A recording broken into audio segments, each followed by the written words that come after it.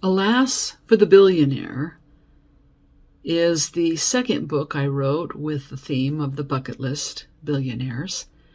And when I was trying to figure out where to have Darius go for his setting, it just was obvious to me that it had to be Scotland. I had gone there with some fellow authors to Scotland and England researching for the Twickenham time travel series that we did together. And, I just fell in love with Scotland. And as we were driving back from one of the tours that we were doing, it was in the lowlands, and I just thought, what a beautiful area to have as a setting for Darius's book. And it came about with another Harry Potter theme. And with the bucket list, it was fulfilling the wish of a girl who wasn't dying, so it's not like Make-A-Wish, but it was for somebody who's dealing with a long-term illness or disease that can really bring you down. And in this particular case, the teen girl that they help out has lupus. And I have an author friend who struggles with that. She was a great resource. She used to joke around because of the difficulty of going out in the sunlight, of joking that she's a vampire, or that people think she is because she can't go out in the sun. But I also thought, what great thing would be a wish for a teen girl? And of course, Harry Potter, of course, anybody who knows me knows that that would be part of the theme. And so they end up in Edinburgh for the beginning part of the book because, of course, there's so many things that were inspired there, including the place where Joe Rowling finished Deathly Hallows, the final book in the series. So this will span you. I had an opportunity to experience these places, and thank heavens for Google Earth for letting me map out things and check out homes for sale and get the interiors so they could be the inspiration for the home of Evelyn, the female main character. So I hope you enjoy this story. Alas for the Billionaire, Billionaires of REKD, Book 4, written by Donna K. Weaver, narrated by Vicki Pierce. Chapter 1. Eve Stewart pulled into a REKD gaming guest parking spot and stared at the building. She'd heard about the company from Kane, one of the founders, and had checked it out online. Finding out that one of his partners was someone from high school that she never wanted to see again had been an ugly surprise. If she wasn't so committed to the idea of the bucket list charity, she doubted she'd risk seeing Darius while she was here. Her phone pinged, and Eve pulled it from her purse. "Hey, Dad, what's up?" "Eve, where are you now? I thought you were to come home for a visit before you took another job." Uh-oh. Something was really bothering him. She hadn't heard his brogue get that bad since her almost wedding. After more than 40 years in the U.S., her father had overcome the worst of his accent, but it got strong during times of high stress. When he'd first started practicing law, he'd had to be careful, or no one in court could understand him. His stereotypical Scottish temperament fit his red hair. Fortunately, his anger faded fast. Bruce Stewart wasn't the kind of guy who held grudges, except when it came to his own father. "What's wrong?" she asked. "Nothing's wrong." Her father's voice was sharp and full of irritation. "Keep the heed," Eve said, quoting in a Scottish accent one of the sayings he'd used on her often enough over the years. That usually got a response out of him. He grunted and let out a deep breath. "I am calm. I told you nothing was wrong." Then why had he called? Certainly not to give her a hard time for not having visited Boston to see them often enough. She'd been home 2 months ago. Eve opened her rental car's door and got out. "Look, Dad, I'm going into an appointment for my next job, and I don't want to be late." She headed toward the building's entrance. "If this job goes through, there'll be a lot that needs to be done beforehand. I'd only be able to get there for a weekend." "But you said you'd come for a longer visit." Eve was close to both of her parents, and they were all independent, but he almost sounded needy. Was he sick? A twinge of alarm made her stumble in her stride. "Are you all right?" "I'm fine." He heaved out another breath and added, "I heard from my father's solicitor." He started mumbling Scottish curses under his breath. Eve blinked. It was a miracle her mother wasn't calling to say Dad had had a stroke. He'd never forgiven her grandfather for disowning him, for choosing his own future. Most 20-year-old men would have been devastated by that, but her dad had come to study in the U.S. anyway and worked his way through school. She'd always taken pride in her family's toughness. On the way to his law degree, he'd gone after citizenship. He hadn't married until he was in his early 30s and established in his career. Did the solicitor call to say he died? "Don't be getting disrespectful." Right. Like her father hadn't just been saying all kinds of disrespectful things under his breath. It was too bad that Eve's personality wasn't as placid as her mother's. She had a wonderful ability to act like a soothing balm when her father got mad. If he was defending his father, her dad was really troubled. Eve had reached the entrance and stopped at the door, not wanting to take the conversation inside. "Give me a break. I wasn't trying to be disrespectful. It was a simple question." "You're right. He called to tell me my brother died." Eve didn't know what to say. Her father had always been silent about his younger brother, so she had no idea how close they'd been. She hadn't met him or her grandfather, and she had no idea if her uncle had ever made an effort to contact her father. He used to joke, bitterly, that since there were two sons, the old man hadn't minded getting rid of the heir because he'd had a spare. It always sounded to her like they were in line to inherit some Scottish title instead of a bazillion acres in the lowlands. "I'm sorry, Dad," she finally said. "Did he have any children?" "A son. About your age, the solicitor said." He let the sentence drag out like he meant to say something more. "There's something else?" Her poor father. "My dad had a stroke. It was mild and he's recovering well.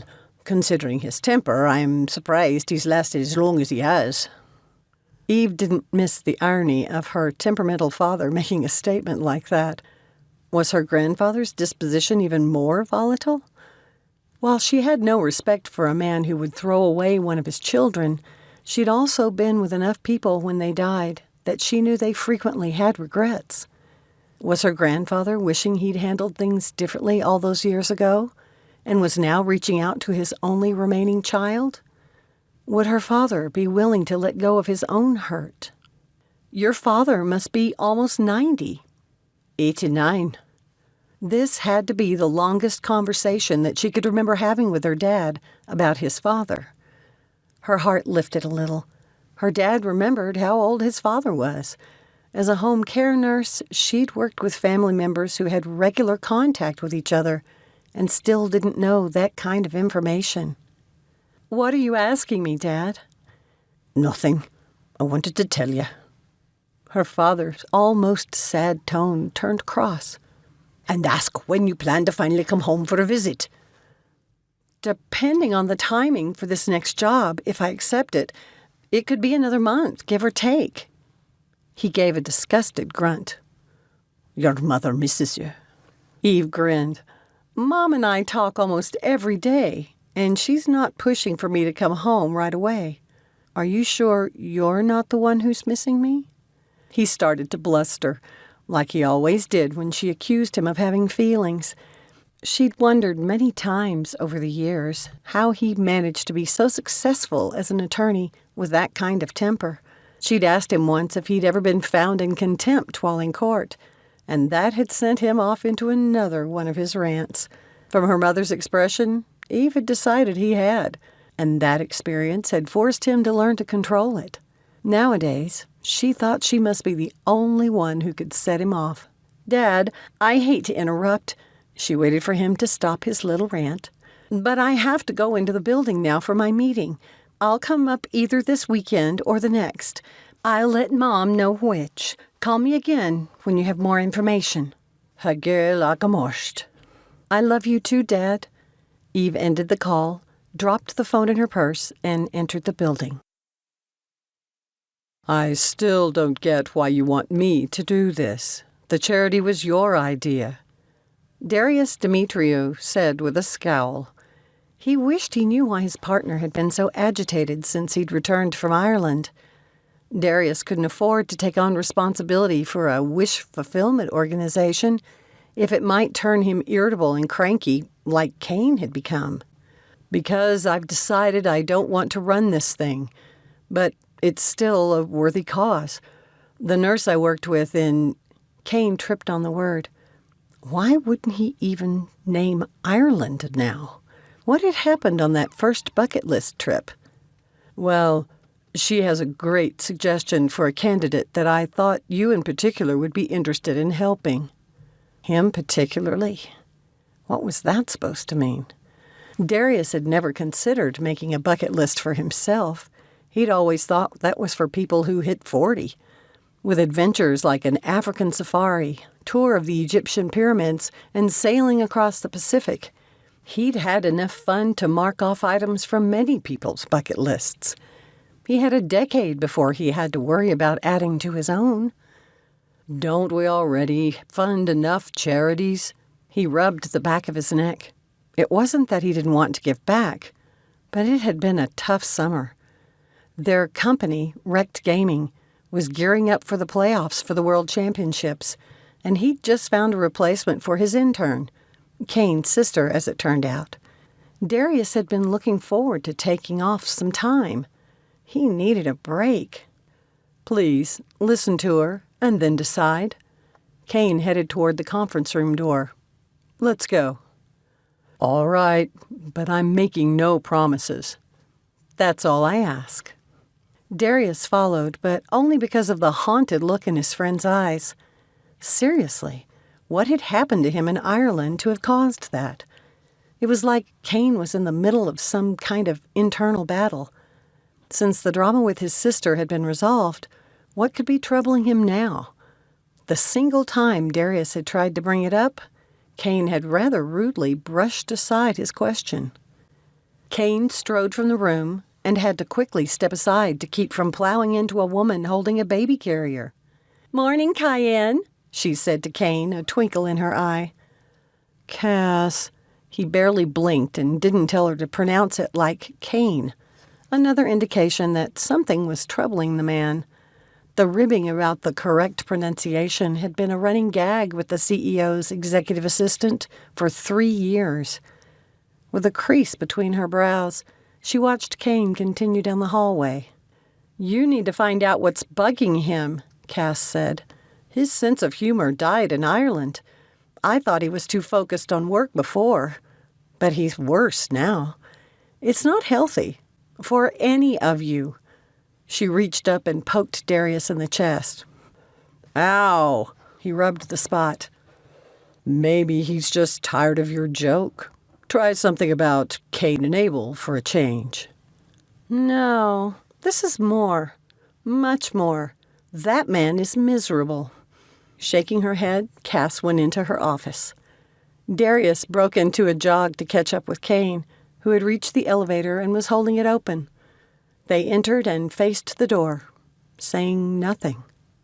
Cass was right, but Darius didn't know how to help his friend if he wouldn't open up about the problem.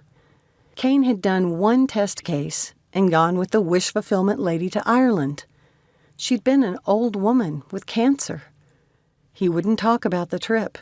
Had he gotten attached to her, and she'd since taken a turn for the worse? That was the danger in getting emotionally involved. He'd said the nurse had a potential client. Where would this person want to go? Someplace like Disney World or Universal Studios?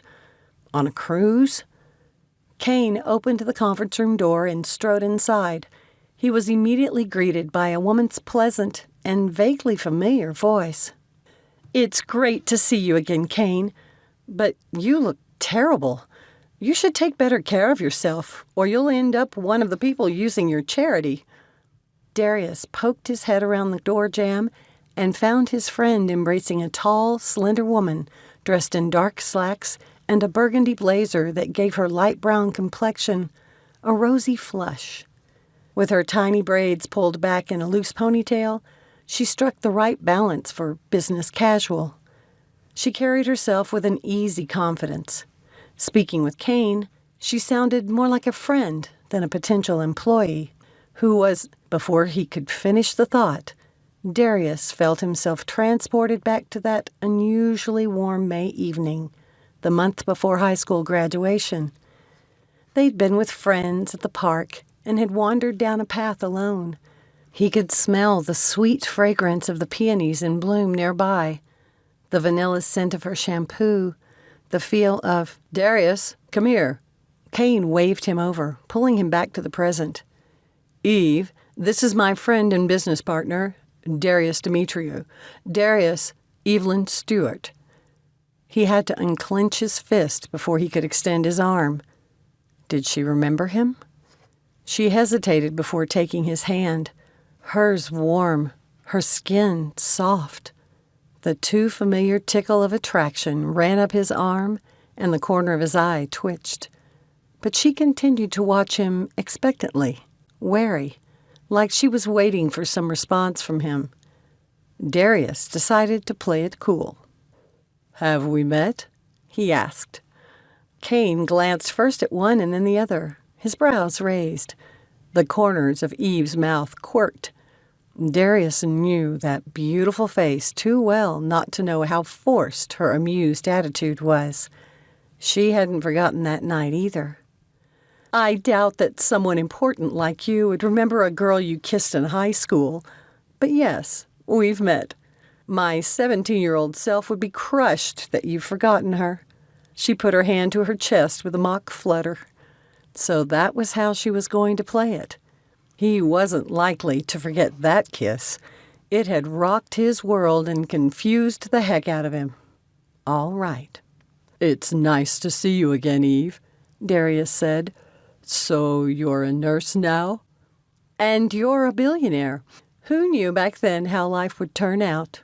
If he hadn't known her so well, he'd have thought her tone was teasing. From Kane's expression, that's what he thought. But Darius was too familiar with the edge of sarcasm she'd like to sneak into some comments. She'd usually saved those for the snarky kids in school, though. How many times had he and she laughed later after such verbal altercations? He'd always thought she would have followed her father's career path rather than her mother's. Of course, he'd also thought Eve would always be a part of his life. "Since you're here, I'm guessing you're the nurse who helped Kane in Ireland?" Darius wondered if she could explain what had happened to sour Kane during the bucket list charity trip. "I did." Eve glanced at his partner, who'd leaned back in his chair like a spectator. "It was pretty amazing, and he helped to make Granny a very happy woman." Kane's expression had tightened at the reference to Ireland and worsened when the client was mentioned. "Now that we've had this little mini reunion," he said dryly, "maybe we can talk about the project? Please be seated." "Well, aren't we salty today?" Eve shot him a shrewd glance but took a seat. "Why are you so cross?" "I'm not," Kane said crossly. Eve arched a brow and leaned back in her chair, her arms folded. "Sell me a different story, because I'm not buying this one." Her eyes narrowed. "It's Sona, isn't it?" "That's none of your business," Kane said, his tone sharp. Eve blinked, but didn't drop her gaze, though she didn't say anything else. Kane was a plain speaker, but he was rarely rude, and certainly not in a business setting. When Darius exchanged glances with him, the Korean man's face flushed, and he averted his gaze.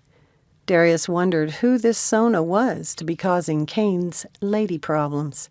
That was curious anyway, since the man was a confirmed bachelor. Darius did sympathize, since he still carried the scars from his own lady problems. Without a word, Kane picked up 2 stacks of papers and handed one to Eve. The other he gave to Darius. "These are my notes from the first trip, and an account of the expenses. I also had Cass prepare a list of the things that we considered as we went into it, and what my observations were during the trip. "Why did you print this out?" Darius asked. "I sent you a digital copy too, but I wanted you to have something in front of you for this meeting." Since Darius hadn't been involved with the trip to Ireland, he spent his time scanning the documents while Eve and Kane discussed the observations. As Darius subtly watched the two interact, he knew Cass was right. They needed to do something. When Kane had first returned from Ireland, Darius had excused his friend's curt behavior as jet lag, but enough time had passed that was no longer an excuse. The usually mellow man was distracted and edgy, sharp and critical with others. Darius would have to ask Eve about this Sona person and why she was being a problem for his friend. "Darius?" Eve asked, reaching over to tap his hand, pulling him from his thoughts. The spark was even stronger that time. He pulled back his hand and rubbed it where she'd touched it. "Sorry," he said. "Static shock, I guess." "I didn't feel anything." Eve wore an innocent expression. Darius wasn't fooled. How many times had she used it to get out of trouble when she'd been caught whispering in class? "I'm going to be honest here, Eve. I've already told Kane I'm not sure I want to take this on." "Well, don't decide yet." She reached for her purse, and it was like she dropped her pretense and had turned all business. She woke her phone and searched through it. She slid it to him, and he picked it up. A pretty Hispanic girl posed in a picture, holding a certificate. "And?" he asked. "This is Sofia Hernandez. She's 17 and an excellent student. That says a lot, considering the health issues she has to deal with. I know that a charity organization like the one Kane is proposing wouldn't normally accept nominations from people working on the team. But since this program is still in the early stages, and he's already done a test case with Sona's grandmother, I was hoping you might consider doing another test case with this one." "What is Sophia's situation?" "She has lupus." Darius gave a soft groan. 17 with lupus. His favorite aunt hadn't been diagnosed with it until she'd been in her late 20s. It killed her before she was 50. Not everybody with lupus died from it, but it was a tough disease. He slid his fingers over the screen to enlarge the picture. In spite of the girl's bright expression, she had shadows under her eyes and seemed a little pale. "How long has she had it?" he asked. "She started showing symptoms at 12, but wasn't diagnosed until a couple of years ago. She's been involved in local organizations that talk about childhood lupus." Eve leaned back in her chair. "She's even started her own charitable organization with the focus to draw attention to the disease and raise money to fund research to create a test to help with diagnosis. She's a good kid." Darius couldn't help feeling like he was being manipulated. Eve knew about his aunt, but he couldn't remember ever having mentioned her to Kane. "Did you know about this girl before?" Darius asked his friend. "Nope. Eve just said she had a likely candidate and asked if it was okay to propose her." Kane shrugged. "I figured it wouldn't hurt to consider it." Easy for him, since he was walking away. "How do you know her?" Darius asked Eve. "She's from back home." She leaned forward, her manner intense, hands clasped before her on the table. "Sophia's mother runs a house cleaning business. You may not remember, but my mother is involved in volunteer work. She found out about Sophia's fundraising efforts and got involved." Darius let out a breath, leaning back in his chair and crossing his arms. Lupus was one disease his family knew well. It impressed him that the girl had decided to be proactive. "I came prepared to tell you I wouldn't do this." "I know." Kane's tone showed the first bit of humor in weeks. "That's why I invited Eve. I figured she'd be able to talk you into it." "I'm still not convinced you shouldn't keep it going yourself rather than handing it off," Darius said, rubbing his chin. Like Eve's family, His had always been involved in local charities, and one of the first things he'd done when he'd become rich was to set up an endowment. Darius liked being able to give back, even more now that he had a lot of money. Otherwise, he'd have stuck to the no he'd given Cain when he'd first asked. With Eve sitting across the table from him, Darius was second-guessing himself. That she, of all people, had stepped back into his life after all these years seemed serendipitous. He'd been stupid and scared all those years ago and walked away from her. Until now, they hadn't crossed paths. If he said he wouldn't do it, he might not get another chance with her. But I'll think about it, he finally said. If you don't take it, it's dead. Rafe has too many other things going on, and Ez has his hands full with that musical program he's helping with. It's in your hands now. Cain rose and left the room. Darius stared at the door closing behind his friend. He glanced at Eve. Do you know what that's all about? He asked. He hasn't been the same since he came back from Ireland. I think he got a little too attached to Sona. Eve's expression had turned sad. She got under his skin that bad, huh?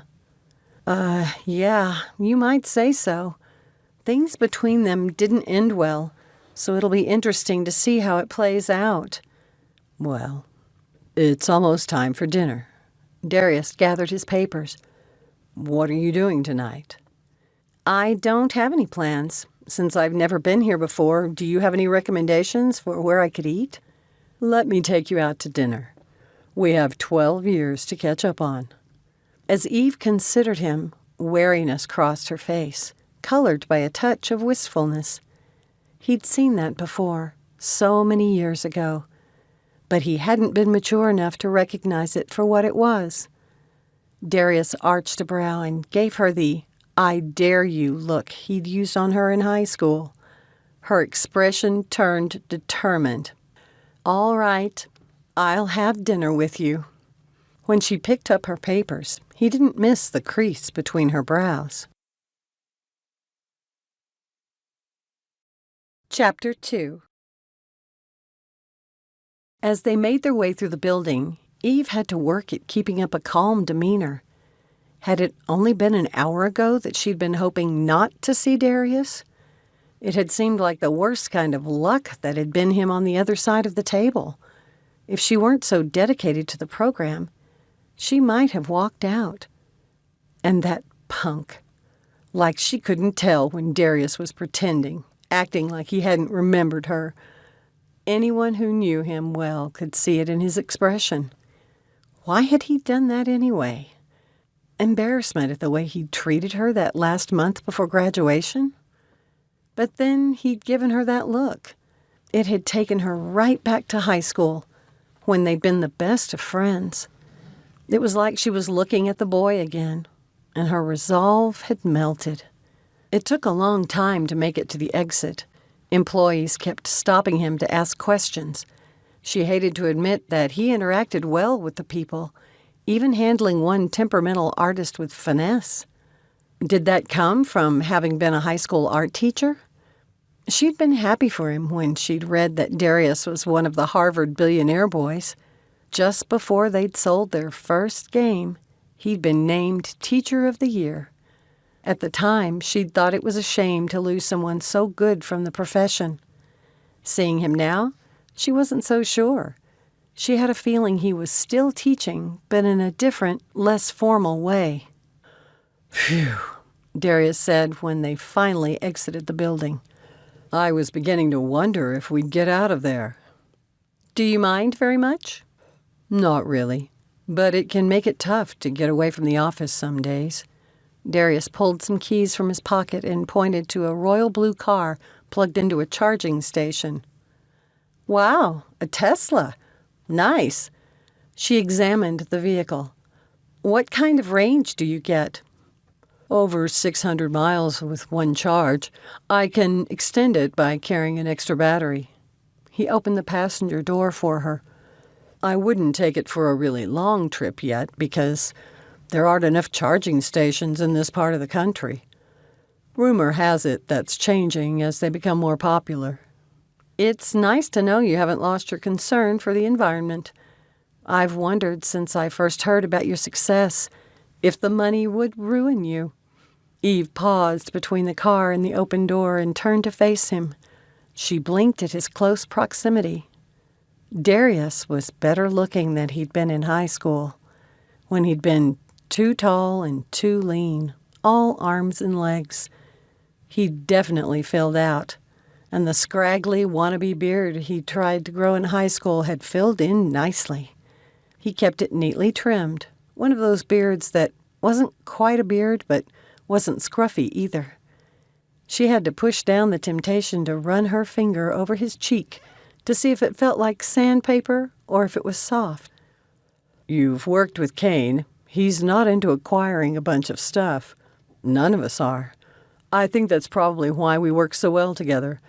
None of us are conspicuous consumption guys. Darius gave a familiar shrug. Well, I'm glad to hear it. Eve slid into the passenger seat and took a deep breath when he closed the door. He smelled so good and seemed completely oblivious to the attraction she'd been fighting. That was so typical and unfair. He'd been the one who'd kissed her, turned her world upside down, and then stopped speaking to her. One day they'd been best friends, and then strangers. No, worse than strangers, because he'd always acknowledged people on the street, even if he didn't know them. It was just as well. She hadn't proposed this wish fulfillment to Kane so she could get reacquainted with an old high school crush. Still, she wished this Darius didn't seem like a more mature, self-assured, delicious version of his younger self. He was silent as he got into his side of the car and turned the ignition. "Where are we going to eat?" she asked, trying to sound as natural as possible. I seem to remember you being a hamburger girl, Darius said, pulling out of the parking lot. Eve was a little surprised he remembered that. There's one in particular here that's my favorite, he said. It's small and simple, but their food is down-home country. Sounds delicious. I'm starving, so I hope it doesn't take too long for them to prepare the food. It shouldn't be a problem. He was quiet for a minute, and then asked, Besides working with Kane's bucket list recipient, what have you been up to all these years? Well, like you, I went to college. My mother had been pushing for me to follow in her footsteps, so I did. I heard from my mom that she's the director at the School of Nursing now. I'll be honest, Eve said, shifting in her seat to see him better. I'm surprised your mother even remembers us. Well, you shouldn't be. I guess you've been traveling so much that you don't know that our mothers serve on the same fundraising committee for the hospital. No, I didn't know that. Why had her mother never mentioned it? She rubbed her temple, recalling the conversation with her father and his wish that she'd come for a long visit. Maybe he had a point. Darius pulled into a parking lot. "Oh, this is quaint," she said, leaning forward. "A log cabin restaurant." I told you, down-home country. The inside atmosphere matches. When she reached for her door, he touched her hand. Let me get that for you, please. I'm perfectly capable of doing it myself. My partners always get a lady's door. Ezreal says it's a sign of respect, and Rafe's mother would tan his hide if she caught him not doing the same. I don't want to look bad in comparison, so you'd be doing me a favor. Eve eyed him but didn't move. Kane was also one of those guys who conscientiously opened doors. Darius hopped out and hurried around to her side of the car where he opened hers with a flourish, his eyes twinkling. For a second, she saw the boy she'd once loved. Blinking at the unexpected stinging in her eyes, she stepped out of the car. Thank you for letting me retain my reputation, he said. Any time. Eve approached the restaurant with the intent to make a statement, Before he could take the handle, she did, and opened the door for him, stepping back from it so he could enter first. She gave him her best saucy grin. "Turnabout's fair play. If you can respect me, I can respect you." "As you wish." He stepped inside, but waited for her and held out his arm. Eve hesitated a second before taking it. After a dozen years, she'd thought the electricity between them would be gone. Nope. If anything, it was even more powerful, at least on her part. She took his arm, and they walked to the host, who seemed to know him. All Darius did was hold up 2 fingers, and the man nodded, picked up 2 menus, and indicated they should follow him. "Buffalo and bison?" she asked once they were seated, scanning the menu. "I thought they were the same thing." "I did too." Darius glanced at her over the top of his menu. "It turns out the American bison is native to North and South America and Europe, while the buffalo is from Africa and Asia. Who knew, right?" "They serve emu, too? Aren't they like ostriches?" Eve shook her head, feeling a little queasy at the thought. "I don't think I could eat one." "You eat chicken, and they serve duck and goose at your father's country club. Why not a giant bird?" "I guess, but I think I'll stick with a hamburger." Eve pointed to the drink section on her menu. "What is this cherry wine?" "It's a cherry tonic." "A carbonated beverage. Is it alcoholic?" "No." Darius signaled their server that they were ready to order. "That's one of the things I've enjoyed the most about taking nursing jobs all over the country. I've gotten to try a lot of regional foods and drinks." Eve gave her order and added, "I also think I want that cherry wine float." Darius ordered the same thing she had, minus the drink, choosing water instead. "It sounds like you don't just do nursing work around Boston," he said when they were alone. "How did that come about? I hadn't heard that home nursing was a profession that paid a lot." "It doesn't normally. When I started out, I didn't want to work in a hospital. I was offered a job for a wealthy friend of my father's. The man's mother had suffered a stroke, and they didn't want to put her in a rehabilitation facility. They chose to do it at home, and my father suggested me." Eve folded her hands on the table in front of her, wondering if Darius thought less of her for it.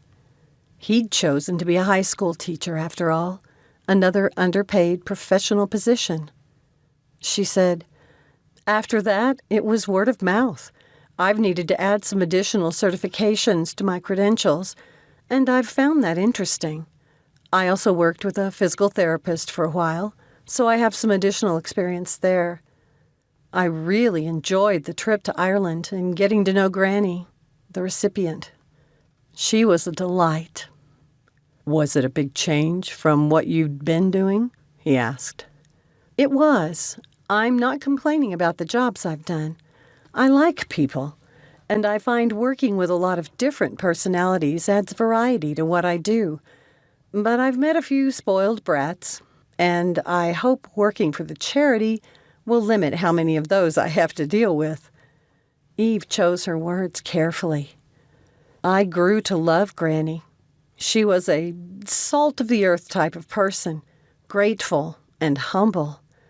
I found it more fulfilling to care for a regular person who wasn't used to having almost unlimited resources to make her comfortable. So, you see, it's for very selfish reasons that I hope you continue this program. I'd love to keep working for it." Darius had been studying Eve as she talked, but it took a second for her last words to sink in. When she'd first mentioned working for rich people, he'd wondered if she'd been chasing fame via her clientele, which would have been a huge change from the girl he'd known so well. His shoulders relaxed, and he smiled softly. It was always interesting to meet up with people he'd known before he was so wealthy. While his family had been the most affluent of the 4 partners, Darius's life on his own as a high school art teacher had certainly not included a lot of extras. Once he'd begun teaching, the only time he'd been able to afford to take expensive vacations had been when his parents invited him on theirs and offered to pay his way. His father had never understood why Darius had chosen a career in teaching, a profession that required high levels of education with low compensation. He'd gotten tired of hearing comments from people, including some family and friends, who said teachers didn't make much because they didn't work all year. The fact that they'd already put in the equivalent of a full year by the time the school year ended was irrelevant to them. "You're awfully quiet," she said, pulling him from his thoughts. "I've been thinking." "About the project, I hope." The server brought Eve's float, and she leaned back. "This looks good." She put the straw to her mouth and drew in some of the creamy cherry tonic, nodding her head, her expression thoughtful. She took another sip. "Do you like it?" he asked. "I do, but then I've never been a root beer float fan and have always preferred alternatives." "Rainbow sherbet with 7-Up. I remember." "I'm surprised you do. This is yummy." Their food arrived then, and they spent the next few minutes eating. Darius hadn't missed the flash of pain that had crossed Eve's face at his comment. Was it because of his stupidity, or was she remembering something else not associated with him? He hoped it was the latter. She glanced around the room as she ate, pausing at times. He thought she was checking out the rustic decorations, and she might have been at first, but then he realized she was watching the diners.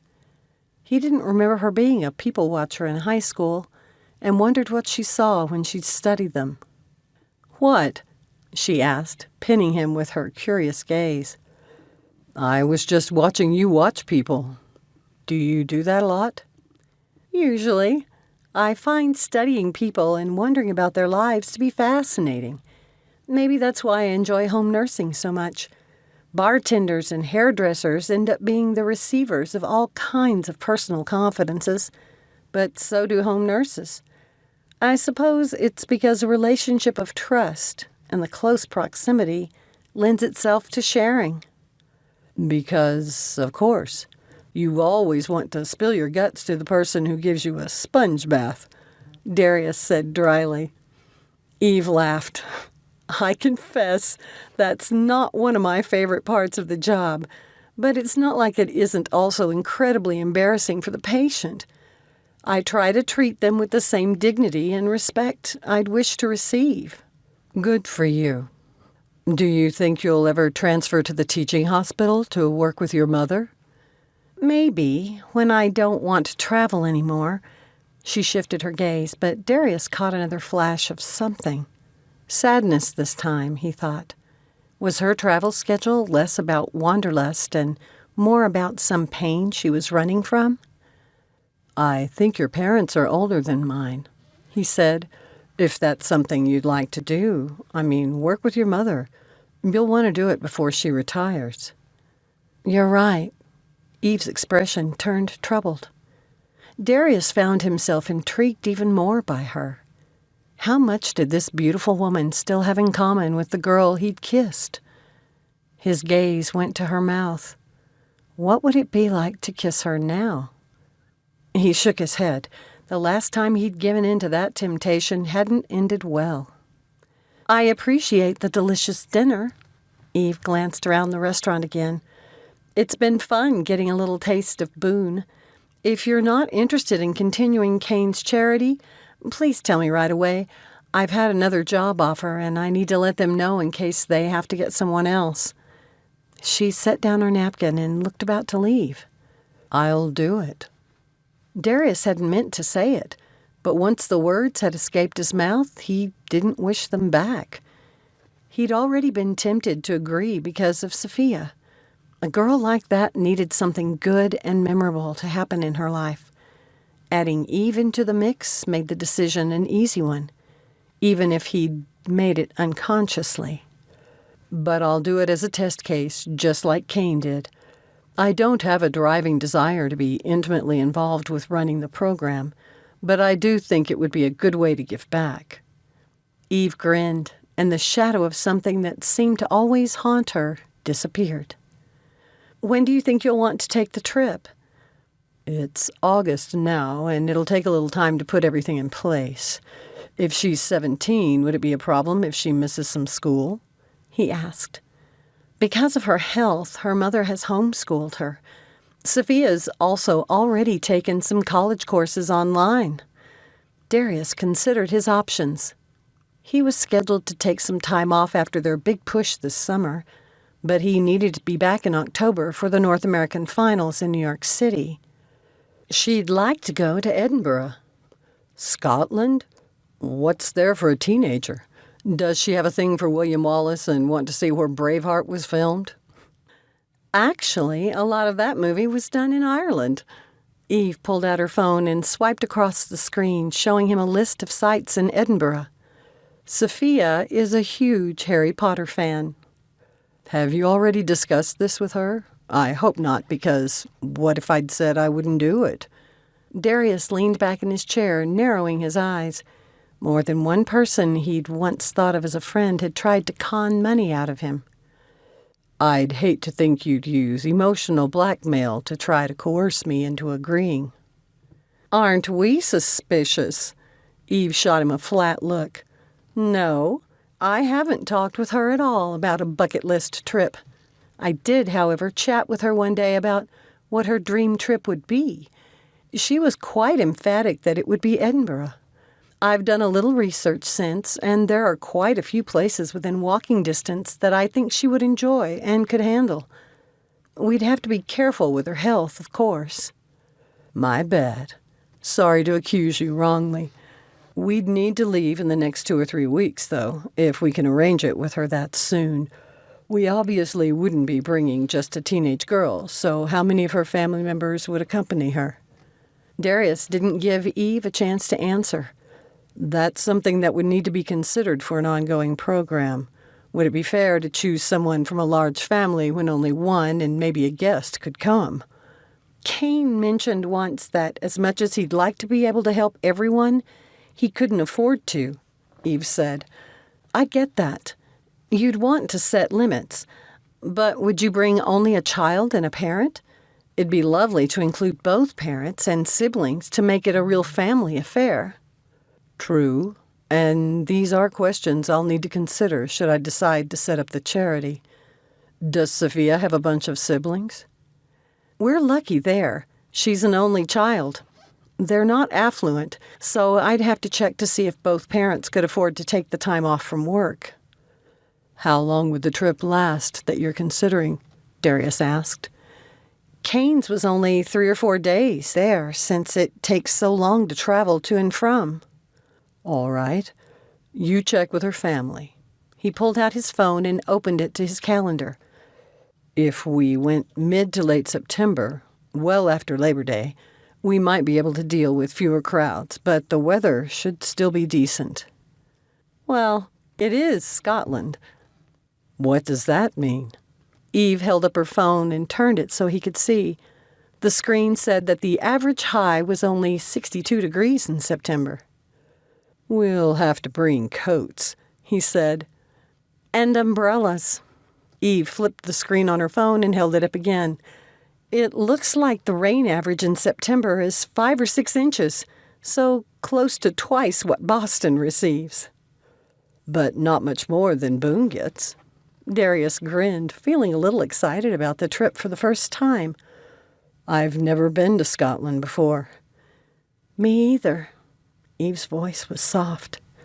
But your father was born there. You've never visited? Nope. Eve's expression had turned flat at his question. Darius didn't say anything, but wondered what else was going on with her family, that she'd never mentioned it. He'd been to Greece as a boy to meet his great-grandparents, so he'd always assumed she'd been to Scotland. I'll send you a list of places she'd like to visit so your staff can start making arrangements. Joe Rowling finished the series in the Barliamo Hotel. Eve leaned forward, resting her elbows on the table. If you could swing getting the same room Joe was staying in then, it could be the ultimate prize for Sophia's trip. How do you know that? Potterhead here." Eve leaned back and pointed at herself. "I'm a Ravenclaw." "Are you sure this isn't your bucket list trip?" "Nothing like killing two birds with one stone, right?" Eve tilted her head, the corner of her mouth curving up. "We'll have to get you a kilt." "I don't think so. You know very well that I'm of Greek descent, not Scottish." "Ah, but Scottish myth says that the country was founded by Greek prince Goidel and his wife Scotta. She was the daughter of the pharaoh." Darius stared at her, the corner of his mouth twitching. He loved that Eve hadn't stopped being a trivia queen. "And all this time I thought it was Brutus of Troy who founded Britain," he said dryly. "I'm surprised you know that much, but there is a connection, so embrace it." "We'll see. Do you want any dessert?" "No, my cherry wine float was plenty." When the waitress put the ticket on the table, Eve reached for it. Darius grabbed it, feeling victorious when he got it first. She rose before he could get her chair. When he gave her a flat look, she put on her saucy grin again. She also didn't wait for him to offer her his arm, so he placed his fingers on the small of her back. It took a little more effort than he cared to admit to not put his arm around her waist. Prep time with Eve, and then 5 days, counting travel time. It was going to be an interesting trip. Chapter 3. "Good afternoon, Mrs. Hernandez," Eve said as she shook hands with Sophia's mother. "It's nice to see you again. What brings you to our house today?" The woman opened the door and stepped aside. "I've got an exciting proposition for you and Sophia." Eve wiped her feet and stepped into the pristine hallway. Mrs. Hernandez's home would be great advertising for her small home cleaning business. "Sophia," she called, "we have company." Eve waited expectantly, wondering what kind of day the girl would be having. Lupus was an autoimmune disease that tended to run in spurts. People could be in remission and feel relatively fine, and then have a flare-up that would send them to bed with swollen and achy joints, fevers, fatigue, and photosensitivity. That was one good thing about the trip to Edinburgh. The sun could create all kinds of problems, but there was a fairly good chance it would be cloudy while they were there, limiting Sophia's exposure. The girl came skipping down the stairs. "So it must be a good day." "Oh, hey, Eve," Sophia said. "How long are you in town?" "Not too long, though my visit today is because I have something I'd like to talk with you and your mother about." She nodded her head toward the living room. "Please sit down," Mrs. Hernandez said. Eve took a chair, while the mother and daughter sat on the couch. The furniture in the room was well maintained, but worn. Eve knew from talking to Mrs. Hernandez once that Sophia's health issues had been a financial drain. While the family business was doing relatively well and everyone worked hard, all the discretionary income went to paying medical bills. Now that Eve was facing them, all the ways she'd considered making the proposition didn't feel right. If Darius decided to go ahead with the endowment, talking with people would be very different, since they'd have applied for the bucket list fulfillment. This was a proud family, and they wouldn't appreciate the suggestion that they were in need of charity. Why hadn't she considered that last night? Something niggled at the back of her mind, and she struggled with it for a second before she was finally able to grab the memory. Cain had mentioned once that Granny and Sona hadn't wanted his charity either, so he'd had to broach the subject as them doing him a favor. That seemed the best approach in this situation, too. "I have a favor to ask you," Eve said. The mother and daughter exchanged glances and shrugged, obviously confused. "I have a friend who's creating a charity, kind of like Make-A-Wish or Dream Factory. It's still in the beginning stages, and they're working out how they want the program to run." Eve crossed her clasped hands over one of her knees and leaned forward, wishing she didn't have to stretch the truth. "He's asked me to come along for the medical side of things. His favorite aunt had lupus, so when he asked me if I knew anyone who might be willing to act as a test case for him, I thought of you. I don't understand what you want me to do, Sophia said, her expression interested. The important thing was that her mother didn't look insulted. Have you ever heard of a bucket list? Eve asked. No. Maybe it's something we older people think about more. Eve exchanged a knowing glance with Mrs. Hernandez, who smiled in understanding. Eve continued. A bucket list might include dream trips or things you would want to do or learn before you kick the bucket. So essentially, my bucket list would include things I'd like to see or do before I die. For most people, it's only a dream because how many people could afford to go on a cruise around the world? You'd like to go around the world on a ship? Sophia asked. That was just an example, Eve said. But I think it might be fun. Though, to be honest, my mother would be more likely to have it on her list. She likes cruises because she says it's a great way to visit a lot of different places without having to haul her luggage around. But I know people who've had things like climbing mountains or going to Disneyland or swimming with the dolphins on their bucket lists. Sophia is too young to have a bucket list, Mrs. Hernandez said. I don't think anyone is too young to start thinking about things they'd like to do or places they'd like to see. Eve looked at the girl. If you had one place you'd love to visit, where would it be? Scotland, Sophia said without hesitation. That's where Hogwarts is supposed to be. Eve bit back a smile, glad she wouldn't have to research a completely different place. I have a confession to make, she said conspiratorially. You know my father is Scottish? Sophia didn't roll her eyes, but she grinned. Since she sometimes helped her mother to clean houses, she'd met Eve's father. Well, my father and grandfather had a falling out just before my dad immigrated to the United States. Because of that, we've never visited Scotland. I'd love to see some of the country where my father was born. But I'm also a Potterhead, too. As you know, there are tons of places in Edinburgh that we could visit. Sophia's breath caught, as though she understood for the first time what Eve was suggesting. Yes, Eve said, that's what I'm proposing. You and your mother, and your father, if he can make it too, would have an all-expenses-paid trip to Edinburgh. That's where J.K. Rowling finished writing the last book, Sophia said, her voice breathy with excitement. I know. At the Barliamo Hotel. That's where we'd stay. Eve kept the details to herself until it was confirmed that Darius's staff could reserve Joe's room.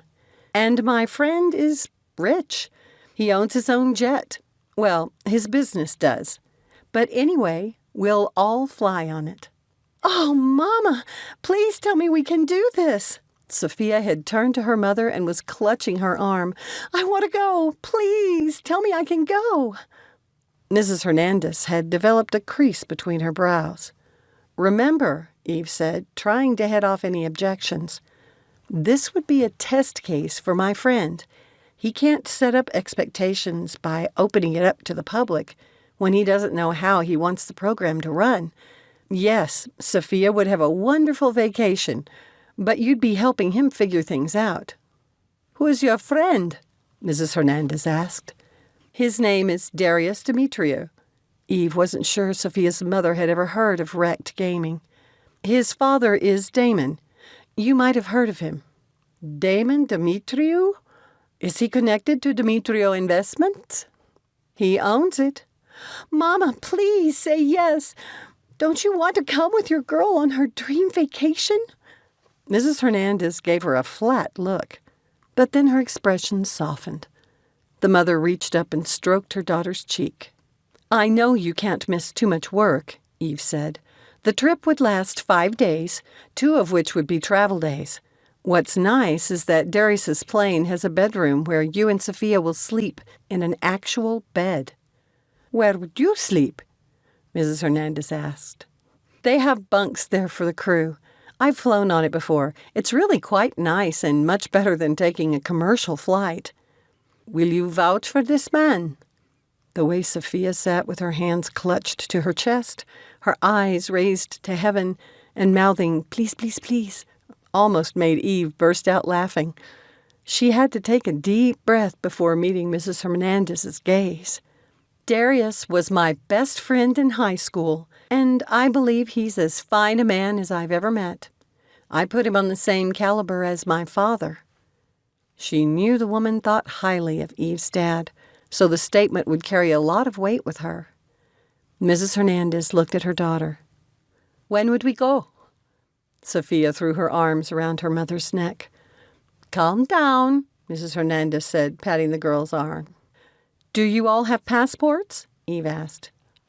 I do. Sophia does too, but I'll have to see if it's expired.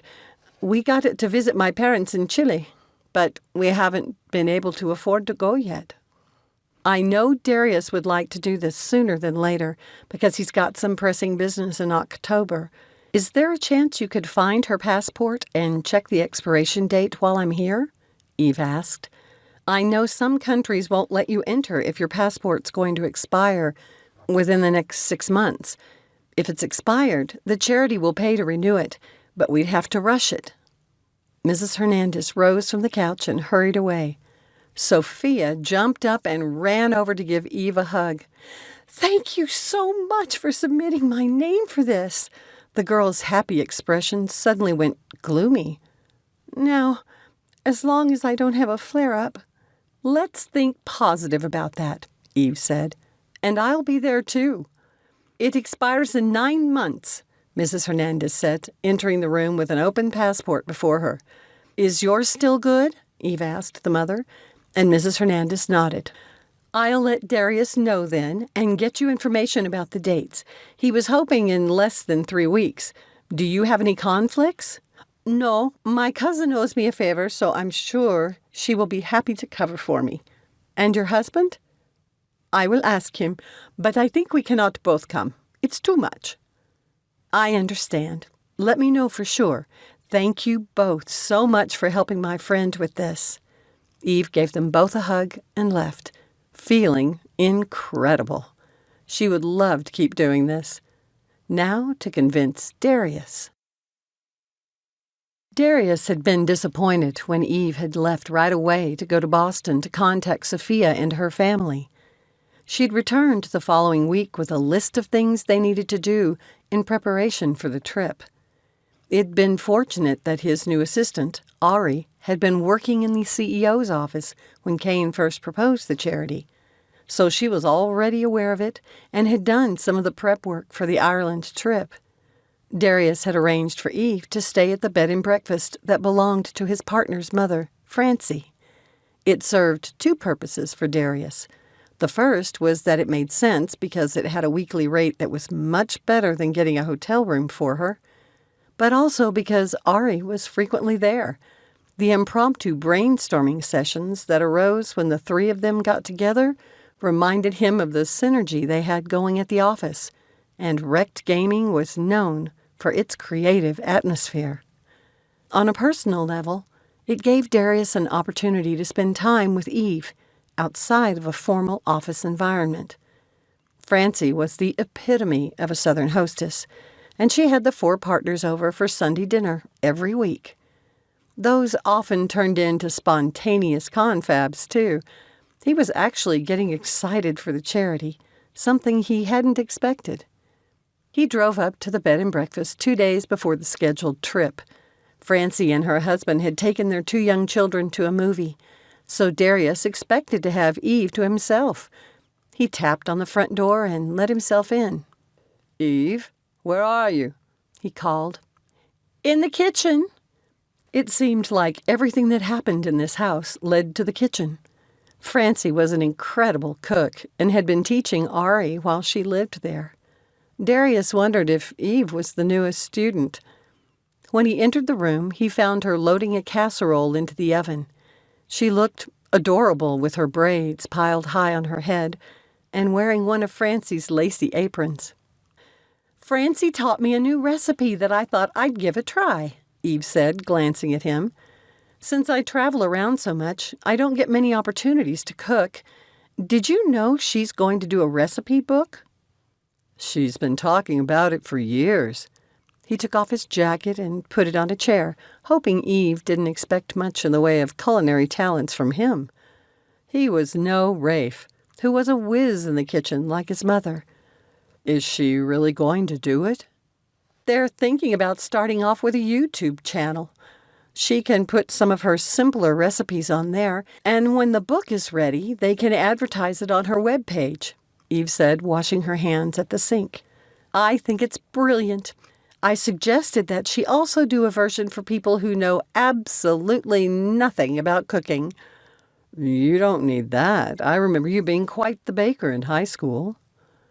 "But you wouldn't believe the number of people who don't know you have to take the egg out of the shell before you whip it." She gave him a flat look that made him chuckle. "I'm guessing you're speaking from experience?" "One of my roommates in college. Another one had never used a dishwasher and didn't understand the difference between the Low Suds dishwasher detergent and regular dish soap." Eve rolled her eyes. "What a mess that was.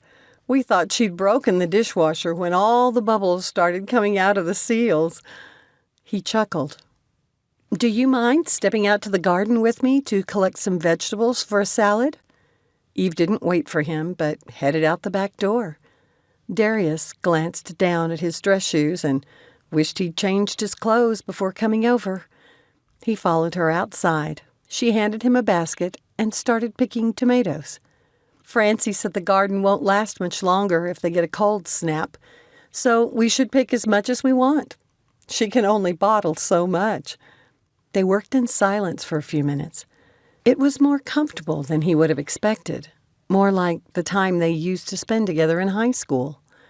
Darius wanted so badly to talk about that night, about the kiss. But the fear that had stolen his speech all those years ago returned.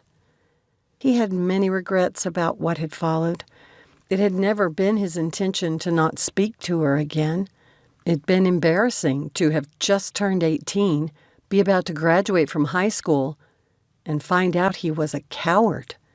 It was too bad there wasn't a bucket list wish that involved time travel. "This will do for tonight." Eve indicated the house and headed toward it. Darius glanced around, enjoying the beautiful evening, the sound of crickets in a nearby thicket, the wind rustling in the trees.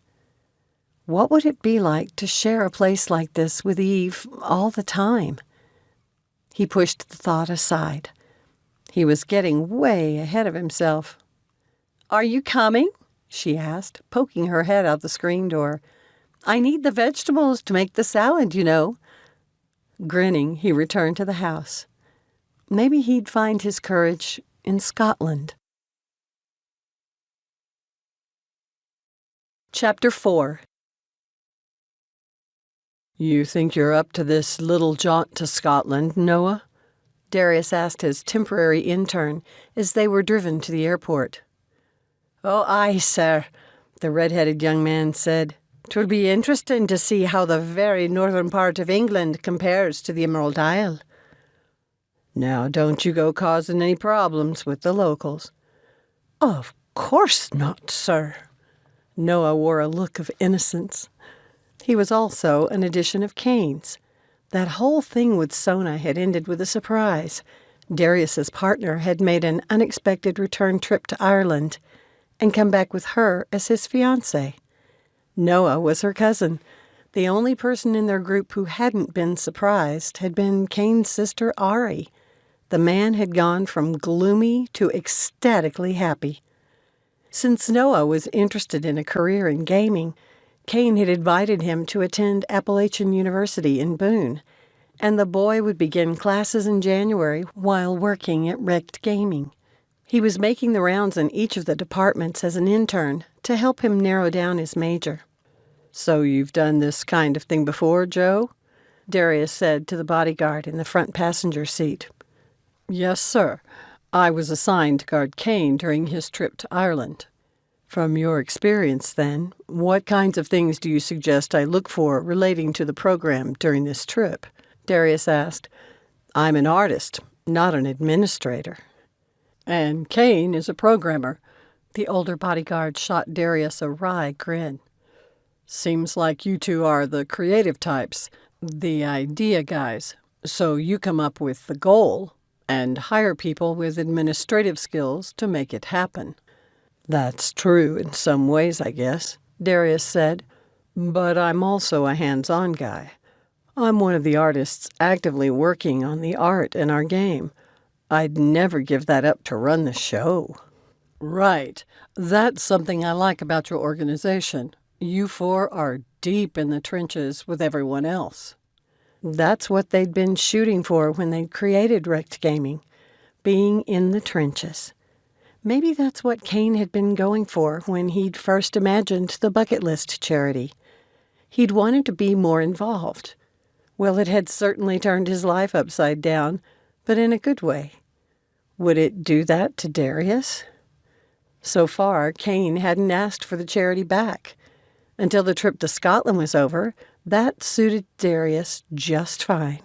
He watched the scenery go by, wondering what the trip would be like, spending the last 2 weeks with Eve during the evenings and weekends working through the plans for this trip and brainstorming ideas for requirements for future ones had rejuvenated him. He'd been looking forward to some time off, but she'd turned out to be his vacation. Now he'd get to spend 5 full days with Eve. Her excitement about the trip had been contagious. Would she always be like this, or was it because she knew Sophia? Due to the time limitations in his schedule, he'd paid extra to encourage the person with the reservation for the J.K. Rowling suite at the hotel to make a change to another room. The timing of the trip was good. He'd have a few weeks after the trip to wrap things up before he had to focus on his responsibilities for the October North American Finals in New York. When they reached the airport, he wasn't surprised to find Eve standing by the plane with the Hernandez mother and daughter. Eve acknowledged Darius's arrival as he got out of the car and waited for them to approach. "Hey, Noah," she said. The boy raised a hand in acknowledgement. She nodded to Darius and looked at the mother. "May I present Mr. Darius Dimitriou of REKD Gaming. Darius, this is Carmen Hernandez and her daughter Sophia." "It's a pleasure to meet you." Darius extended his hand. Eve had stressed how important it was that they thought about it as helping him. He said, "I appreciate you giving me a hand with this project. I don't know if Eve mentioned that I kind of inherited the project, and I'm trying to decide whether or not to move forward with it." "Oh, Mr. Dimitriou, I hope you will," Sophia said. "Any time we can help someone who struggles every day with pain and illness to find joy in life is a good thing." Very true. Darius liked the girl's enthusiasm. "I suppose that's part of what motivates you with your volunteer work." "Oh, you've heard of that?" Her words turned soft. An emotion radiated from her that was almost tangible. "It does motivate me because I know what it's like to be in a dark place." "I'm glad we can help each other then." Darius glanced back at his companions. "This is my bodyguard, Joe Brooks, and the young man is my intern, Noah Kelly." Mrs. Hernandez was staring at the tall black man, a crease between her brows. She turned a steely gaze on Darius. "You need a bodyguard? Is my daughter going to be in any danger on this trip?" "It's simply a precaution, Mrs. Hernandez," Joe said. "We recently did a similar trip to Ireland and had no problems. Just look at me as a strong, helping hand." The mother looked at Eve, who nodded. "I was on that trip, too. Very uneventful." Mrs. Hernandez hesitated, but finally let out a breath. Evidently, Sophia took that as a good sign and threw her arms around her mother's neck, and the panicked expression left the girl's face. "Nice to see you again, Joe," Eve said to the bodyguard as they shook hands. She bumped knuckles with Noah. I assume everyone's luggage is already loaded? Darius asked. It is, Eve said. Then let's get Sophia's dream trip started. Darius skipped up the steps and waited at the open door as though he were the host, which he realized he was. Eve held back with Joe and Noah, watching as Darius interacted with the Hernandezes. He was gracious and welcoming, and hot. She told herself to forget that last thought, considering how she'd felt as she'd approached that first meeting. Her feelings had sure flip-flopped. She'd have to be careful about that or risk getting hurt again. Even without their history, wouldn't their working relationship within the charity make any potential romance? She shut the thought down. Eve did, however, notice that she wasn't the only one thinking one of the guys was hot. Not based upon that look Sophia had given Noah. Eve decided she'd have to watch that, though she doubted it'd be a problem. Not with Carmen there. Have you done a lot of research for this trip, too? She asked Joe when they finally took their seats on one of the plane's couches. Did you do research for your Kong trip? Noah asked, putting on his seatbelt. I like to know stuff when I visit a new location, Joe said. I've worked in a lot of places over the years, and it comes in handy. He was a great source of information, Eve said, studying Darius as he talked with his guests. He'd always had an easy way with people. In high school, she'd thought it had something to do with his family. Now, watching him, it seemed like perhaps it was just something he did well. She wondered what he'd been like as a teacher. How many of the girls had crushed on him like she had, like she still did. Sophia had turned to her mother and was standing very close, whispering. Eve wondered what that was about. She stood and went to Mrs. Hernandez. Can I help with something? Eve asked. She doesn't want to sleep in the same bed with me, Mrs. Hernandez whispered, sounding irritated. She says I snore. Before Darius came over to inquire about something Carmen thought was embarrassing, Eve took her arm and guided her to the section with the rooms that were like cruise quarters on the commercial lines. This is quite nice and even has a partition you can close so you have more privacy. Eve pointed to a lower bunk. It's near your daughter's room and not far from the restroom. I'll be nearby, but the guys will sleep clear down on the other end. Mrs. Hernandez stared at it with pinched lips, but she finally sighed and nodded. Eve patted the woman on the shoulder. This is going to be a comfortable flight. Don't worry. We need to take our seats for takeoff, Darius called. Yes, she tried not to smile. 5 days with him. Chapter 5. Darius stared up at the regal building that was the Barliamo Hotel. He shouldn't have been surprised it was surrounded by other large stone buildings, but he'd expected it to have grassy grounds and gardens around it. Evidently not. Barliamo means majestic abode, Joe said from beside him. It first opened in 1902, but they did a major rehaul of it in the early 1990s. It's now a 5-star hotel. I told you he was a great source of trivia, Eve whispered as she came to stand by Darius. Is that a wedding party? He pointed to 4 men who stood near the entrance, all formally dressed in suit jackets, ties, and matching kilts. It must be, Sophia cried, pointing to a car that had pulled up to the entrance and was unloading a pretty, plump young woman in a white gown. Oh, they're adorable! Sophia pointed to 2 young children, a boy also dressed in a kilt, and a toddler girl wearing a formal white dress. One of the 4 men stepped forward and approached the bride, his hand extended. She took it, and he pulled her to his side.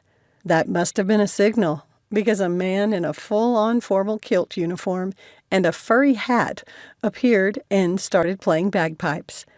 He then did an about-face and led the party, now being joined by others in formal dress, into the hotel. Does your father have a kilt? Darius asked Eve. He sure does. And he's quite proud of it, too. She looked up at him and grinned. When he married my mother, she insisted that if she was going to marry a red-headed Scotsman, he had to dress the part for their wedding. I'll have to show you the pictures sometime. Wait, Joe said. You're part Scottish? Stewart, duh. Did you think I was only African American? But you don't have an accent, Noah said. Oh, but I do when I want to, Eve said in an excellent Scottish brogue. But dinna fash yourself. I'll translate when you need it. I think I caught most of that, Darius said with a chuckle. He'd loved it in school when she'd put on her accent. I know dinna means don't, but what about fash? Essentially it means, don't worry about it, she said with her normal accent. I must have heard that 1,000,000 times when I was a teen and would whine to my dad about something.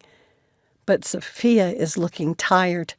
Since the wedding party has gone inside, shall we? Good idea. Darius led the way. The luxurious lobby had a nice combination of dark wood furniture and light walls, with a beautifully crafted railing along the mezzanine above. He and Joe went to the counter to check in. I should probably have made Noah come with us, but since he's not going to be an administrative assistant, I guess it doesn't matter. You could have brought your assistant with you, Joe said as they got in line. Hardly. Rafe would kill me, since it's Ari, and she's his new girlfriend. Kane's sister? One and the same. When he wanted to start dating her, that was my gain and his loss. He can't date someone he supervises, so she came to work for me. Darius was glad that Eve wasn't technically working for him, even if he continued with the charity. He'd be removed from it. They were next, and he stepped forward. Are you sure you're feeling all right? Eve put her hand to Sophia's forehead, a little worried that the girl seemed warm. You're going to want to make sure you get some good rest today and not do too much, or you won't have enough energy for tomorrow. The last thing we want to do is bring on a flare-up. Sophia looked irritated, shooting a glance at Noah. She must hate anything that would draw attention to her condition, especially around a cute boy. It's so luxurious, Carmen said, scanning the room. I wonder how many rooms they have. It must be insane having to coordinate the cleaning staff. Right, Eve said. I wonder how many medical emergencies they have each week. Enough that my granddad has almost come out of retirement because he's being called to Tash and Castle so often, Noah said. Where's that? Carmen asked. Ireland, Noah and Eve said at the same time and laughed. She added, It's an 800-year-old castle that's also a 5-star hotel. We're ready, Darius said, approaching them with their room cards in his hand. He turned to Sophia. We've got a special treat for you. Eve thought you'd love to stay in the same room that J.K. Rowling finished writing The Deathly Hallows in. The girl's eyes went round, and then she did the best happy victory dance Eve had ever seen. Good suggestion, Darius said softly. Then he blinked at some men in kilts who'd come forward to collect their luggage. We're totally going to have to get you one of those, Eve whispered. He shot her a flat look, and she had to bite back a grin. Let's go. He headed toward the elevator. But you had great caps in high school, Eve called after him. Darius ignored her, so she slid her arm through Sophia's, and they followed him. Look at all those glass mirrors that have to be cleaned of fingerprints, Carmen muttered when they entered the elevator. I hadn't thought about that, Eve said. Me either. Darius stood beside her, his hand at his side, close enough that she could feel the warmth of his skin. The urge to touch his hand, to wrap her little finger around his, almost overwhelmed Eve's instinct to pull away. Pull away. That's what he'd done all those years ago, and broken her heart in the process. But her hand wouldn't move. the battle going on in her mind making her immobile. She couldn't help wondering what it would feel like now, as an adult, to lace her fingers with his. No, she shouldn't think that. He'd shown her rather dramatically what he thought of a romantic entanglement with her. If he knew how often he'd been in her thoughts the last couple of weeks, he'd probably be irritated. Still, almost of its own volition, her little finger brushed against Darius's hand, and he stilled, a slight crease appearing between his brows. He didn't turn to look at her, but shot her a sidelong glance before turning his gaze to the front again. Before she could give in to temptation again, the elevator door opened. He was the first one out. All right, fine, she'd behave. If Eve wanted to continue working with the charity, she couldn't alienate the boss. Besides, she didn't know if she could handle being ignored by him for another dozen years. Darius led them along the brightly lit hallway. He stopped before a door and made a big production of handing the keycard to Sophia. Look, it's an owl! She ran her fingers over the small door knocker before using the keycard and entering the room. She paused and glanced back at the rest of the group in confusion. It's a suite. Eve stretched her arm past the girl and pointed to an open door visible around the short hallway. Go inside so the rest of us can see too. Carmen slid past Eve and gave her daughter a gentle push forward. Sophia looked a little breathless as she stepped into the living room. She walked in slowly past the small dining table and the couch, her eyes finally settling on a desk. She went to it and ran her hands over the worn red desktop. This is where she finished the final book, she said. I'm touching something that she touched. Eve glanced up at Darius, who'd come to stand beside her. Imagine if we'd been able to schedule a meeting with Rowling, he said, his voice low so only Eve could hear. I hope it doesn't interfere with her being able to eat and sleep well. We need to keep her healthy to enjoy the trip. She certainly feels everything powerfully. To be a teenager again. Not. Eve wouldn't go back to that heartbreak for any price, unless it was to stop the kiss from happening. What would her life have been like if she and Darius had remained friends all these years? She pushed the useless thought aside and scanned the room. It was in one of the hotel's corners and included turrets.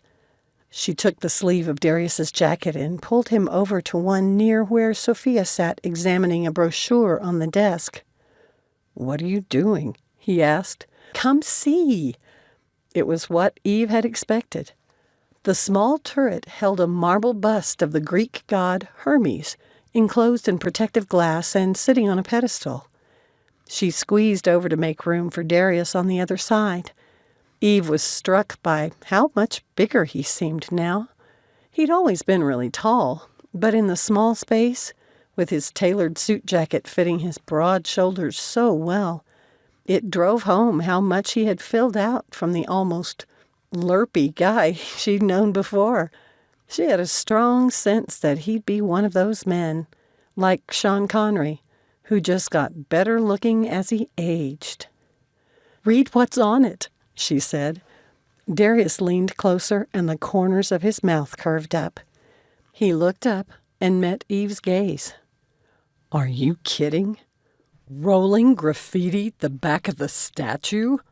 She sure did. It's a testament that she finished the last book here. Why not sign and date it? The hotel loved it so much they put it on display under glass. Shall we see how Sophia responds to it? Let me give her some room. When he was clear, Eve called her over. Sophia, I think you're going to want to see this. Eve stepped back to give the girl plenty of room. Sophia didn't let them down and squealed when she realized what was written on the bust. I couldn't have asked for a more enthusiastic recipient, Darius said. Mrs. Hernandez, we've ordered a cot for you, and the hotel staff will set it up in the living room each evening. Eve is in the room next door, so she'll be close. I have a suite down the hall that's big enough we can gather together. It's also got a dining room large enough to seat all of us. Joe and Noah have a room next to mine." Darius then turned his attention to Sophia, his expression very much like he expected an argument. Eve hoped he had enough finesse to deal with a teenage girl. "I imagine this is exciting for you, but I also understand that we have to be careful that you don't overdo it. I don't know if Eve mentioned that I had an aunt who had lupus, so I do understand a little about what you're dealing with. I'd hate for you to overdo it on your first day and ruin the rest of the trip by triggering a flare-up that puts you in bed." Sophia nodded. Eve gave her an approving smile. It was frustrating, especially for a teenager who just wanted to be like everyone else, to be constantly reminded about health issues. Eve worked with many adolescents who had been diagnosed with diabetes. They hated being different, not being able to eat the same kinds of foods their friends did. When they felt rebellious and acted out by eating wrong or refusing to take their insulin, they could put themselves in dangerous and sometimes deadly situations. "I suggest we take time to unpack and settle in our rooms. I highly recommend that Sophia try a nap." Darius glanced at his phone. "I've arranged for dinner to be served for all of us in my suite in 2 hours. We can discuss the itinerary that Eve's put together with the places Sophia said she'd like to visit. Eve's mapped out a route that will be the least stressful. On our 3rd day here, I believe we'll be visiting Edinburgh Castle. I've arranged for a wheelchair just in case the walking gets to be too much. The castle's hilly, and it's the farthest of all of our locations from the hotel. Once again, we want to do this in such a way that you can enjoy all 3 of your days here." "Thank you, Mr. Dimitriou," Carmen said. "My daughter and I appreciate everything you're doing for her." Sophia's cheeks darkened, but her illness had made her old for her years. Eve wasn't surprised when the girl straightened her shoulders and seemed to mentally accept the limitations on her trip. "Yes, thank you," she said. "I am grateful." "Good for you," Eve said softly. Sophia shot her a grateful look. Eve then left the mother and daughter to unpack. Chapter 6. Eve stood at her window overlooking the streets. The dinner had gone well, and she'd been impressed with the apartment-like suite Darius had. It'd be a good place to work if he needed it. With all of their rooms spread out on the floor, it wasn't quite as cozy as the accommodations had been in Ireland, but it would also afford a bit more privacy. She wasn't ready to go to sleep yet. Though it had been tempting to take a nap earlier, she knew better than to do that if she wanted to adjust to Scotland's time zone. She wondered if it was safe for her to go for a walk. It might or might not be. Would Darius be sleeping already? Maybe she should drop by his room and see if he wanted to explore. Eve put on her walking shoes and headed out. She gave a soft tap on his door, hoping she wasn't waking him. It opened immediately, and Joe stood in the entrance. "Come in." He stepped back and held the door open for her. Noah sat at the desk with his hands poised over a laptop, and Darius looked like he'd been talking. He rose. "Is everything all right?" "Sophia's going to bed, but I'm not ready to sleep," Eve said. "I wanted to take a walk, but thought maybe I shouldn't go out alone, so I was wondering if any of you guys would like to keep me company." "It's safer in numbers, and company is always nice," Joe said. "I'll come," Darius said. "And Joe will come anywhere you go," Eve grinned at the bodyguard. "What's that?" Darius glanced at the older man, who shrugged. "It's my job." "Yeah," Eve said. Kane wasn't thrilled about it either, but he finally got used to it. She said to Noah, "You coming?" "I scheduled a game with the lads since I'm in their time zone again." He glanced at Darius. "If that's all right." "It's fine. I'll get my shoes on." She waited by the door, remembering how many times Kane and Sona had gone out on excursions together in Ireland. Eve sympathized with Kane for the first time. How difficult must it have been for him and Sona to flirt with each other with Joe tagging along. It gave her a new understanding for the royals, who'd have bodyguards around all the time. From Darius's surprise, she guessed he hadn't needed a guard in Boone. Maybe they only came when the guys traveled. "Any luck finding a house?" she asked Joe when he came to stand by her. "I have an offer in on one, and I've invited my kids to spend Thanksgiving with me." "Have they accepted?" She knew that because of the traveling required for his previous job, the man's marriage had fallen apart, and he'd become estranged from his children. One of the most important parts of Kane offering Joe a job with REKD Gaming had been that he'd have a home where his college-aged children could visit him. "They have." He gave her the biggest smile she'd seen him wear, his white teeth bright against his dark skin. "I'm happy for you." "I'm ready." Darius grabbed a leather jacket from the couch. "You're welcome to play here, Noah, or you can do it in your room. Just don't stay up too late." "Ida," the young man gave him a cheeky grin, and Darius returned it with a very high school teacher flat look. The three of them left the suite and didn't speak until they were out on the street. As Eve had seen Joe do in Ireland, he stayed back a few paces. "What do you have in mind?" Darius asked. "Because you always have a plan. I think the only person who might be even more organized than you is Ari." "Then you must be thrilled to have her as your assistant now." Eve pointed to the left. "St. Andrew's Park is in that direction and isn't far away. I thought it'd be fun to check it out." "Parks can get dodgy after dark, so don't plan on staying long," Joe said, not looking happy with her suggestion. "We'll only stay as long as you're comfortable," Eve said. "Let's go." They hadn't gone very far when a crowd of laughing teens walked past them. Darius took her arm and pulled her closer to him, sending thrills of hope and alarm through her. One of the young men saw the gesture and winked at her. Darius dropped his hand but held out his elbow. Remembering how he'd done that her first night in Boone, she took it. As they headed in the direction of the park again, the last of the sunlight disappeared, and she was glad for his added warmth. "How long do your jobs usually last?" he asked. "It can depend. Sometimes a week or two, while others can last for several months." "Do you like being on the move so much? You've always been close to your family, and it must be hard." "It has been." Eve hadn't expected to talk about this with him, but they'd always been friends, so why not? She let out a deep breath. "I liked it at first because I wanted to stay away from Boston and the bad memories there." "Because of me?" he asked, his voice soft. Eve glanced at him, startled. Was he talking about the elephant in the room that they'd been skirting the last 2 weeks? "No, I got engaged right out of college. He stood me up at the altar." Eve carefully kept her gaze forward as they walked, not meeting the sidelong glance he gave her. Her shoulders tightened, expecting his pity. But it didn't come. "I'm sorry," he said, but his tone had a choking quality to it.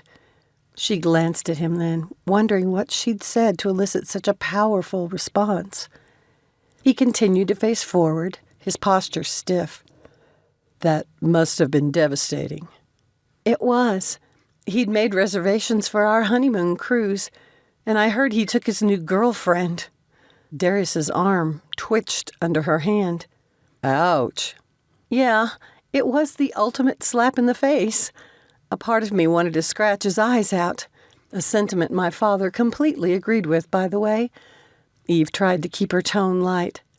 "Mother, on the other hand, said the last thing I'd want to do was let him see just how much he'd hurt me.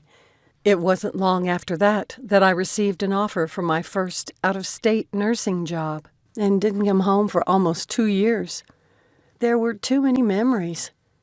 Lately, I've come to understand that I let that jerk keep me from seeing my family as much as I'd like. That's going to end." It didn't hurt that he'd taken a job on the West Coast and his parents had moved to Florida. The likelihood of her seeing him again by accident were slim. Darius was quiet as they strolled through the park, and then made their way back to the hotel. He'd always been a good listener because he didn't push. Eve appreciated that he hadn't asked a bunch of prying questions. Darius lay on his bed, staring at the ceiling. He hadn't been able to shake the sick feeling that had twisted his gut when Eve had shared her story. He'd been able to tell by the tightness in her voice and the way she held herself that it still hurt. He wondered how he'd missed that in the society pages.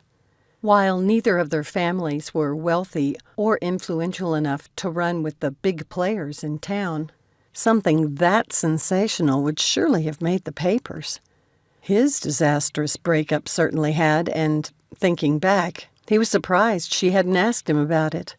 Had she already fled Boston by then? That might also have been why his parents hadn't mentioned it to him. It hit too close to home. Darius let out a long, slow breath. They'd been such good friends in high school. If he hadn't been so immature that a simple kiss, an incredibly amazing simple kiss, had scared him speechless, they might have gotten together back then.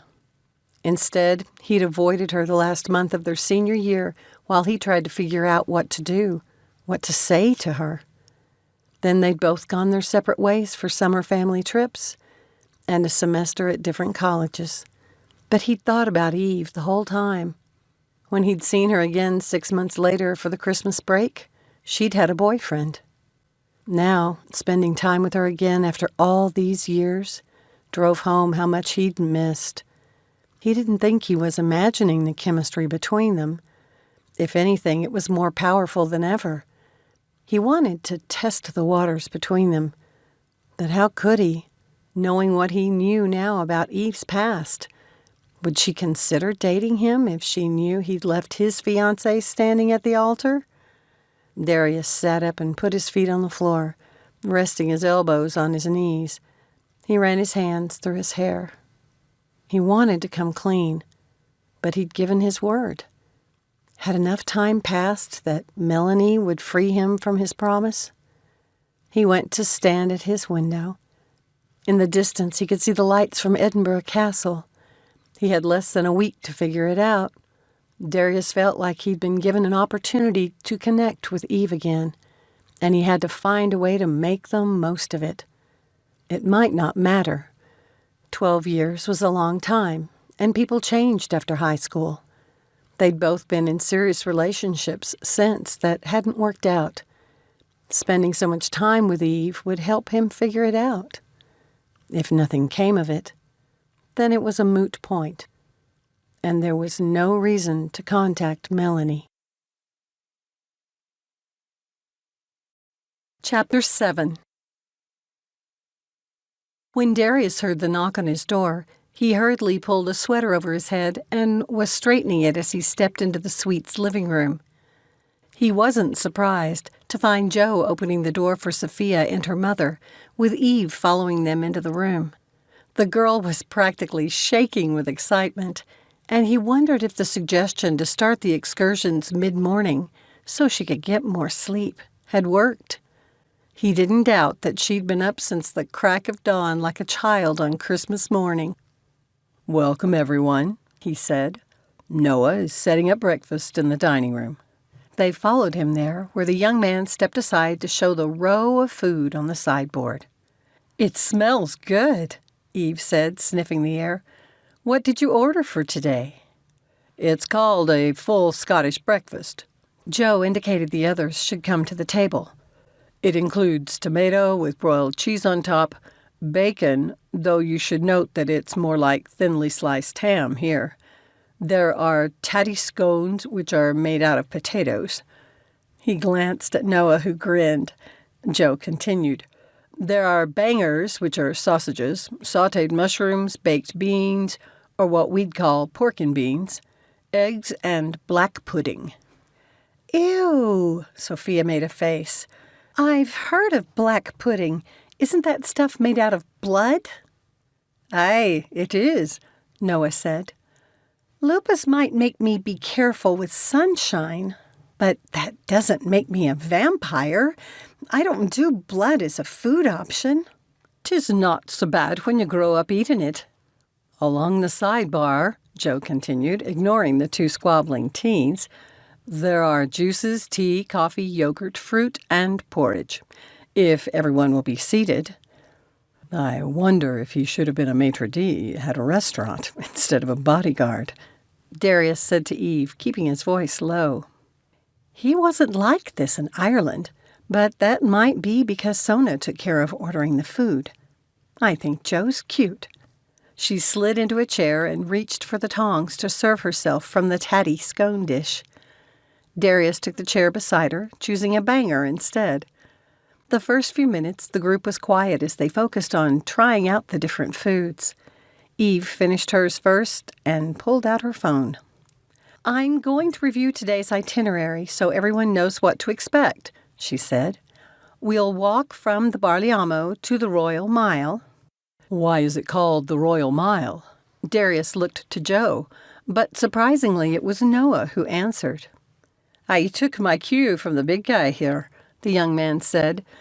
'Tis a bit more than a mile from the Edinburgh castle gates to the palace of Holyrood. It's where they hold the procession when the Scots would crown a new king or queen. The Scottish crown jewels are kept at the castle, so they start there and walk down the Royal Mile to the palace. Do you think there's any chance we could see the Queen while we're here? Sophia asked. Her annual visit is the end of June to the beginning of July, Joe said. Oh, the girl's expression fell. But that also means that we won't have as many crowds while we're looking at Harry Potter sites, Eve said, bumping shoulders with Sophia. So that's a plus. Yeah, the girl said, but it'd have been fun to see some of the royals. There's a lot of unfun hoopla that goes along with being rich or famous. Darius shot Joe a meaningful glance. Like needing bodyguards. Sophia looked at him then as though she hadn't seen him before, her eyes growing round. That's right. You're famous, aren't you? She scanned the people at the table as though she were looking for confirmation. There's famous, and then there's famous. Eve reached over and gave his hand a consoling pat that sent a thrill through him. She seemed to be getting more comfortable with casually touching him. That had to be a good sign. She said, Darius here is mostly famous in the gaming world, so it's not quite the same thing as being an actor or singer who people would recognize on the street. I'm glad not to be that famous. It definitely has its disadvantages. He wiped his mouth with his napkin and placed it on his empty plate. Why don't you remind us of what places we're going to see? Eve shot him a quick glance before leaning closer to Sophia and whispering conspiratorially. There are lots of bakeries and shops along the mile, too. Ooh, that sounds yummy. The girl clapped her hands.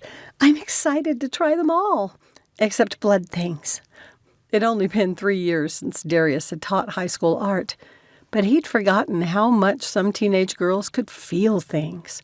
The over-the-top enthusiasm could get a bit wearing, but it made him a little nostalgic, too. Those had been good days. He'd enjoyed being a teacher and helping kids to free their creativity. Finding the balance between being a mentor/role model and a friend had been fulfilling.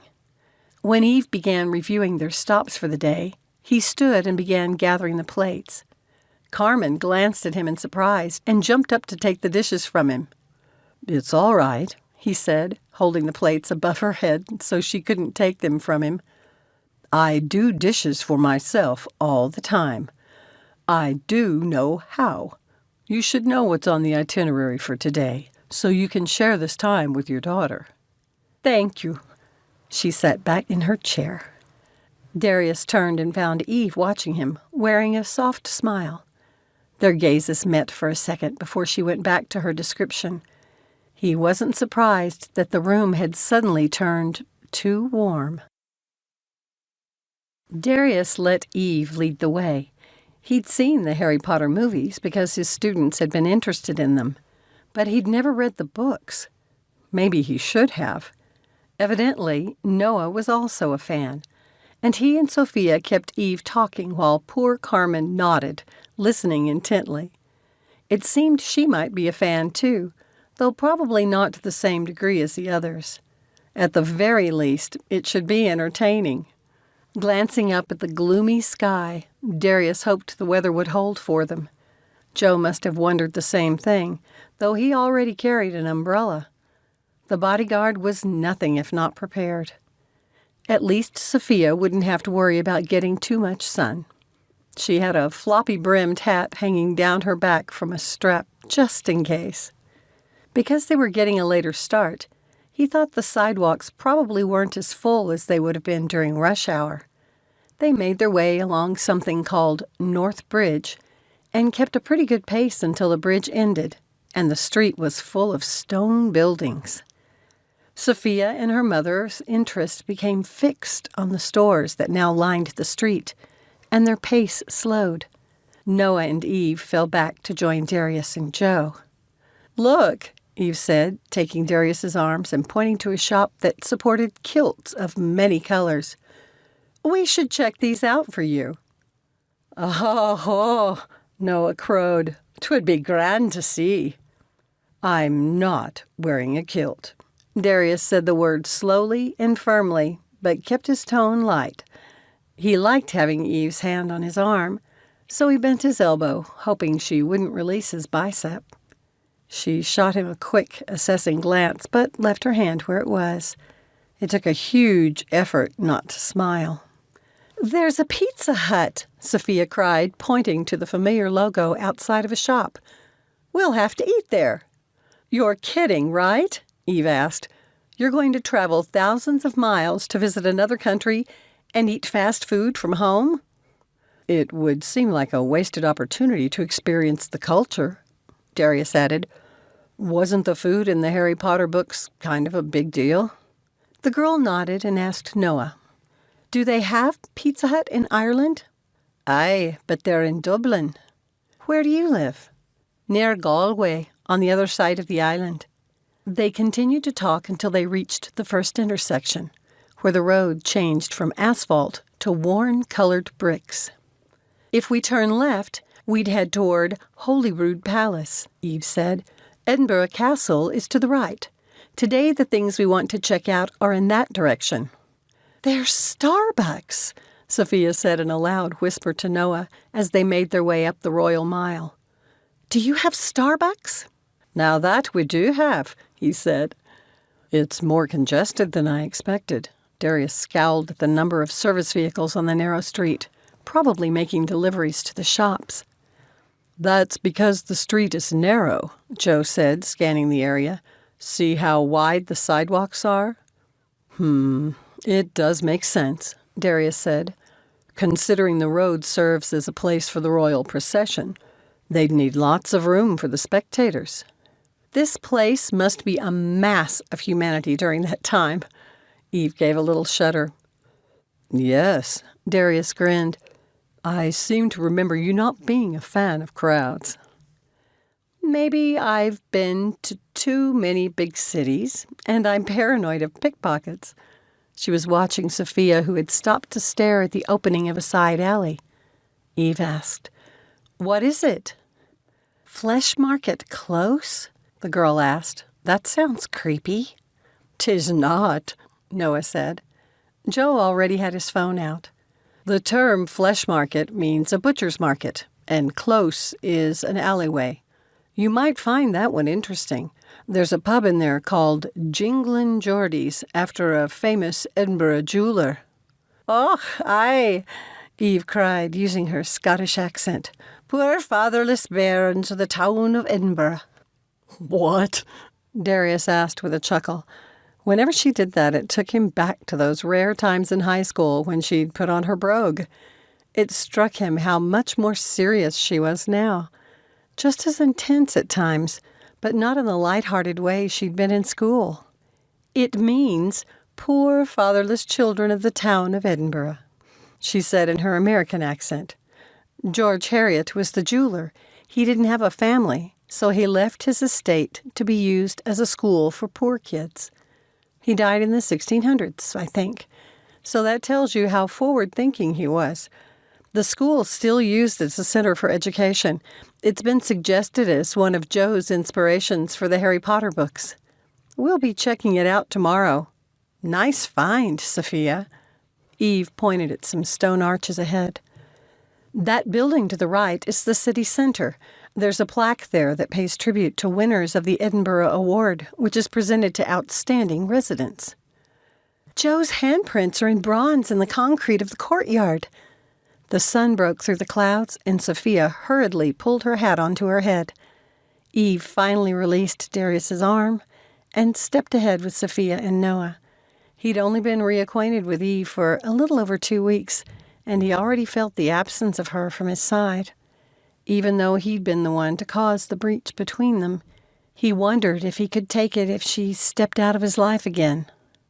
"She's a beautiful woman," Joe said, scanning the people around them.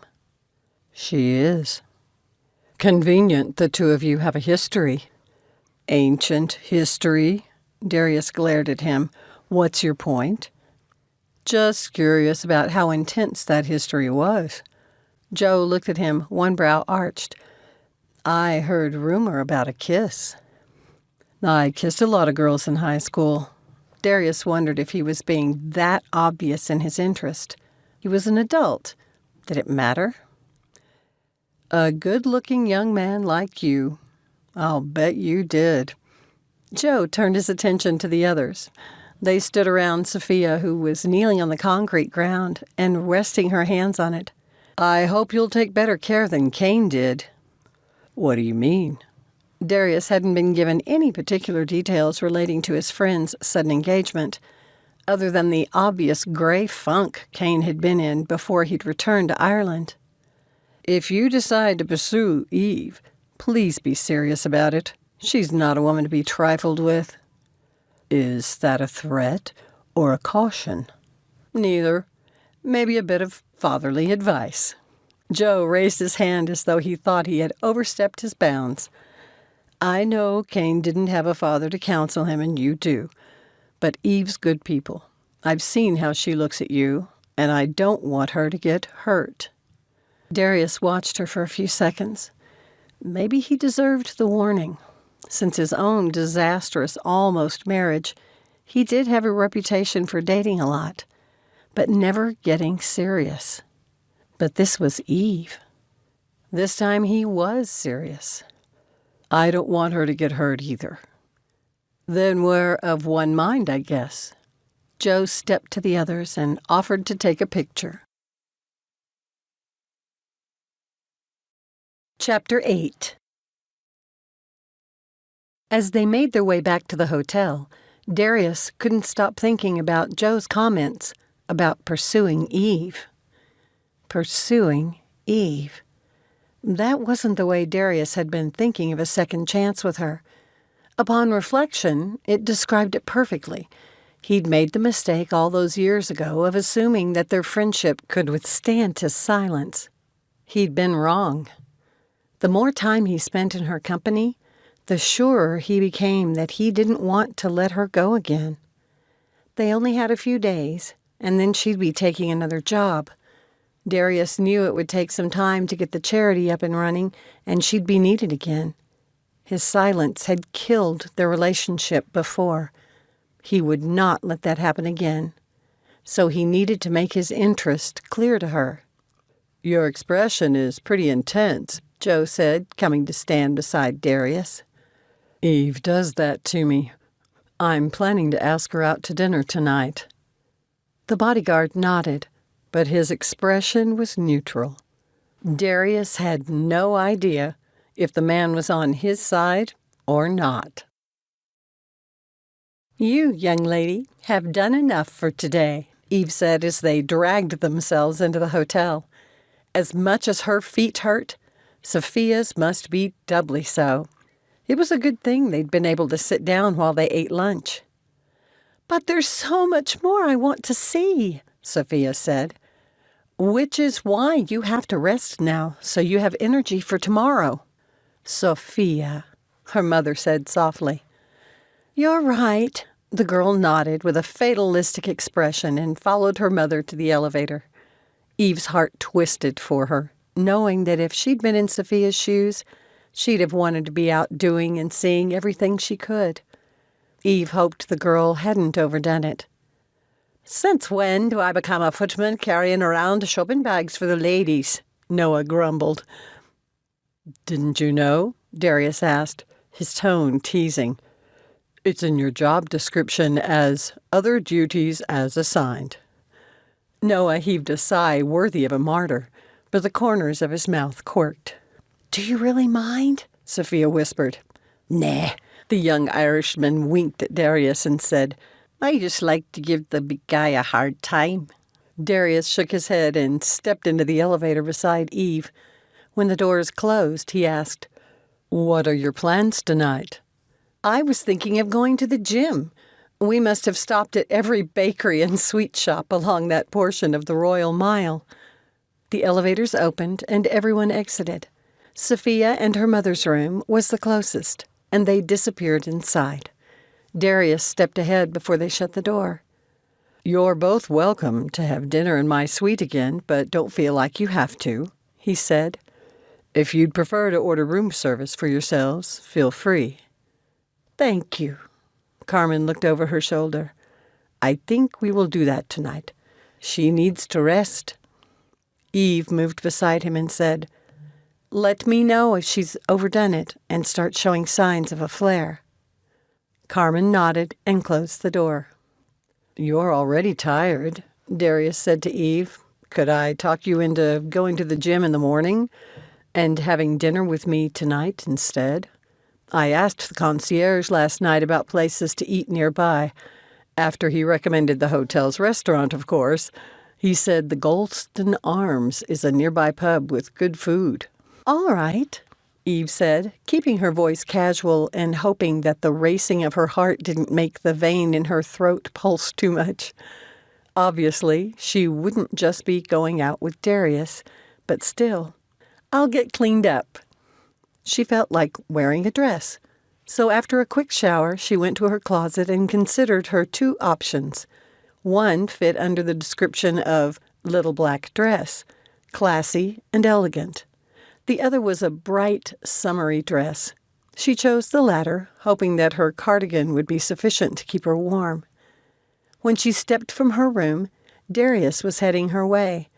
They must have been thinking the same thing, because instead of the jeans and sweater he'd worn during the day, he'd changed to trousers and a button-down shirt. Dang, but he looked hot. He paused and watched her. "Nice choice," he finally said. "The white fabric and the sunflowers make your skin glow." The expression on his face shifted. "I'd love to paint you sometime." The almost tender tone of his voice made her entire body flush. Before she could respond, Joe appeared at Darius's side. "Noah's playing rekt with his friends again. He said he'll order in." The man paused as though he realized he might have interrupted something. "I've already called to reserve a table for myself near yours." "You're welcome to join our table," Eve said. Darius pulled a face but quickly schooled his features. "Thank you, but no." Joe indicated they should go ahead. Darius extended his arm to Eve, and she took it. The bodyguard followed at a discreet distance. "We were fortunate it didn't rain until we reached the restaurant for lunch," Eve said as she held her skirt close to her leg against the wind. "How far away is this place?" "Just look at that street." Darius glanced at the sky. "I wonder if we should have dined in the hotel." "Let's be brave. We can hurry." Eve let go of his arm and started jogging, glad she'd worn flats. She'd only gotten a couple of steps ahead of him before he grabbed her hand and was running with her.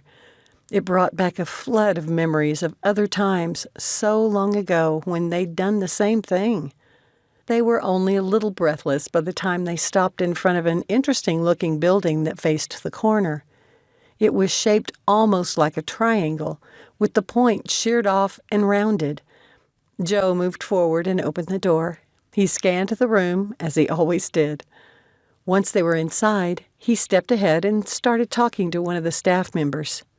"That man is something else," Darius said, watching the bodyguard. "He's a good man." Eve wondered how long before Darius would drop her hand. He didn't. Joe signaled for them to come forward, and a young woman led them up a set of stairs to a mezzanine that overlooked the bar. She indicated a table for two and a smaller one nearby with a single chair. Darius pulled out hers, and she sat. He shifted his own so it was closer to her, but also put his back to the wall. "Are you paranoid?" Eve asked. "I could blame Joe for making me that way, but in truth, I just want to sit closer to you." Eve blinked at his straightforwardness. Unable to fight the rush of excitement, she swallowed and opened her menu. "You weren't this smooth in high school," she said. "It's been a long time since then. Would you like some wine?" "I'm technically on the job, so I'll pass." Eve decided on her meal and set down the menu. She glanced around the room. "I love the decor here. The rich, deep colors, that beautiful scalloped ceiling. It's gorgeous." "It is." Darius closed his menu. "What's the thing that struck you the most since being here?" "The accents. I love hearing them." Her eyes stung, and she had to blink. "They remind me of my dad." The server stepped to their table. "Are you ready to order?" Darius looked confused, probably from the man's heavy accent, so Eve gave her order. "I'll try the haggis, neeps, and tatties. But give me a half portion of the haggis, please." "What did you even order?" Darius asked. "Neeps are mashed turnips, and tatties are mashed potatoes. Haggis is made up of organ meats that are mixed with suet, oatmeal, and seasoning. It's the one food my father misses the most.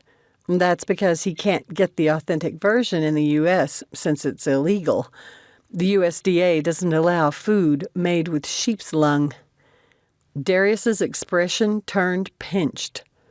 "I think I'll have the steak and ale pie." He leaned closer to the server. "It doesn't have sheep lung in it, does it?" "No, sir," he said with a patient grin that made Eve think he must have heard that question many times. He took their menus and left. "You're really going to eat it?" Darius asked. "I promised my dad I'd try it. You have to remember it was a dish created by the peasants. They couldn't afford to waste anything. My father makes a U.S. version at home, but he says it's not the same. I'll find out for myself tonight. The poor man hasn't had any in almost 45 years. "If your father loves haggis so much, why hasn't he come here for visits so he can have some?" Darius asked, taking the end of her dress's long sash and rolling it between his fingers. Even though he wasn't touching her, goosebumps broke out along her arm, and a delicious thrill ran through her.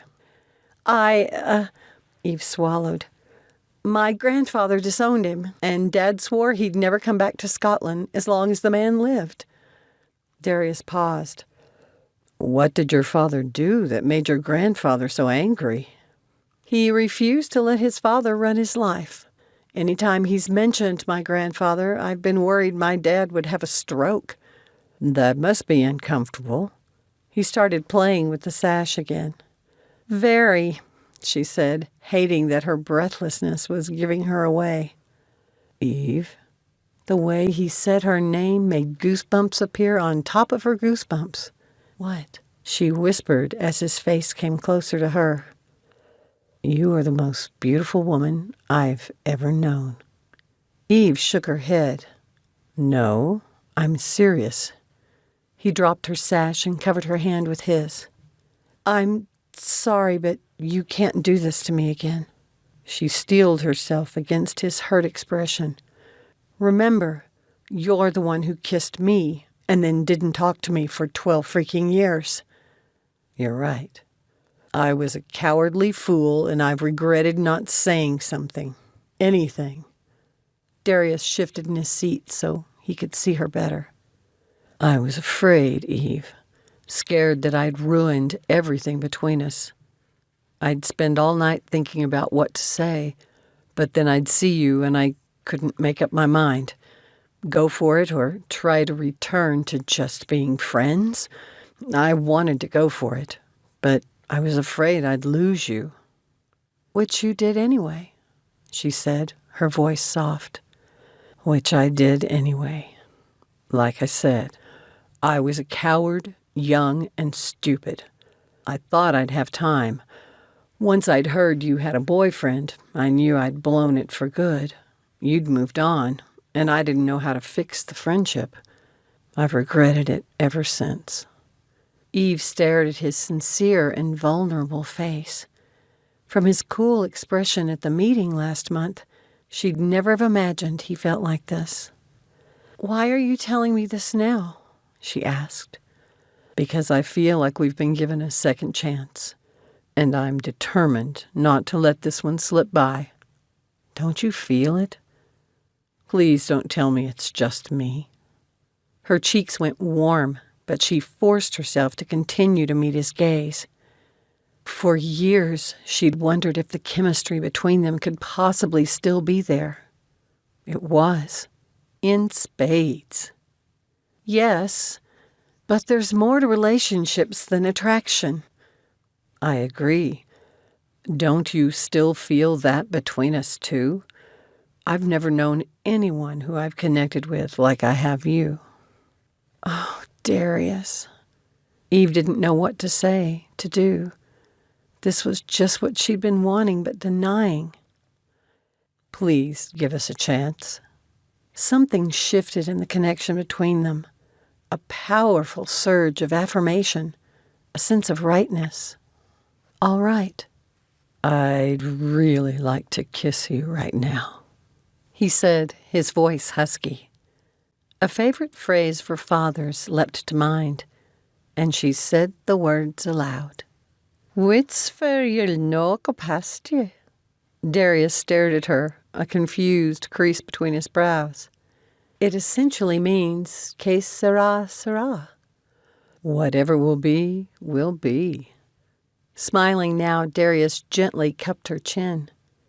Eve closed her eyes, memories of that other kiss filling her mind, and her lips pulsed in anticipation. The musky scent of his aftershave filled her senses. She felt him draw close, his breath warm. "Your food, miss," the waiter said loudly. Startled, Eve's eyes popped open at the same time her mouth smacked Darius's, her teeth hitting soft flesh. "Sorry, miss." The server put their plates down in front of them and left. Eve glanced at Darius, who was running his tongue over his lip, putting a finger to hers that was now pulsing for a completely different reason. Eve tasted blood. How embarrassing. But it was kind of funny. The humor of the situation started to gurgle inside her until she couldn't keep it in, and she chuckled. Darius burst out laughing, a joyous thing to hear. He sometimes seemed so serious it was nice to know that the boy's humor hadn't been lost in the man. "Oh, my word," she said, still trying not to laugh. "What must that have looked like?" "Do you think our server did that on purpose?" Darius asked. "If he wants a tip, he shouldn't interrupt a good lip-locking." Eve had taken a sip of her drink, but a bubble of laughter erupted again, and she choked. "Are you all right?" He put his hand lightly on her back, his expression concerned. "I'll be fine," she said with a raspy voice. "Once I can breathe." She coughed a couple of more times. "That comment really took me back. Do you remember that group date our junior year?" "For prom? How could I ever forget Jill and Tyson? Talk about awkward lip-locking." "Oh, my word. They kept choosing the most random places to make out. Public places, too. When our group was at dinner and they started in again, I noticed people looking at all of us like we were all going to start in, too." Darius picked up his fork and poked it into the flaky crust of his pie. "That's another one of my dad's favorite meals." Eve nodded at his dish. We'd have it at least a couple of times a month when I was growing up. Would you like to give it a taste so you can compare it to what you had at home? Darius pushed his dish a little closer to her. If you don't mind. I wouldn't have offered if I did. Don't you get snarky with me. Eve shook her fork at him like it was a finger, and she was chastising him. Darius took her hand that held it and poked it into his pie. Eve met his gaze, and that familiar intensity swelled up between them again. She shifted the fork, cutting a portion of the pastry, and lifted the crust and meat. Instead of bringing it to her mouth, she turned her hand toward his. Still watching her, he opened his mouth and let her feed him. His eyes widened as he chewed. Do you like it? She asked softly. It's almost as delicious as the company. Darius then stabbed a similar bite with his fork and held it up to her. Feeling overly warm, Eve wished she'd taken off her cardigan. She opened her mouth and accepted the bite. Chewing, she considered the savory taste of the gravy and meat with the pastry. It's delicious. My mother has an authentic recipe for this, one she's taken years to make so it matches my father's memory of it. I think she's got it right. Eve took a scoop from the haggis and held it up to Darius. Would you like to give mine a try? Nope, I'm not into sheep's lung. That should be the only difference between my mom's recipe and this one. It's not really all that different from Thanksgiving dressing. I'll bet your mother uses the turkey organs in that. Darius still didn't look convinced, so Eve didn't push it. Then she remembered she wanted to take a picture of herself eating it to send to her father. She pulled out her phone and handed it to Darius. I promised my dad. He did as she asked and snapped a picture as she opened her mouth. How does it compare? He handed back the phone. It has the same peppery flavor, but it doesn't taste as sausagey as my mother's does. That's the one thing my father has complained about, too. Eve took another bite and chewed slowly. Yes, I agree that this has a lightness that's missing in my mother's. Dad says that comes from the lungs. You sure you don't want to give it a try? My pie is fine for me, but I'd be interested in a taste of your neeps. Do you mind? Eve shifted her plate so he had easy access to the food. So they're turnips, huh? Darius asked, studying the mashed yellow mass on his fork. Technically, rutabaga. It's in the turnip family. Ah, I don't know if it's a Greek thing or that my mother just doesn't like turnips, but I don't think I've ever had them before. He put the forkful in his mouth and chewed slowly. Not bad, but I think I still prefer mashed potatoes. My mother does love her tzatziki, though. I can't remember if you ever had it. I might have when you had a pool party at your house our sophomore year. She had quite the spread out. What is this ziki whatever? Eve asked. It's a dip made with yogurt, cucumber, and garlic. Yogurt and garlic? She asked doubtfully. Talk about garlic, though. Do you remember that awful pizza I made in home ec? The one where you were missing half the ingredients, except the garlic? He said with a chuckle, and the middle was gooey. Yes, that one. I couldn't believe you still ate your piece. They spent the rest of the meal chatting about things from high school and laughing a lot. It was the most fun Eve could remember having had in years. Do you want any dessert? Darius asked. No, I have plenty back in my room with all the shortbread I bought today. That's another thing my mother is still working to get the way my father remembers it. Eve tried to smile and ignore his thumb running over the top of her hand. She wondered what her blood pressure would be if she took it right then. I'm glad you took that job with Kane. Darius laced their fingers. I wished we'd met again before now. Me too. It looks like there's a break in the rain if you two want to get back to the hotel dry, Joe said from his table. Shall we go? Darius asked after signing the bill for the meal. He took Eve's hand again. She picked up her purse, and they left the restaurant with Joe bringing up the rear. Once they were outside, the bodyguard indicated that they should wait. Joe gave the area a quick assessment and nodded his head that they could proceed. Was he like this in Ireland? Darius asked softly. Yep, and he's good at his job. Darius gave a soft grunt but nodded in acceptance. As they approached the hotel, Eve's mind shifted to her charge. She hoped Sophia had been able to fall asleep all right. The time difference on top of all the excitement had the potential to be a perfect melting pot of triggers for a flare-up. Eve had told Carmen not to set the alarm, but to let the girl sleep as late as she needed to. They would build their schedule around her health. Do I still need a chaperone now that we're in the hotel? Darius asked Joe, who nodded. I'm starting to get really tired anyway, Eve yawned.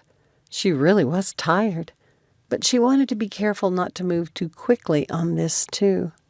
Then I guess I won't invite you to watch a movie with me in my suite, Darius said, sounding disappointed.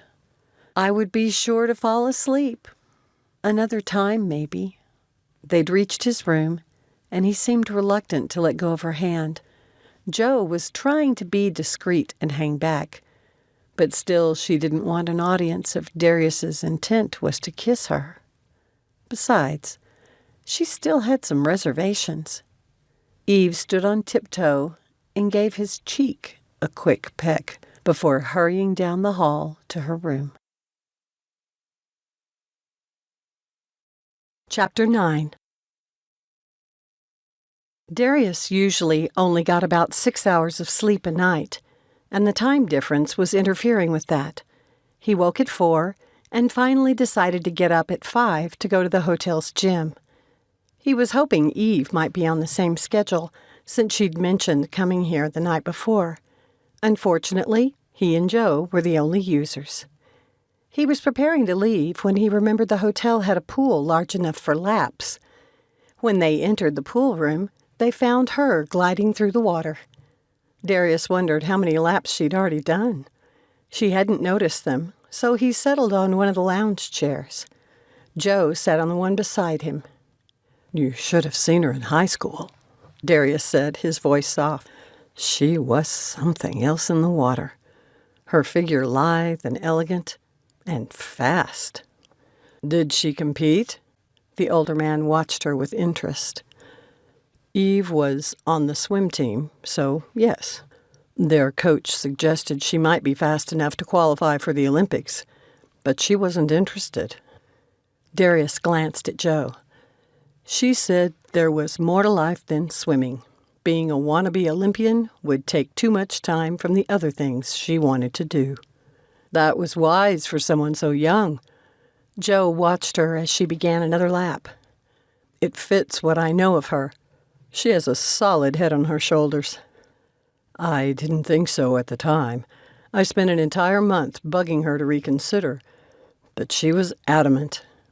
Looking back, I agree with you. To make that kind of sacrifice, you have to know for sure that's what you want.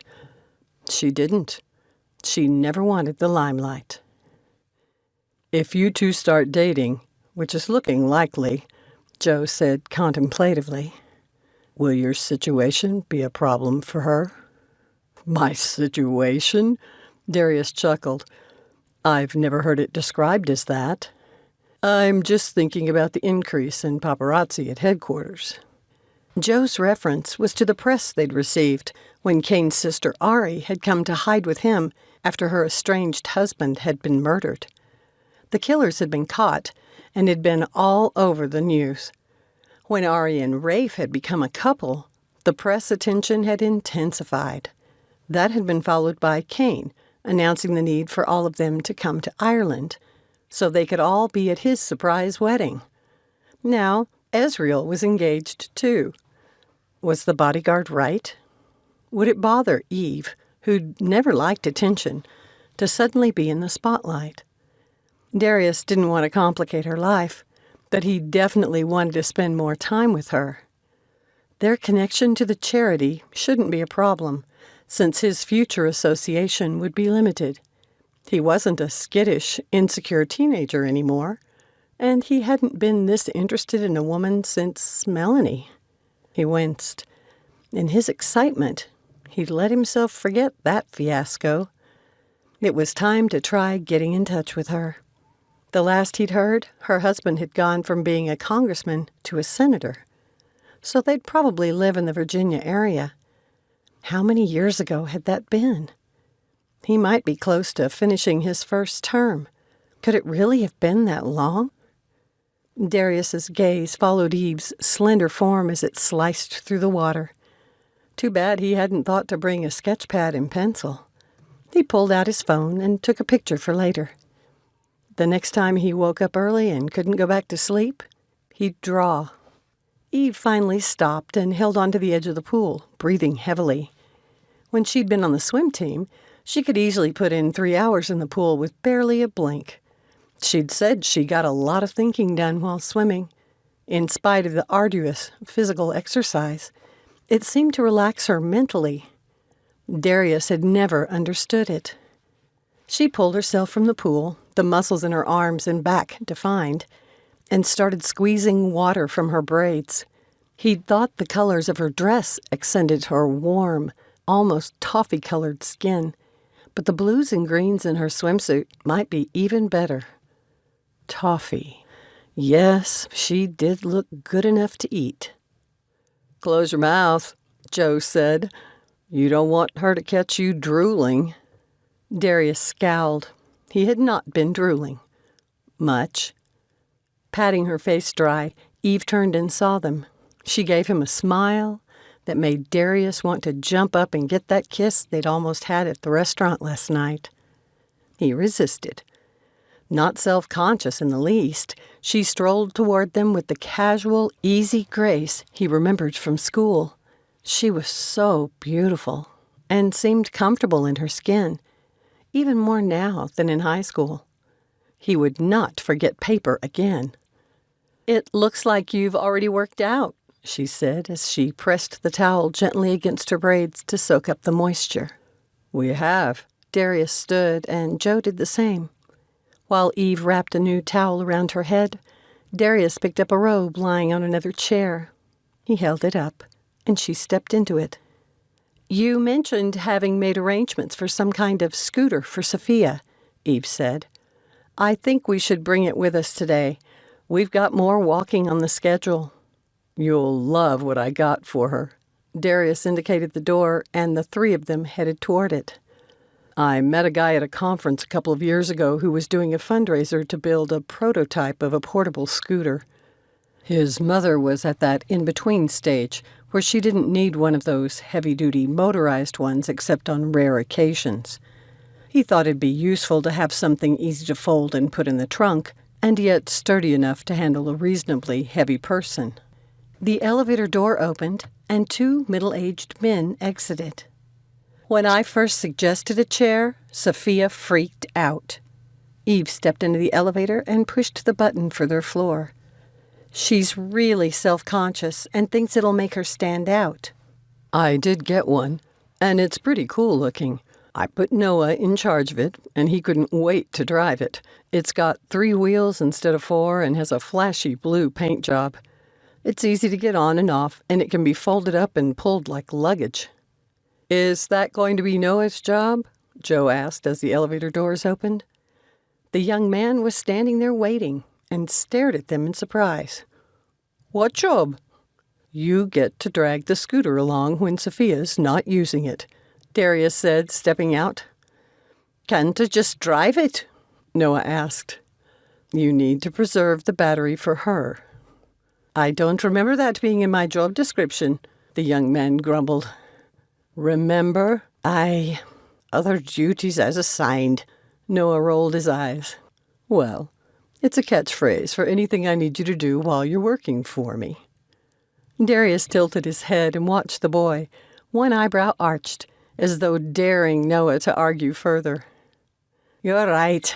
My granddad said I was sure to get at least one hard taskmaster. We thought it might be you, seeing as you've been a teacher and all. You're doing fine. Darius put his hand on the back of the boy's neck and gave it a gentle squeeze. But it shouldn't be a surprise to you. I'm not going to haul the chair, and Eve and Joe have other responsibilities. True that, Noah said, his tone almost fatalistic. 'Twill be a lark to show her how to drive it. Be sure to stress that to her when you do, Eve said. It's going to take me a while to get these braids dry, so I better get going. I'll see everyone at breakfast at 9. Darius watched for a second as she departed, and then turned to join the other 2 men who were heading toward the suite.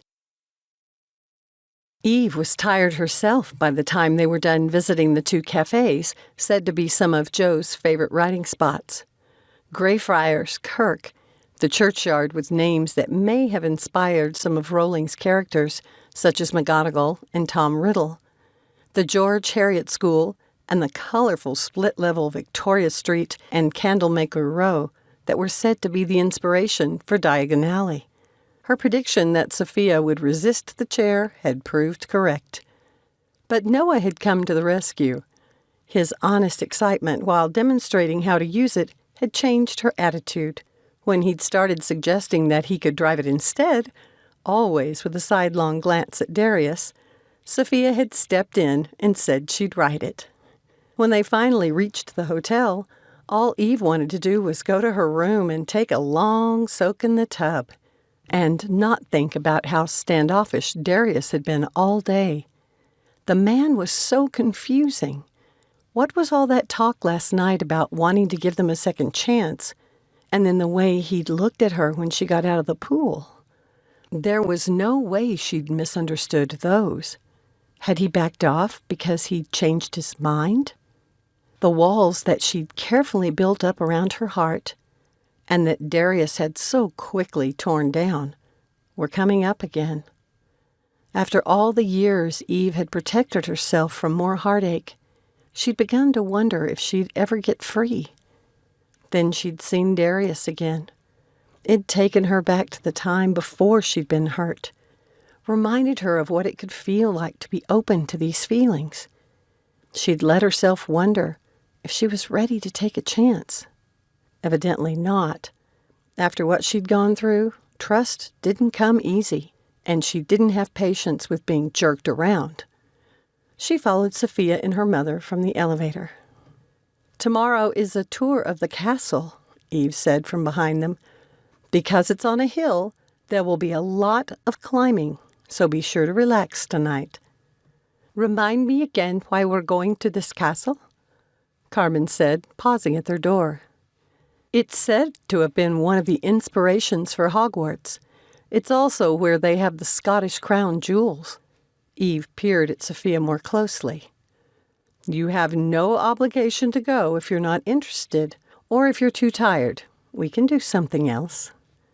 Carmen looked at her daughter with concern, but the girl held up a hand. I'd like to go. I'm just really tired right now. Be sure to let me know if you need anything, Eve said. Sophia shot a longing look at Noah's retreating back and followed her mother into their room. What are your plans for the evening? Darius asked from behind Eve. She didn't turn around because she didn't want to give away her feelings, which she knew were too close to the surface. I'm tired. I'm going to go to bed early. Eve started to walk down the hallway, but he grabbed her hand. Are you all right? The worry in his voice was the only thing that kept her from ripping her hand free. Just a headache. At least that was true. Eve? Darius gently turned her around to face him, and when she wouldn't look at him, he placed a finger under her chin and lifted it. I can tell I've done something wrong. Please tell me what it is. She met his gaze and then saw only concern. Maybe her fatigue was making her overly emotional, and she was making his aloofness into more than it was. But did she dare consider a relationship with a man who could be so hot and cold in the same 24 hours? Okay, I'll be completely honest with you, she finally said. That's all I ask, But this isn't the best place to talk, Darius said, glancing up and down the hallway. We can discuss it better over dinner. I don't want a chaperone. Then let's order dinner into my suite. Joe doesn't have to be there for that. Darius watched her expectantly. Eve considered him for a second and finally nodded. But I really am tired. I want to take a hot bath and try to pull my thoughts together. All right. He dropped his hands. I'll be waiting for you, to be completely honest. Is half an hour enough time? Give me an hour. I have a lot of thinking to do. You're scaring me. Darius was scaring her, too. Order something Scottish and authentic, she said. An hour, then. Darius leaned forward and kissed her cheek before striding down the hallway to his room. Eve slowly made her way to hers and took her time filling the jetted tub and pouring some bubble bath into it. She slid in, grateful for the warmth that helped her muscles to relax. Her cell rang, and she picked it up from the floor where she'd set it. Hey, Dad. I had haggis, and I get what you mean about the American version. They chatted for a few minutes, and Eve kept expecting him to bring up whatever he'd called about. She'd spoken with her mother a couple of times on the trip already. All she'd said was that he was agitated about something, but wouldn't talk about it. When he got that way, they both knew to give him space. When he was ready, he'd tell them what was bothering him. Will you bring me a new kilt? He asked. You know our tartan. I'd already planned on it. She sensed that he wanted to say something more, but he didn't. I'll talk to you in a day or two. Okay, talk to you then.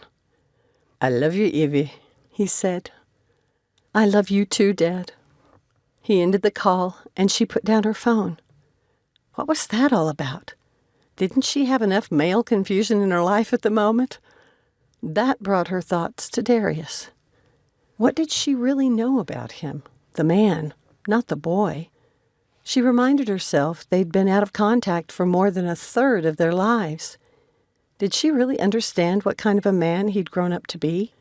How much he'd changed? She'd avoided digging too deeply into his past since high school. Could she assume the sweet boy she'd cared so much about back then had grown into a man she could transfer that old love to? Eve dressed casually, choosing jeans and a baggy sweater. He hadn't committed to continuing the charity. If he didn't, they might only have one more day here, and then the flight home. She glanced at her phone and thought about the emailed job offer she'd received. It'd come from Kane's Irish in-laws. Eve had met Dr. Kelly in Ireland last summer, and he'd contacted her about providing home care nursing to an old acquaintance in Cong. It seemed that the nurses Dr. Kelly knew in Galway weren't interested in the commute. Eve had loved her time in Ireland and wouldn't mind visiting again. She could go directly there instead of flying back home. Whatever came of their little chat tonight, she had options. Her phone buzzed with a text message from Darius. Dinner's here. Eve's stomach tightened with an odd combination of queasiness and butterflies. She grabbed her keycard and headed for his suite. When she gave his door a soft tap, it opened immediately.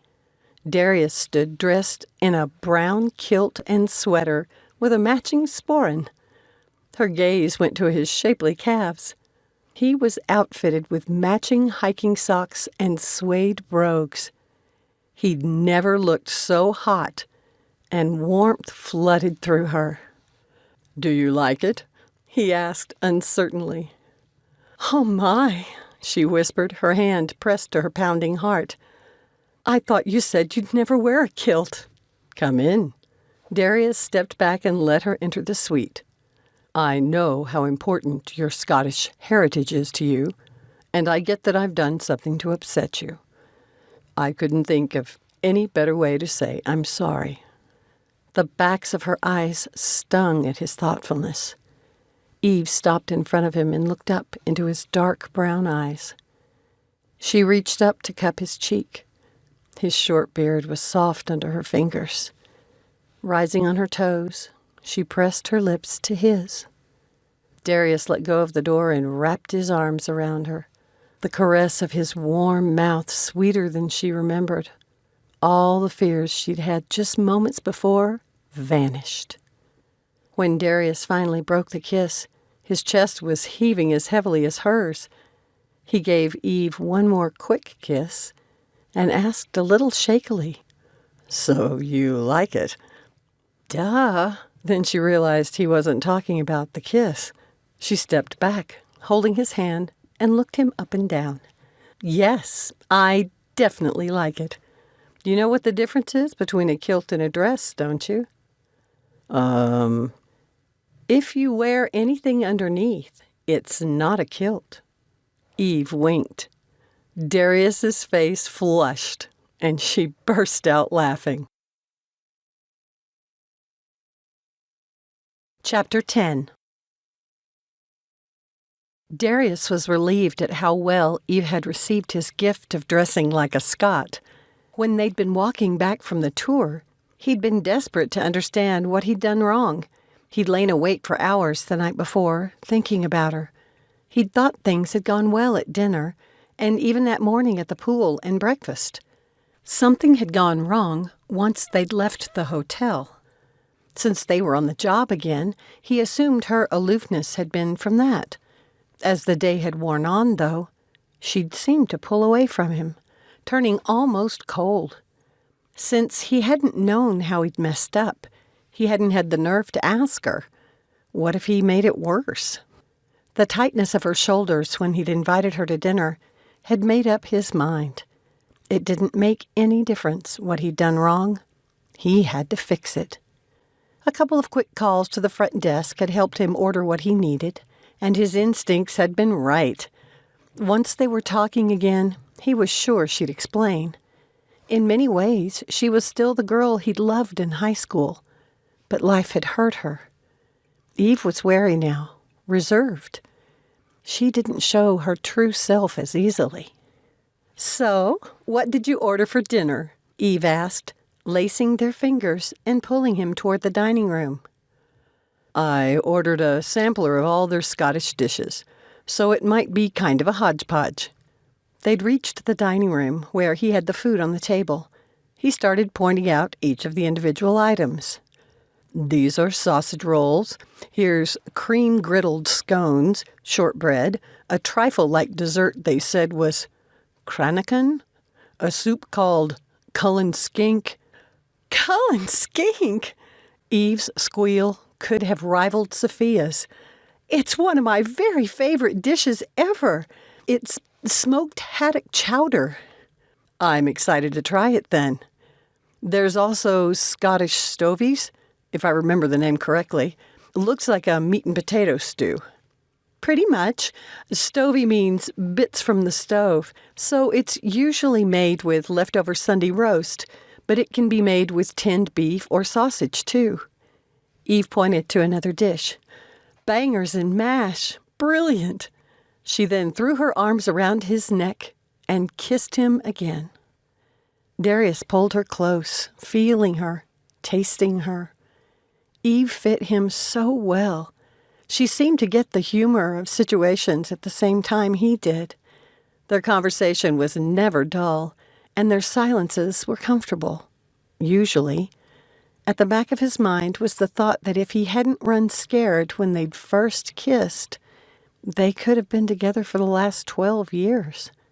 "All right," she said breathlessly. "We need to eat this great food before it gets cold." "If we have to." He started to kiss her again, but she pulled away. "Not too fast," Eve said, drawing him to one of the chairs. "We need to take our time on this." "All right."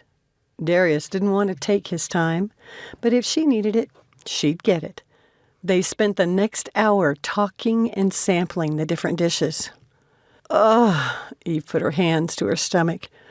"I can't eat another bite." "Me either," Darius said. "I'll clean this up." "We can clean it up together." Eve started loading dishes onto the cart. It didn't take long before they had the dining room in order and pushed the tray out into the hall. "Thank you for dinner. It was wonderful." "You're not leaving yet, are you?" Darius laced their fingers. "We're still finding our way again, and I don't want the physical attraction to mask what's going on here." Eve pointed from her heart to his. "I've known people who were so caught up in the physical that they didn't realize they had absolutely nothing else in common. Those relationships didn't last." Darius's heart gave a leap, and he wanted to crow. She was talking about them continuing on. He tamped down his excitement. "Is this going to be a relationship?" he asked, keeping his voice soft. "Do you want it to be?" Eve asked. Her expression was open, and it showed a vulnerability he hadn't seen before. He sensed that opening herself to something with him frightened her. Considering how she'd been hurt, Darius understood that too well. Kane had mentioned how businesslike she'd been on the Irish trip, totally focused on the job. She hadn't been like that here. Was it because of her history with Darius?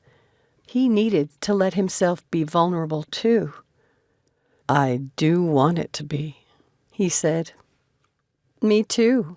But you need to understand that I was a little in love with you in high school."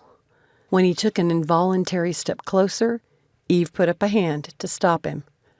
"But that was a long time ago. I might have loved the boy, but I need to get to know the man. They aren't necessarily the same person." "Then let's talk." He tried to pull her toward the living room, but she resisted. "Like I said before, I want to be perfectly honest." Eve met his gaze. "Spending time with you is bringing back a lot of old feelings. But it's a moot point if our goal isn't the same. And like you said, it's still early." Darius ran a finger down her cheek. "I'm going to be perfectly honest, too. What I felt for you in high school was so strong that it scared me." "Is that why you dropped me as a friend?" "I told you last night I didn't drop you as a friend," he said with a groan. "Please, come into the living room and let's talk. I promise I'll be a perfect gentleman." Eve let him draw her toward the couch, but she shifted at the last minute and sat in a chair. "Don't you trust me?" Darius asked. "I don't trust me, and this is important to do right. Sit down and tell me why you threw away our friendship because of that stupid kiss." "All right." He sat on the couch and leaned back, stretching out his legs so his foot touched hers. "I'd been into you for a good year when that happened, but I was afraid to give away how I felt because I didn't want to lose our friendship. I've never had many female friends, and your friendship in particular was important to me. I didn't plan on kissing you." "You still haven't answered the question." Eve tossed her hands in the air in frustration. "If my friendship was so important to you, why did you avoid me for the next 12 years? "I kept trying to work out how to put things back the way they'd been." Darius leaned forward and rested his elbows on his knees, his hands clasped before him. "I kept vacillating back and forth on what to say, but I couldn't decide. I promised myself I was going to make it worse by saying the wrong thing. Before I knew it, we were graduating. I thought I'd see you sometime during the summer, and I'd have it figured out by then. My grandfather died a couple of weeks before school started, and we spent the rest of the summer closing down his house. By the time we got back, you'd already left for school. And by Christmas, you had a boyfriend." Eve studied him. "If we had seen each other that summer, had you figured out what to say?" "No, because what my brain said I should do didn't match what was here." He pointed to his chest. "Did you never meet someone else?" "Yes, during my senior year of college, and I fell hard." "Are you divorced?" Eve's gaze was piercing. "No." Darius rubbed the bridge of his nose so he wouldn't have to look at her. It didn't work out. He still didn't know what, if anything, he should say to her about his engagement. Lying to her wasn't a good option, but he wasn't free to tell her the truth either. All he could do was hope that she wouldn't hear about it before he figured out how to explain it. Mine either. Was he the same guy that you met your first semester? Darius asked. No, he only lasted a couple of months. I wished you'd said something, but maybe it's just as well. Why do you say that? Because maybe we both needed to grow up before we could consider something real between us. Eve tilted her head. Is that a shared goal that we have? Are we both looking for something real between us? Real. Darius liked the sound of that. Real is exactly what I'm looking for. He stood and held out a hand to her. She took it and let him pull her to her feet. I'm scared, she whispered. So am I. Though he was pretty sure his was for a different reason. He brought her hand to his lips and kissed her knuckles. I promised to be a gentleman, so I'll walk you to your room. Thank you. Eve took his arm, but paused. Why did you almost kiss me last night, practically ignore me today, and then kiss me tonight? I do need to remind you that you started the kissing thing tonight. That's true, but you were so hot and cold today. It was really confusing. We were on the job, so it didn't seem appropriate. And tonight we're on our own time? Exactly. She smiled then, and looked like a great load had been lifted from her shoulders. Darius understood he should have explained it to her that morning. Your room awaits you. Make sure you wear your kilt again, she said as they exited his room, her eyes twinkling. For you, anything. Just not in front of everyone else. Eve laughed. Chapter 11. Eve had to bite back a smile as they made their way up the now familiar Royal Mile toward Edinburgh Castle. Sophia was beginning to adjust to the time difference and must have rested well the night before. She was full of energy and feeling playful as she and Noah sported about with the motorized chair. They stopped at her favorite pastry shop to make a purchase before continuing on their way.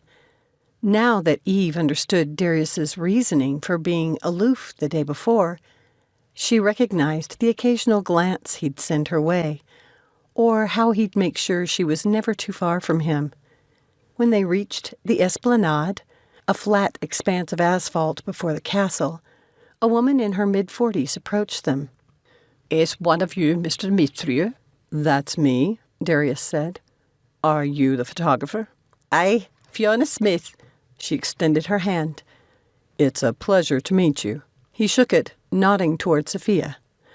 That young lady and her mother are who I want you to focus on. It's their trip. We're just support staff. Aye, right. The woman grinned at him like he was teasing her. I'd say you're a bit more than support staff, sir. You don't believe him? Eve wondered if the woman knew who he was. I have a son who plays REKD. When I mentioned Mr. Dimitriou's name this morning, 'twas all I could do to calm me boy down. I understand just how your son feels, Noah said with a grin. 'Tis a shame you didn't bring him. Fiona flushed and glanced to the side. Well, I couldn't bring myself to deny him, so I brought him along as my assistant for the day. Darius turned around and scanned the small crowd to the side. Eve pointed to a young man of about 14, who stood a little off by himself, straps of camera equipment hanging from his shoulders as he watched them. Invite him to come over, Darius said, amused. I didn't mean to impose.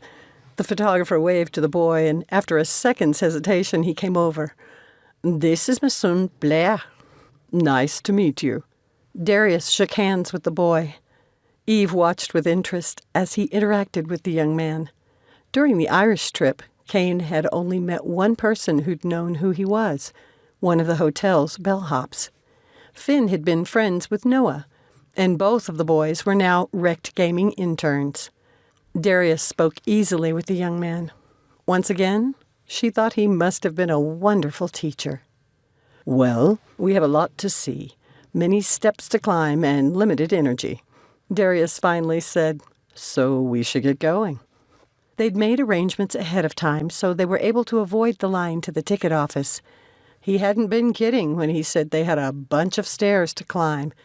Eve purposefully led the group and walked slowly to keep them from going too fast, stopping frequently to look at plaques or views or anything else she thought would be a decent excuse. She tried to be discreet and not bring attention to Sophia's fatigue. "I'll be thinking it's time for you to use the chair," Noah said solicitously as he slid it behind the girl, and she sat down with a grateful glance. Carmen had brought along their self-guided tour map. She and Sophia must have decided what they were particularly interested in. The mother took control, and they wandered ahead with the photographer and her son trailing. Noah stayed close in case Sophia needed any help getting in and out of the scooter. "This place is massive," Darius said, glancing up the towering walls. "It must have been pretty impressive to defend in a battle." "Did you see the size of the guns?" Joe asked, pointing to the Mons Meg. "It was built in the mid-1400s. My dad used to talk about this being able to shoot 2 miles. Eve ran her hands over the big black cannon. "I always wondered how they knew back then what they were shooting at." "Is your father from this area?" "Well, Edinburgh is in the lowlands, but my father was born south of here, near the borders." "I've only ever heard of the Highlands." "There's a fault that separates the two. North and west of the fault is considered the Highlands. It's where a large portion of the population lived until the people started migrating away," Eve said, walking to the short wall that overlooked the city. Below them, the others were stopping at the snack bar for a drink. She pointed to the view. "Isn't it beautiful?" "It is." Darius came to stand beside her and put his hand next to hers on the top of the wall. She doubted that anyone but Joe would see if she covered Darius's hand, but if he could be professional, so could she. "What's different about the lowlands, besides them being south of this fault?" he asked. "The Highlands actually have a ruling council, but the lowlands aren't an official administrative area. There's even a difference in the languages between the lowlands and the Highlands. From what my father has told me, my grandfather owns a lot of land in one of the most agriculturally productive regions in the country." "That's pretty impressive. Have you ever wished you could see it?" "Yes, but out of respect for my father, I've never mentioned that to him." "Do you want to get something to eat or drink?" he asked, pointing to the snack bar. "Maybe something to drink." The three of them started down the curvy walk to where the others were sitting. Once there, Darius headed toward the cafe, but Eve's phone started to ring. "Those scones look good," she called after him. "Grab me one of those and a water, please." She put the phone to her ear. "Hey, Dad, is everything all right?" "Are you still in Scotland?" he asked without any opening comment, which was very typical for him. "We're at the Edinburgh Castle and just about to get some food. It's pretty early back home, so what's going on?" "'Tis your grandfather." Her father's voice was gruff with emotion, but Eve couldn't tell if it was sadness or anger or even maybe frustration. "Has his health gotten worse?" "He's calling me home." Eve went still. Would her father actually back off on his promise never to return to Scotland while his father lived? She and her mother had both tried to encourage him to let go of his anger, if only to visit the land he loved so dearly. They'd argued that he could visit Scotland without going anywhere near his ancestral home, but he'd always refused. "Are you going to come?" Her father started to swear in Gaelic. She held the phone away from her ear until his ranting finally died down enough that she could hear her mother in the background, trying to calm him. "I take that as a no." "Of course 'tis a no. My word is my honor." He muttered some more. Then why are you calling me? I'd hoped maybe you were going to say you would join me here, and we could do a family vacation. I'd love you to take me around." For a second, there was silence. You have never said before that you wanted to visit Scotland together. Because you made it perfectly clear that you'd never come. I have no wish to send you to an early grave by making you so angry you have a stroke. Darius approached, carrying a couple of plates of food, while Joe had the drinks. Eve signaled that they should sit at a table that had just been vacated. She mouthed, "My dad," and Darius nodded. "Since you're already in Scotland, I'm needing you to visit my father." Something in her expression must have alarmed Darius, because he was on his feet and at her side in a flash. "What is it?" he asked softly. Eve muted her phone. "My dad wants me to visit his father while I'm here." "Is that a problem?" "Have you heard anything I've said about my dad's relationship with his father?" Eve unmuted the phone and put it on speaker so Darius could hear. She said, "Who are you and what have you done with my father?" "I told you she wouldn't believe you." Her mother's voice came from the background. "'Tis important, Evie." Her father's voice was low, full of emotion again. "If it's this important, then why aren't you coming to see him?" Eve had grown up with stories about a crotchety, authoritarian, unreasonable man. She wasn't sure she wanted to meet someone who'd throw away a child. "I told you, my word is my honor." "Dad, you have to tell me more."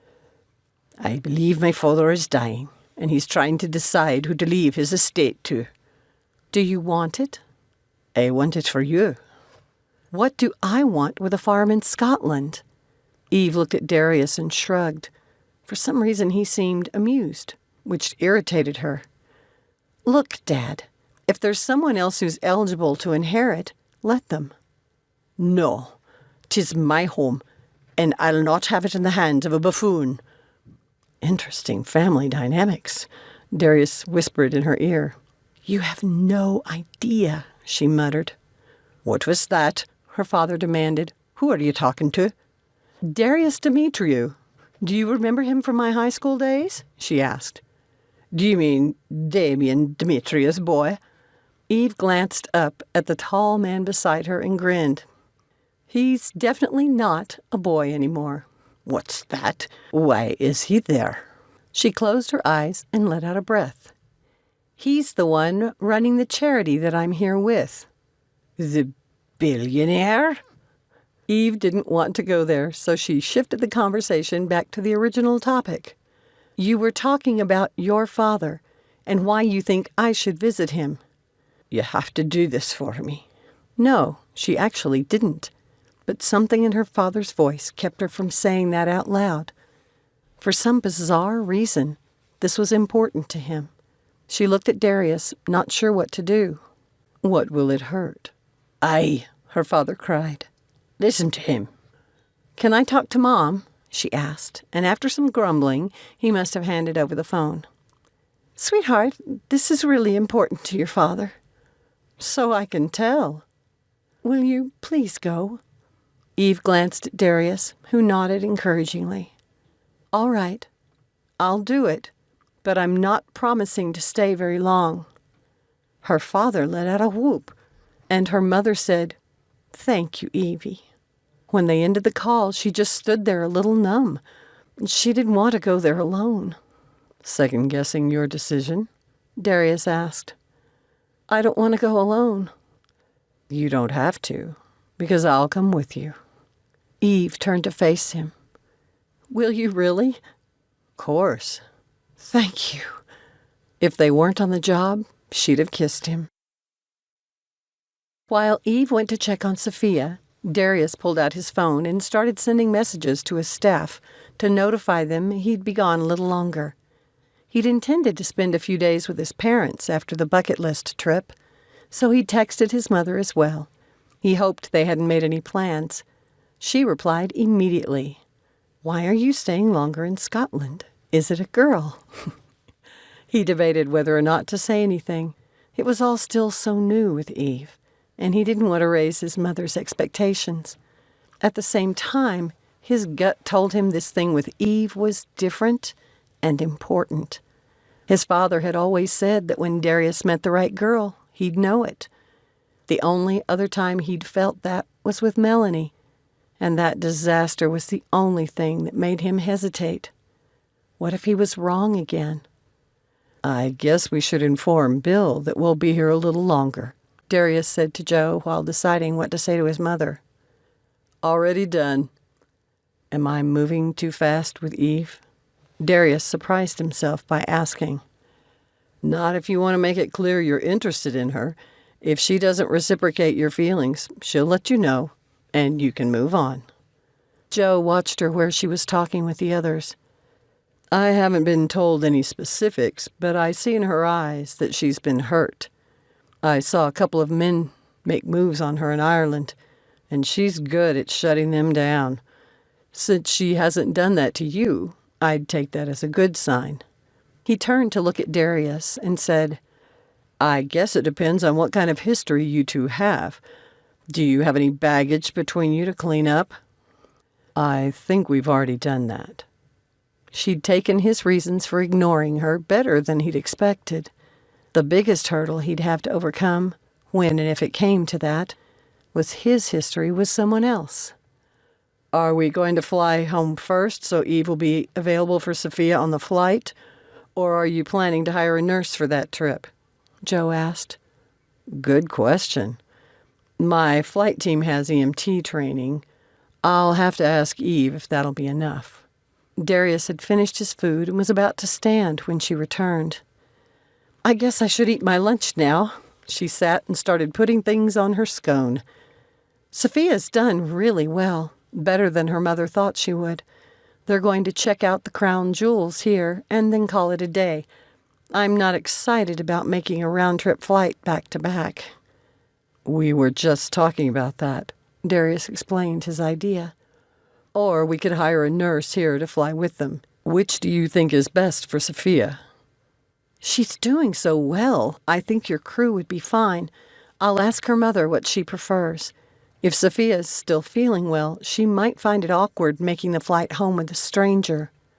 Darius's phone pinged. It was his mother. Why aren't you telling me? It's a girl for sure. Who's making you frown? Eve asked. It's my mother. Darius pocketed his phone. He'd deal with her later. Your mom's a sweetheart. Why is she making you frown? I told her I was staying a few extra days, and she assumes it's because of a girl. So tell her the truth. It is because of a girl. Eve put on that saucy grin he'd loved so much in high school. I'm going to tell my Greek mother that her 30-year-old son is staying extra days in Scotland because of a woman, and she's not going to start making wedding plans. Darius let the sarcasm show in his tone. Ah, good point. She wants her baby to get busy with babies of his own, I suppose. It's a good thing my younger brother is married already and has a child, or my mother would be doing the same to me. Eve took a bite of her scone and set around the food. This clotted cream is to die for. Darius pulled out the notebook he'd brought and started sketching, watching her surreptitiously. He'd thought he'd seen a flash of something when she'd made the comment about babies.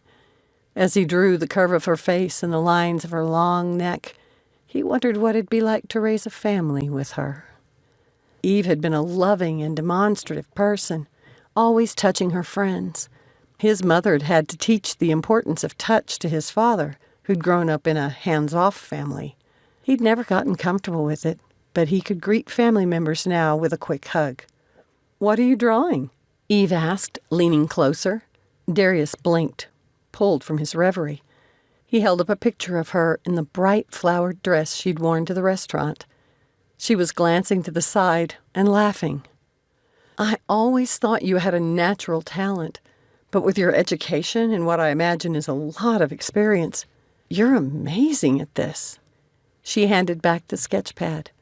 At one time, you talked about wanting to see your work on display. Have you given up on that now that you're doing more fantasy-themed art with your champions? I still do some traditional work, but it's more a hobby since I spend so much time with my day job. He added a few more touches to the sketch. I gave up that dream a long time ago. I'm still a professional artist, but in a different way than I imagined when I was younger. That's true. My mother's favorite saying when I complain about how things don't work out is that life has a habit of happening while we're making other plans. Where did you think you'd be at this time in your life? Darius asked. I thought I'd be married and have a kid or two by now. Maybe working in a doctor's office so I could have a consistent schedule. Eve glanced off in the distance. But I've had a good run with the jobs I've taken, met interesting people, and visited fun places. It's just been a lonely life. Do you think you're ready for a change? She turned to meet Darius's gaze. I do. He started to reach to take her hand, but paused, glancing over to where Noah was helping Sophia rise from their table. Eve gave him a soft smile, as though to let him know she understood. He's handling her crush pretty well. What? Darius asked. You taught high school and you can't tell when a girl likes a boy? Eve shot him a disbelieving glance. I've been dealing with my own. He winked at her. The photographer had been busily taking all kinds of photos. She approached Darius. I was thinking 'twould be nice to have a picture of your entire party, she said. I know it is all for Sophia, but she says she'd like one. The girl has told me many times how thankful she is for this gift you've given her. 'Tis a good thing you do here. I'm glad she's enjoyed herself and that her health has cooperated, Darius said. We'd be happy to pose with her. They tossed their trash and joined the others. Fiona had them pose at an angle with a view of the city in the background. Just before she was ready, the sun broke through the clouds. Quick, Sophia cried. Take it before I have to put my hat on. Fiona snapped several shots, and then more once the girl had put her floppy-brimmed hat back on. Darius hoped there would be something in there that would make a nicely framed picture. He decided to ask for a copy so he could do a painting of it for her. I'll be in touch about putting the photos into a book that we can have printed for Sophia. It's been a pleasure to work with you, he said. If we end up doing any more fulfillments in Edinburgh, we'll keep you in mind. Thank you. Blair, you've been a good help to your mother today. Darius extended his hand to shake the boys. Noah over there has been playing on the EU server while we've been here. He might have room on his team tonight. Oh, aye. We've already exchanged usernames. Good for you. After seeing the Scottish Crown jewels, they headed back to the hotel. Sophia looked happy but tired and didn't argue when Eve said she should ride the entire way back, especially with Noah staying close by. Are you up to having dinner in my suite together tonight? Darius asked the group once they were outside Sophia's suite. If she can take a nap this afternoon, I think so, Carmen said. Thank you again so much for this trip. She surprised him by throwing her arms around his neck and pulling him down for a hug. It's my pleasure. Darius was surprised to find that it was the truth. He thought he would continue with the charity, though he had no intention of being in charge of it. He glanced at Eve. She'd done a lot of the organization for the trip. Maybe she'd be willing to be over it. It would also bring her to Boone permanently. What do you have planned before dinner? He asked her after the Hernandezes went into their room. Are you going to go swimming again? I've decided I'm not a fan of swimming when I'm wearing braids.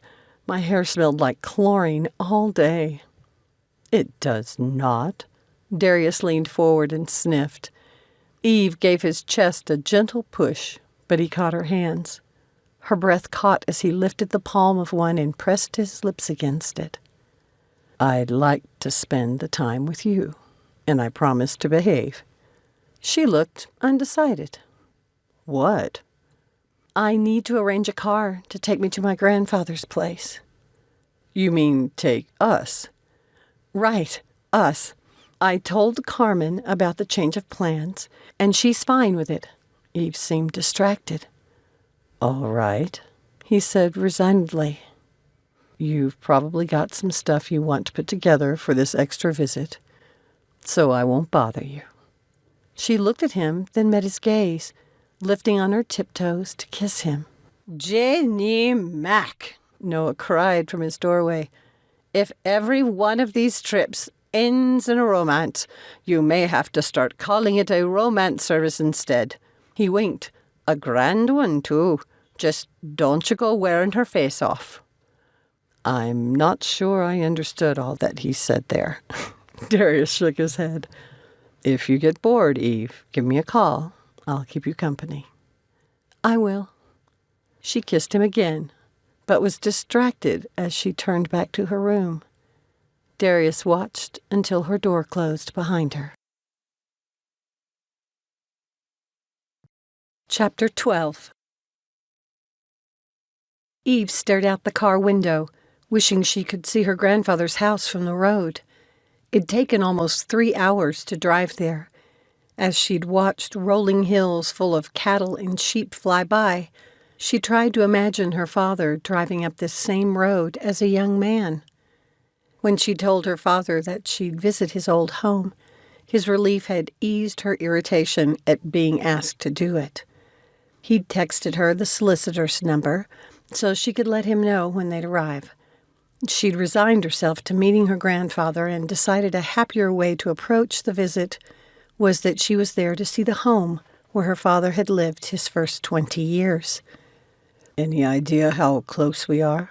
Darius asked. The solicitor said he'd have a servant waiting on the turnoff, waving a yellow flag. What was the name of the house again? Joe asked, staring at his phone, a crease between his brows. Eve thought it was entertaining that people named their houses. She'd read the Anne of Green Gables series when she was growing up and thought it was a fun thing to do back in the day. It's called Hedson Park. Why? Because the only Hedson Park I can find on the map isn't just a farm. What do you mean? Darius asked. See for yourself. Joe handed over his phone. Eve leaned against Darius's arm and skimmed the writing. She shook her head. There's some kind of mistake. That place has a large manor house and 5 other homes on the property. That can't be right. It says it's owned by Archibald Stewart, Joe said, taking back his phone. What's your grandfather's name? Archibald. Eve's voice came out sounding small, so she said it again, this time louder and more firmly. Archibald. So maybe he lives in one of the houses or bought a couple more as an investment? If you say so. Joe didn't sound like he believed it. Eve scooted closer to Darius, and he put his arm around her.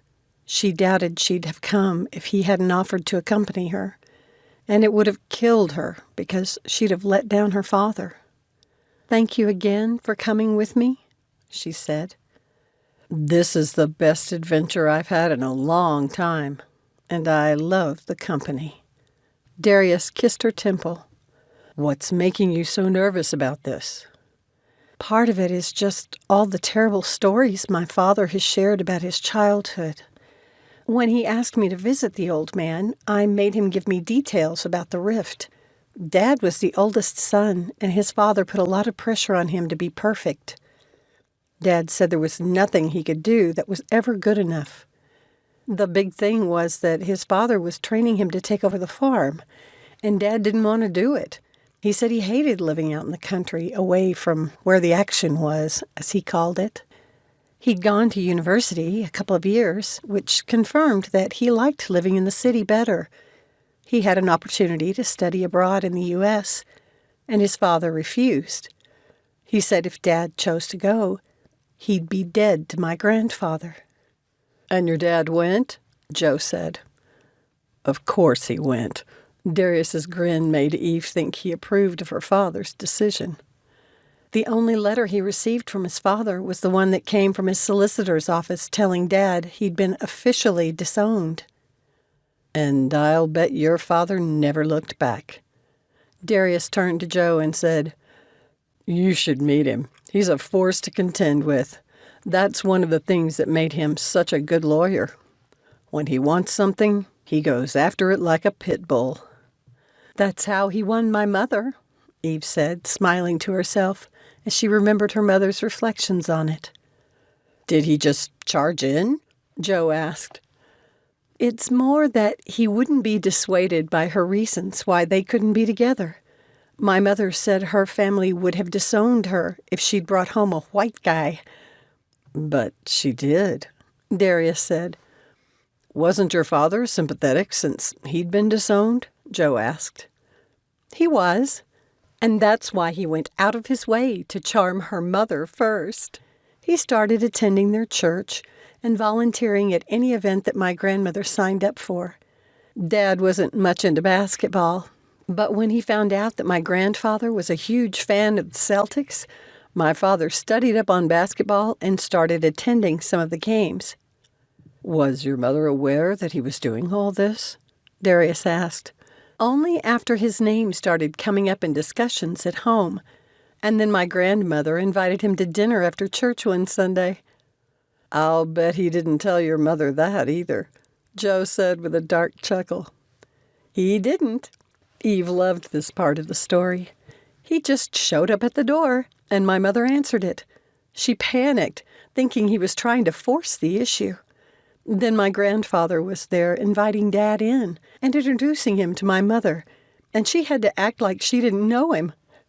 Was it easy sailing after that? Darius asked.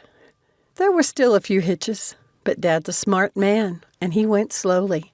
By the time he officially asked her out, they'd been seeing each other secretly for months. He'd become a fixture at their house, and it didn't seem such an alien idea. My grandparents still struggled, but my father's always treated my mother like she was a queen. When my dad came to them to ask permission to marry their daughter, Grandfather was going to refuse, but my grandmother stopped him. She said that when a man treated her daughter the way my dad did, being a different race didn't matter. Is this the place? The driver called out, pointing ahead. Someone stood on a side road waving something yellow. Beyond that, a fair distance away, was what could have been mistaken as a small forest, except for the hint of a rooftop. That must be it. Eve's stomach twisted. Does your grandfather know his son married a black woman? Darius whispered. I seriously doubt it. Like I said, the only communication my father's had with him was that solicitor's letter, and then a couple of phone calls in the last few weeks. Then they could be in for a surprise. Yep. And that didn't help settle her nerves at all. The driver took his time up the tree-lined drive and made another turn. Darius was impressed with the well-maintained lawn and colorful flower beds. Wow, he said. That's no farmhouse. I can't believe my father never said he grew up in a castle. Eve tightened her grip on his hand. I'm getting intimidated, and I have a feeling that's not a good way to feel when meeting my grandfather. Then don't be intimidated. Darius pressed his lips to her temple. You have no reason to feel that way. You're right. I'm not sure I like this place, Joe said, looking at his phone and then scanning the area. The reception's lousy. I'm glad I brought my satellite phone in case their Wi-Fi isn't any good. Or they don't have any. A sense of unease settled on Darius. They were in an isolated part of Scotland, a good 30 kilometers from the nearest town, which hadn't been all that big. The car pulled up about 20 feet from the elegant manor. While it had the look of age with its many stone chimneys, it looked like the owners over the years had updated it by putting in larger, modern windows. It was actually a beautiful combination of old and new. The driver got out and opened Eve's door, while Joe got Darius's. Eve stepped out but didn't move away from the car, and Darius came to stand beside her. The front door opened, and a short man wearing a tweed suit emerged, his balding head shining in the rare sunshine. He scanned them, frowned, and then peered into the car like he thought someone else must be inside. Eve stiffened beside Darius, and he knew what the man was looking for. Where's Miss Stewart? His accent was English, not Scottish. That would be me, Eve said. The little man blinked. Evelyn Stewart, daughter of Bruce Stewart? One and the same. Oh, dear. The man started to wring his hands. This is most unexpected. I think it's time to go. Eve was still standing by the open door of the car and moved to get inside again. Oh, my goodness, Miss Stewart, please don't leave. The little man ran up to her door. I meant no offense. I apologize for my poor manners. He bowed and then extended his hand. Horace Dalrymple, solicitor. Welcome to Hedson Park. Eve considered him for a second before shaking his hand. This is my fiancé, Darius Dimitriou, of REKD Gaming. Darius twitched a little at the sudden advancement in their relationship, but he found he liked the sound of it. This is my bodyguard, Joe Brooks, he said. He'll need a room next to mine. As I mentioned in my email, Eve said, along with accommodations for our driver. Of course. We're all ready for you. Mr. Dalrymple stepped toward the house, saying over his shoulder, This way, please. The servants will get your luggage. He opened the front door, and 2 young men stepped out and hurried toward the car, where the driver had opened the trunk. Do you think I ought to offer to help them? Joe asked softly. I'm trying to decide if that would be a sign of weakness. Darius rubbed his chin. I want to make sure we start her off in a position of power. Well, she already is. It's at her discretion that she's here at all, and she can leave any time, Joe said, scanning the area. Darius had guessed her grandfather wanted something, but Darius doubted the old man had anything he could hold over her or her father. Sorry about the fiancé thing, Eve said softly when Darius took her hand. I can't shake the feeling that this whole thing is a power play, and I'm meant to be a pawn. I couldn't think how to describe you, and friend just didn't have the same punch. I figured as much, Darius said as they leisurely strolled toward the house where the solicitor waited. Did this guy give you any indication of why you've been asked to come? Still nothing. He keeps saying that my grandfather will explain when I see him. He wanted my father to come, of course, but my dad said the closest my grandfather would come to seeing him was through me. Take it or leave it. I think the old man might be trying to decide if the best person to inherit is my cousin. Considering Dalrymple's shock at seeing me, I won't be surprised if we leave tomorrow. You don't think that having a woman of mixed race marrying into the royal family might have softened his attitude? Darius asked. A lot of Scottish people don't like being under English rule, so I guess it depends on if my grandfather is one of them. Personally, anyone who would treat my father the way he did is going to have to work really hard to make me care what they think. Well, there's no one I'd rather pretend to be engaged to than you. He kissed her hand. How many people live here? Eve asked when they reached the solicitor. There's Mr. Stewart, of course, and your cousin Graham has been here since your uncle's funeral. Are there other cousins? Darius asked. No, sir, I'm afraid not. And now the house. Mr. Dalrymple opened the front door with a flourish. Chapter 13. After the exterior of the house, Eve should have been prepared for the interior. She was grateful for Darius's arm around her shoulders as they entered the elegant foyer. Like the hotel in Edinburgh, the house must have been updated because it had a tasteful balance between the light walls and geometric tiles and the dark furniture. It even had a miniature coat of arms. Mr. Dalrymple appeared in the opposite doorway with an older woman. She barely hesitated before coming forward to Eve. Welcome to Hedson Park, Miss Stewart. I'm Mrs. Campbell, the housekeeper. She spoke with an English accent that had a hint of the Scot in the way she formed her words. It made Eve wonder if she was from England originally. Eve introduced the men. "Where's my grandfather?" "I'm afraid he's had to take to his bed with a migraine. He may call for you if he feels up to it, but in the meantime, we can get you settled. This way, please." Mrs. Campbell went to the stairs at the side, and Eve exchanged a glance with Darius. He shrugged, and they followed the housekeeper. The hallway decor was similar to that of the lobby, but included family portraits. Eve slowed her pace so she could check them out. None were of her father, which didn't surprise her, but some of the men in the pictures looked like him. "This is your room, Miss Stewart," the housekeeper said to Eve. "Your fiancé's is right across the hall as requested, and his man's room is next to his." The servants arrived then with the luggage, and Eve told them which room to take which bags into. "I guess I'll check out my digs," she said. "I can come with you. I'd like to see it," Darius said. "All right." Eve was more than happy to keep him around anyway. "You coming, Joe?" "Yes, and then I'll need to examine Darius's room." The servant who carried her luggage came out, so they went in. "Well, I've always wondered what it would be like to sleep in a canopy bed," she said. Eve thought the floral print of the bedspread matched the yellow walls. It gave the room an airy feel. There was even a little sitting area to the side with a love seat and a lamp. She went to the window, which overlooked a garden that stretched away from the house. "Look at all that," she said.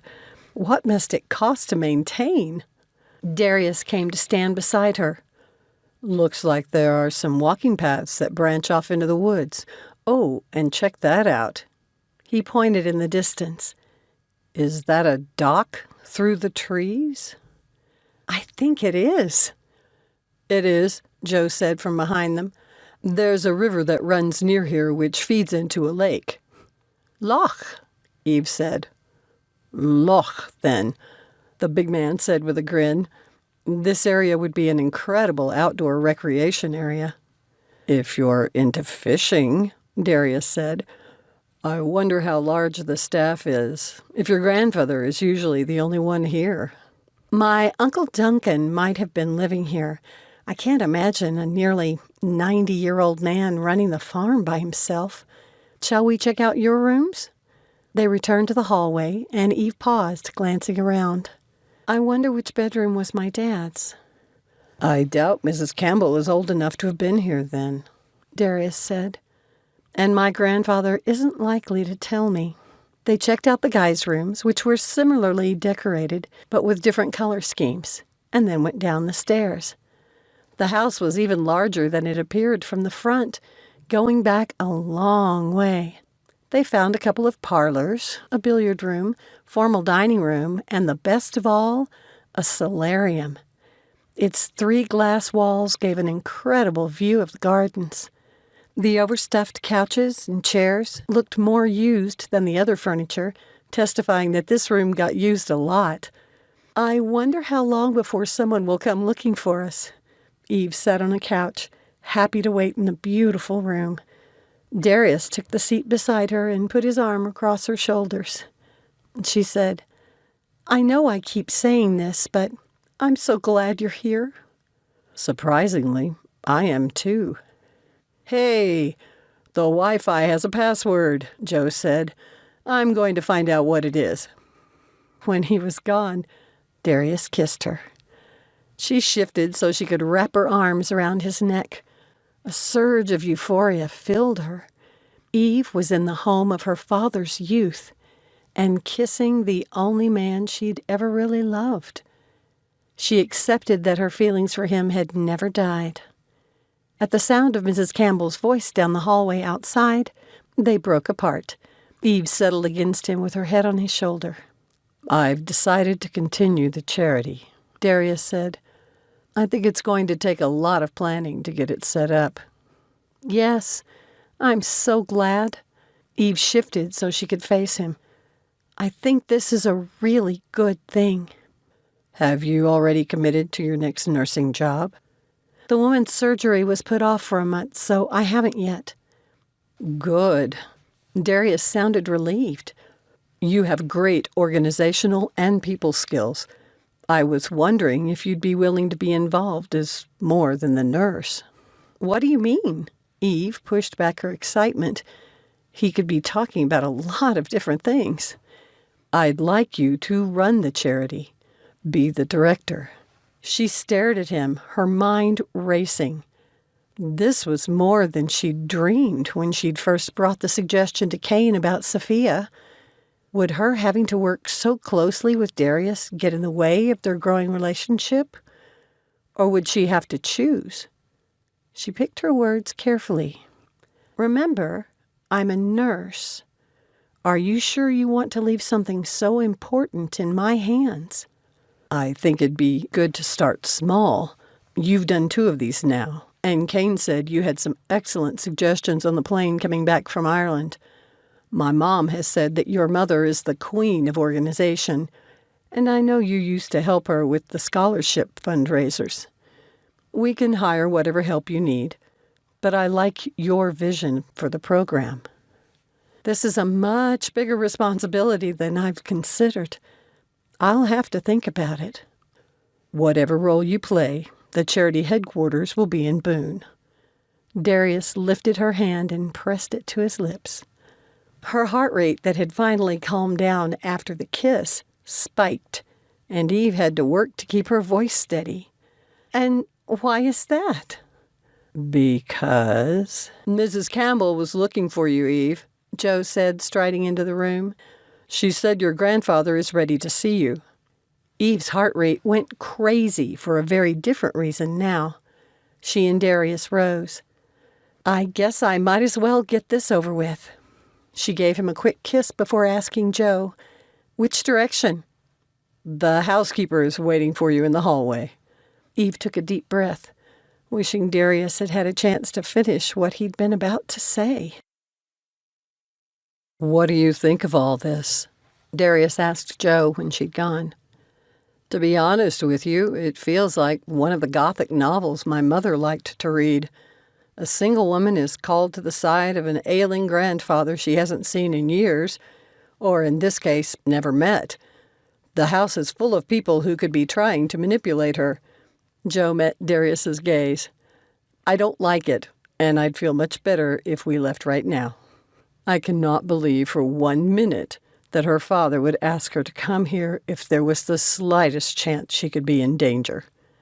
Darius felt sick at the thought. I'd feel better if I understood the motivations for inviting her here. Joe scanned the gardens outside of the solarium. Have you met her cousin? No. She and I have been waiting here until she was summoned. Have you? No, but I overheard some servants talking about him. Nothing positive, I assume, from your tone. You're right. I told our driver to let me know if he overhears anything, too, but he said the ones he's talked to so far have been standoffish. Well, I think Eve's father was lucky to get out of this place and miss all of this. Darius glanced at the door, wishing he could have gone with her to offer support. True enough. The drama aside, this place has a lot of potential, Joe said, scrolling through his phone.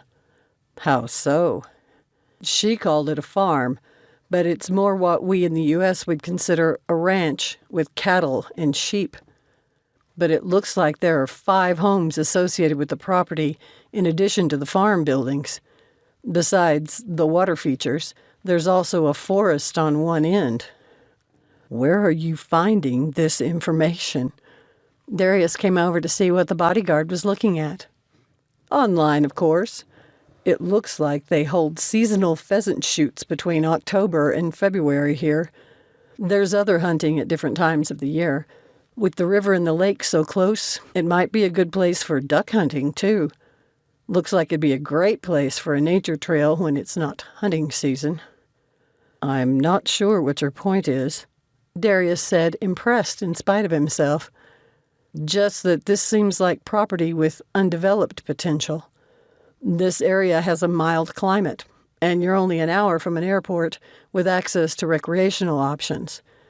Even if someone didn't want to continue running it as a ranch, It's not like it doesn't still have value. I've been a teacher, and now I'm a game designer. I've always left the business stuff up to Rafe. It seems like none of this is our business, since Eve's part of the family that was disinherited. Darius rubbed his face, more fatigued than he'd realized. Maybe bodyguards have too much time on their hands. Joe put his phone back in his pocket. I spend a lot of my time watching people and trying to assess any threat and understand what's going on.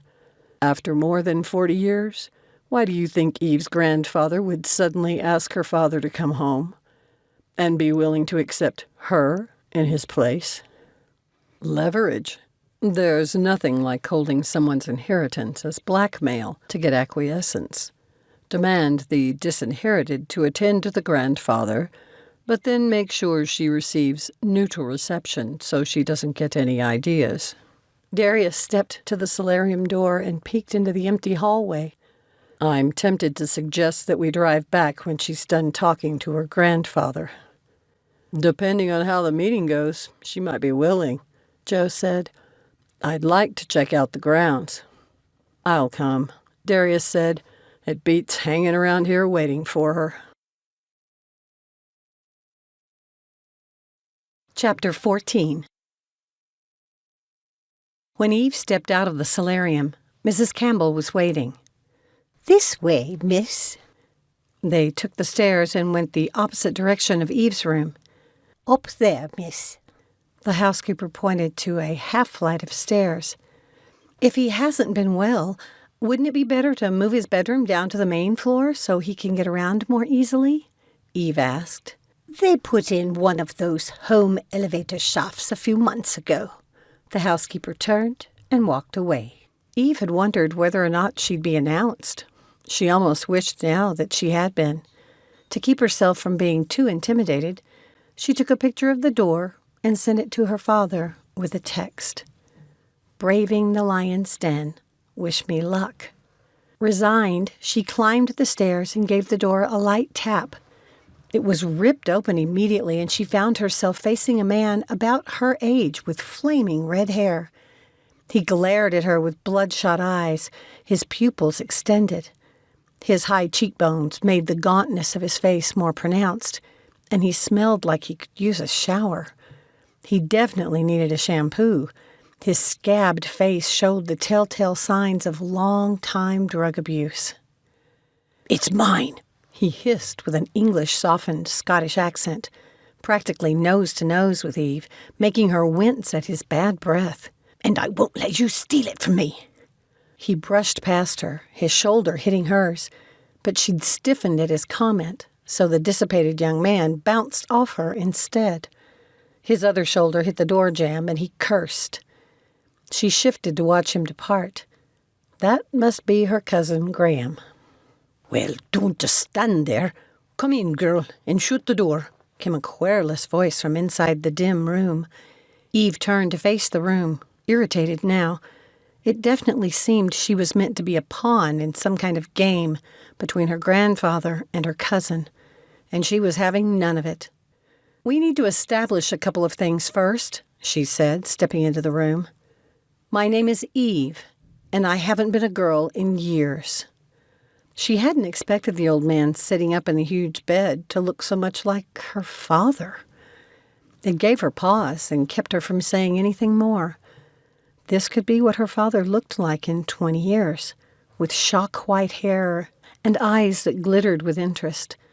But this man's face only had frown lines, where her dad's had a balance between those and smile lines. Turn up the light, Alan. Her grandfather spoke like her cousin had, his Scottish accent much less pronounced. Her dad had mentioned that his father had attended Oxford, like many wealthy Scots, and that had softened his brogue. Eve had been so focused on her grandfather that she hadn't noticed the other man, probably in his mid-60s, standing in the shadows by the bed. He turned on another lamp, but it didn't brighten the room much. It's still light outside and a beautiful day, Eve said. Why not open the curtains? My doctor, her grandfather began. Yes, migraine photophobia. She moved closer to the bed, her nurse's training kicking in. Photo what? It's a light sensitivity. It means you can't tolerate sources of light, such as sunlight, fluorescent lights, and incandescent lights, because they give you bad headaches. Is that what's bothering you? How would you know this? He asked. Because I'm a nurse. Earlier in the year, I had a patient who suffered from it. Ah. He considered her for a second. Did you have the migraines before your stroke? She took his wrist to take his pulse. Aye, he said, his expression bemused. But they're worse now. That makes sense. Eve set his wrist back on the bed. His pulse was fine, and his face didn't show any signs of paralysis. She wondered if he suffered from depression after the death of his son, followed so quickly by his stroke. Do you like being closed off from the outside? Do I look like I'm daft? He snapped. I'm glad to hear that, because you've got a beautiful property here, and it'd be a shame if you couldn't enjoy it. About 80% of people who get migraines are sensitive to light, which is called photophobia. Some researchers think it starts with the optic nerve. She put a finger to his chin, and he let her tilt his head toward the light. Have you done anything to determine what your personal triggers are? Triggers? Not everyone is the same. What causes one person to have a migraine won't bother someone else. It's important to identify what your triggers are. Besides opening the curtains. His tone was sarcastic. Eve chose to ignore it. But there are other triggers, like some kinds of foods or skipped meals. You're not as thin as that rude young man, but you definitely look like you're not eating enough. When was the last time you ate? I wasn't hungry. Her grandfather grumbled. It's important to learn to listen to what our body is telling us, but sometimes our bodies send out confusing signals. She looked at the other man. Alan, was it? Will you bring up some crackers? I think you call them digestives. And some fresh fruit, but not citrus, so no oranges. The man glanced at her grandfather, who nodded. Alan left the room. I would like to see you better, her grandfather said when they were alone. Is your headache gone enough for me to risk opening the curtains a little? We can test it out. He waved his hand for her to do it, but closed his eyes. Eve went to the drapes and found the drawer. She pulled it slowly to gradually add light to the room. Is this too much? Her grandfather slowly opened his eyes, taking his time to let them adjust to the increased light. You're a beauty, he said, his voice soft. Has your father ever shown you pictures of his mother? He only had one that was in his pocket the day he left. It pained her dad all these years that he only had a single photograph of her. She died when he was 10. The old man pointed to a wall where a framed painting hung. Eve went to it. Do you mind if I take it to the window? Go ahead, but take care. 'Tis heavy. She didn't find it particularly so, but she also exercised, and helping to lift patients had made her strong. She held the painting to the light. The woman had dark hair and her father's eyes. The artist had captured the twinkle there that Eve thought must be hereditary, because her dad had it too. Had she been the joy in her grandfather's life? And when he'd lost her, he turned into a bitter old man? Eve looked too much like her mother to have been said to resemble her grandmother, but there were similarities in the shape of their smiles and the single dimple at the corner of their mouths, and their eyebrows. Eve definitely had gotten hers from her grandmother, which was a good thing. Are you an only child? He asked. I have a younger brother, Ross. Eve replaced the portrait. He's 27, married, and expecting his second child. How does he support his family? He's an attorney, like our father. The old man pulled a face, but she continued. It's different in the U.S. Attorneys do it all, so there's not a difference between barristers and solicitors. Like doctors, they have specialties. My father owns a successful firm that specializes in civil law rather than criminal. Ross is working hard to become a partner. Dalrymple said you are engaged to a billionaire. Are you one of those women? Eve didn't respond right away. The venom he'd put in his last words made her hackles rise. But she didn't want to fight with him.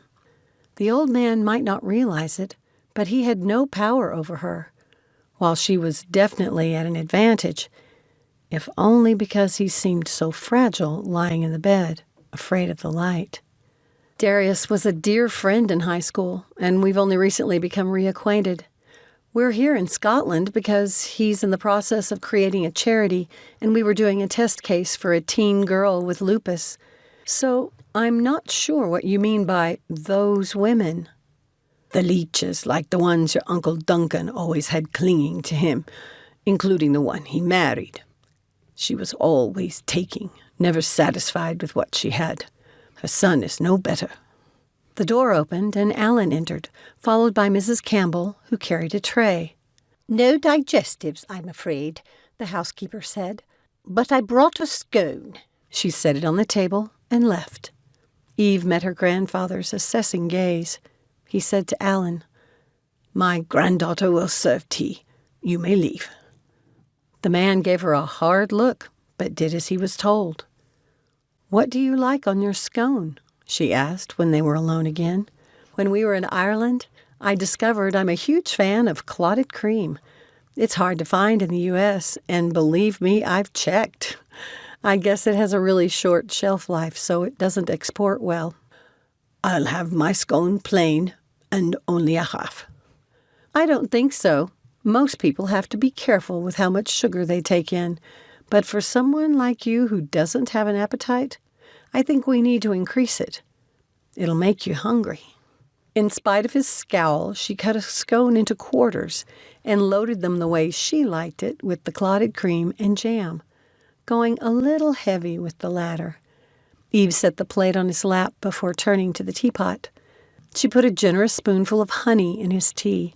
Her maternal grandmother had experienced a series of mini strokes that had impacted her sense of taste, and therefore her appetite.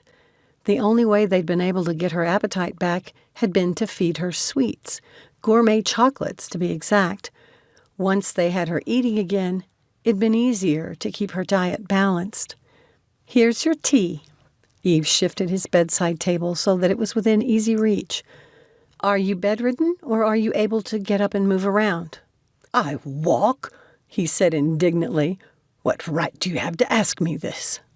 Remember, I'm a nurse. It comes naturally. She pointed to the scone. You need to take another bite of that. When he glared at her, she took his hand and moved it toward his mouth. I can feed myself, woman. Then do it. Eve put her hands on her hips and did her best to channel her father. You're being a wee schooner. Her grandfather blinked. She imagined it'd been a long time since anyone had called him a whiner. Then he surprised her with a burst of laughter. Now be careful, or you'll make a mess on your bedspread, and Mrs. Campbell will come after me for it. Still chuckling, he let her settle his plate and willingly took a bite of his scone. She handed him a napkin, and he wiped his hands. With a nudge, she moved the cup a little closer to his hand, and he took a sip. 'Tis too sweet. How much honey did you put in it? Enough, I hope, to help make you hungry. If I'd known this was going to be your problem, I would have brought you some tablet. Eve wasn't a fan of the crystallized, fudge-like candy. She didn't like the grainy texture, but her father loved it. I wonder if Mrs. Campbell has the ingredients here at the house. Maybe we can make you some. What's your favorite flavor? Whiskey? She winked at him. You impudent lassie, he cried, but there was no malice in the words. Oh, not I. You must be mistaking me for someone else. Her grandfather began to eat, chuckling periodically. Eve must not be what he'd expected, which pleased her. When he'd eaten 3/4 of the scone, he pushed it aside. It was a good start, and she was satisfied. She moved everything to the tray and then pulled the chair by his bed. You've had a couple of cups of tea, and I've been here for a good hour. Do you need to use the toilet? I can call Alan if you need help. Not yet. I want you to tell me about your mother. Is she from America? Yes, born and bred. My mother's family weren't free until the end of the U.S. Civil War, but her father's people were never slaves. His line came as indentured servants to the new colony and earned head rights for land in the Chesapeake Bay area. He sold it and moved his family to Massachusetts, where we lived for a couple of 100 years. Eve let her pride show. They fought in the American Revolutionary War and later in the Civil War on the side of the North. Members of my family have fought for the U.S. in every conflict. You are proud, then, of your American heritage? Of course I am. But not your Scottish ancestry. Eve leaned forward and met her grandfather's gaze. My immigrant father was cast aside like so much rubbish by the very people who should have cared about him the most. Why should I give even a second thought to a Scottish family that would do that to him? Her grandfather's face went red, and once again he reminded Eve of her father. She reached out and covered his hand with hers. When my dad's angry, he looks just like you. And he's told you the rift between us was all on my head? No. He told me he was just as pig-headed as you are, but he wasn't going to be forced to be something he didn't want to be. He said he hated being stuck living in the country and loved the city. The idea of being turned into a sheep farmer depressed him and sucked all the joy from him. Dad said he tried to tell you, but you wouldn't listen. Her grandfather's complexion was still flushed, but he seemed more in control of himself. He rubbed his face and looked tired. Bruce always insisted he knew what was best. He had to have a go at something for himself, even when his mother and I tried to keep him from getting hurt. How could I trust him to make an important decision like that? His choice was the best one for him. He's a good man who's built a prosperous and happy life for himself, Eve said with passion, putting all the love and respect she felt for her father in her words. Bruce Stewart is one of the leading civil attorneys in Boston and has a reputation for integrity and thoroughness. People who hire him have every confidence in his abilities. He's also a wonderful father. There's only one topic that ever sent him over the top. Me. Her grandfather watched her with hooded eyes. You think I was wrong? Yes, I do. You don't throw family away. I could have had a very different childhood if you hadn't made things worse by disowning him. With time, you two might have made up.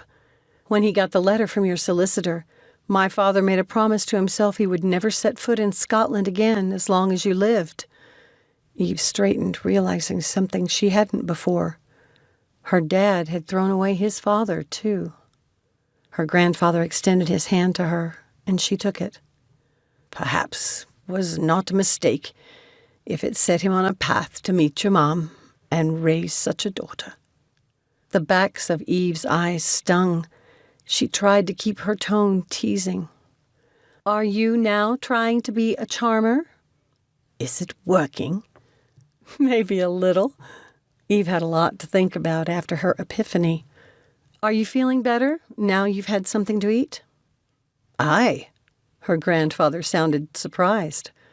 Are you up to having dinner with everyone tonight? The old man considered it. I might. Well, don't come if you're not up to it. Eve gave his hand a gentle squeeze and stood. She picked up the tray and left the room to find Alan waiting anxiously. Daddy eat something? He asked. Almost an entire scone with clotted cream and a bunch of jam. He also says he may come down to dinner. Wait a second, she said when the man reached for the door. Is he like this often, where he takes to his bed? Mr. Stewart has suffered from migraines for years, but only since his son died have they been this bad. How long has Graham been here? She asked. He arrived a week after his father's death. Comes and he goes as he pleases. Alan shifted uncomfortably, like he wanted to say more, but he didn't. When Grandfather passes, has Graham said what he'll do with the property? Yes, he intends to sell it. Well, if farming isn't his thing, I can understand that. How long has it been in the family? Over 100 years.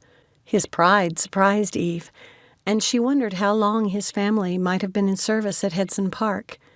It seemed an antiquated idea, but in an area with so few jobs, maybe that kind of old-fashioned loyalty continued. How unsettling it must be for the servants to wonder what would happen to their jobs when her grandfather died. He didn't have many options. He could either swallow his pride and reinstate a disowned son he hadn't spoken with in more than 40 years, or leave it all to a grandson who couldn't wait to turn his grandfather's legacy into cash, probably to feed an addiction that was killing him. "I had no idea that my family had been here so long," she finally said. "I'm encouraged that he's going to try to come to dinner. I'd like to recommend that you work with Mrs. Campbell to try to identify triggers for his headaches. Has he been seen by a doctor lately to be evaluated for something else?" Only his stroke. You should understand that your grandfather detests doctors. Eve watched the servant, considering. Her grandfather hadn't minded her evaluating him. Does he go there, or does the doctor come to see him here? The only way he will allow one to see him is if they attend here. Then maybe he didn't like the only doctor who would do a house call. Eve would have to think about that. She wasn't about to let someone who was suffering go unattended, even if that someone had caused her father so much pain. "I'll have to see what I can figure out." She touched his arm. "Thank you for caring for him. I'm sure it hasn't been easy." I was friends with your father. We attended school together. Alan turned and entered the room. Eve stared at the closed door for a few seconds. She'd found someone who could tell her about what her father had been like as a boy. From the hallway window, she noticed Darius and Joe in the back, so she hurried to her room to collect her jacket before joining them. Chapter 15. Darius and Joe walked the grounds after checking out the boathouse. The place had a peacefulness, with the sound of the breeze rustling the trees, bird calls, and cattle lowing in the distance. Darius slowly turned around, nodding as he considered the things the bodyguard had said about it as a vacation destination. "Would you want to live here?" "Since I've always lived in larger cities, probably not long term. But I think a visit to a peaceful place like this would be a nice break. It might even be a good place for rehab patients." "There you two are!" Eve called, striding toward them. Darius extended a hand, and she took it. He looked her up and down. "It seems you survived the lion's den." "That's exactly how I described it to my father in a text," she said with a soft laugh. Her mood was good, so the meeting must not have been a bad experience. "It sounds like it went pretty well," Darius said. "Yes, surprisingly." She slid her arm through his, and they started walking along the riverbank. "I think he was prepared to dislike me, but he started talking about his health, and that turned everything around." "The nurse worked miracles, huh?" Darius grinned at her, inordinately proud that she'd gotten around the old man so easily. "If my grandfather wanted to see how well my father did and compare me to my cousin Graham, it couldn't be a bigger contrast. Even with the race difference aside, my cousin came across to me as a stereotypical entitlement baby, which I guess would come from having grown up with the expectation of inheriting this place. The real question for me is what my grandfather's ultimate plan is. But I guess that's not really my concern since we won't be staying here long." Eve glanced around. "It's really a beautiful area. I guess I understand why my father remembers it so lovingly. What were you two talking about?" "Joe was wondering what else the property could be used for if they don't want to continue farming it." Such as? Eve asked. Besides the obvious outdoor sporting center, Joe said. I was saying that this could be an ideal location for a rehab center where the wealthy could come to get away from the pressures that have contributed to their addictions. I had a job once with a pretty well-known Hollywood type who went to a small-town facility. Anyone we're likely to have heard of? Darius asked. It'd be a pretty safe bet that both of you would, but I can't say who. The facility had top-rated therapists. Because it was far away from day-to-day temptations, it gave them undistracted time to deal with their underlying issues. They only took people who were there by choice and not court-ordered rehab, which helped with the success rate, because these are people who wanted to get better. Is there a reason you think it couldn't continue to be a farm? No, Joe said. But if your father was named the heir instead of your cousin, do you think your dad would move here to farm this place? Never. Darius repeated the observation about it being more ranch than a farm. It's still not something my dad would want to do, and my grandfather's valet said Graham wants to sell it. Eve glanced around the area, and her voice turned sad. I guess after over 100 years, it'll go out of the family. Have you done what you came here to do, then? Darius asked. If you'd like, we can drive back to Edinburgh today. There's still plenty of sightseeing we can do before the plane returns. If you want to go back, you can. I want to stay at least for the night. My grandfather might come to dinner, and I'd like to see how he and my cousin interact. Eve turned to face the house again. We can leave early in the morning, if that's all right. We'll stay, then. I'm interested in meeting this cousin, too. They walked around the house to the front and paused to look at the expanse. Such a big house for a small family, she said. It really does feel like a step back in time. You'd almost expect the servants to wear livery. The front door opened and a man stepped outside. He didn't appear to notice them as he paused and lit a cigarette. My cousin, she said softly. Graham looked up then and startled. As his gaze went from Eve to the men on each side of her, his already sour expression turned into a glare. See what I mean about a living stereotype? She whispered. Darius wondered if she was going to introduce them or if she was waiting for her cousin to make the first move. He must have been mentally debating the same thing, but he finally swaggered over and stopped before Joe. You must be the fiancé?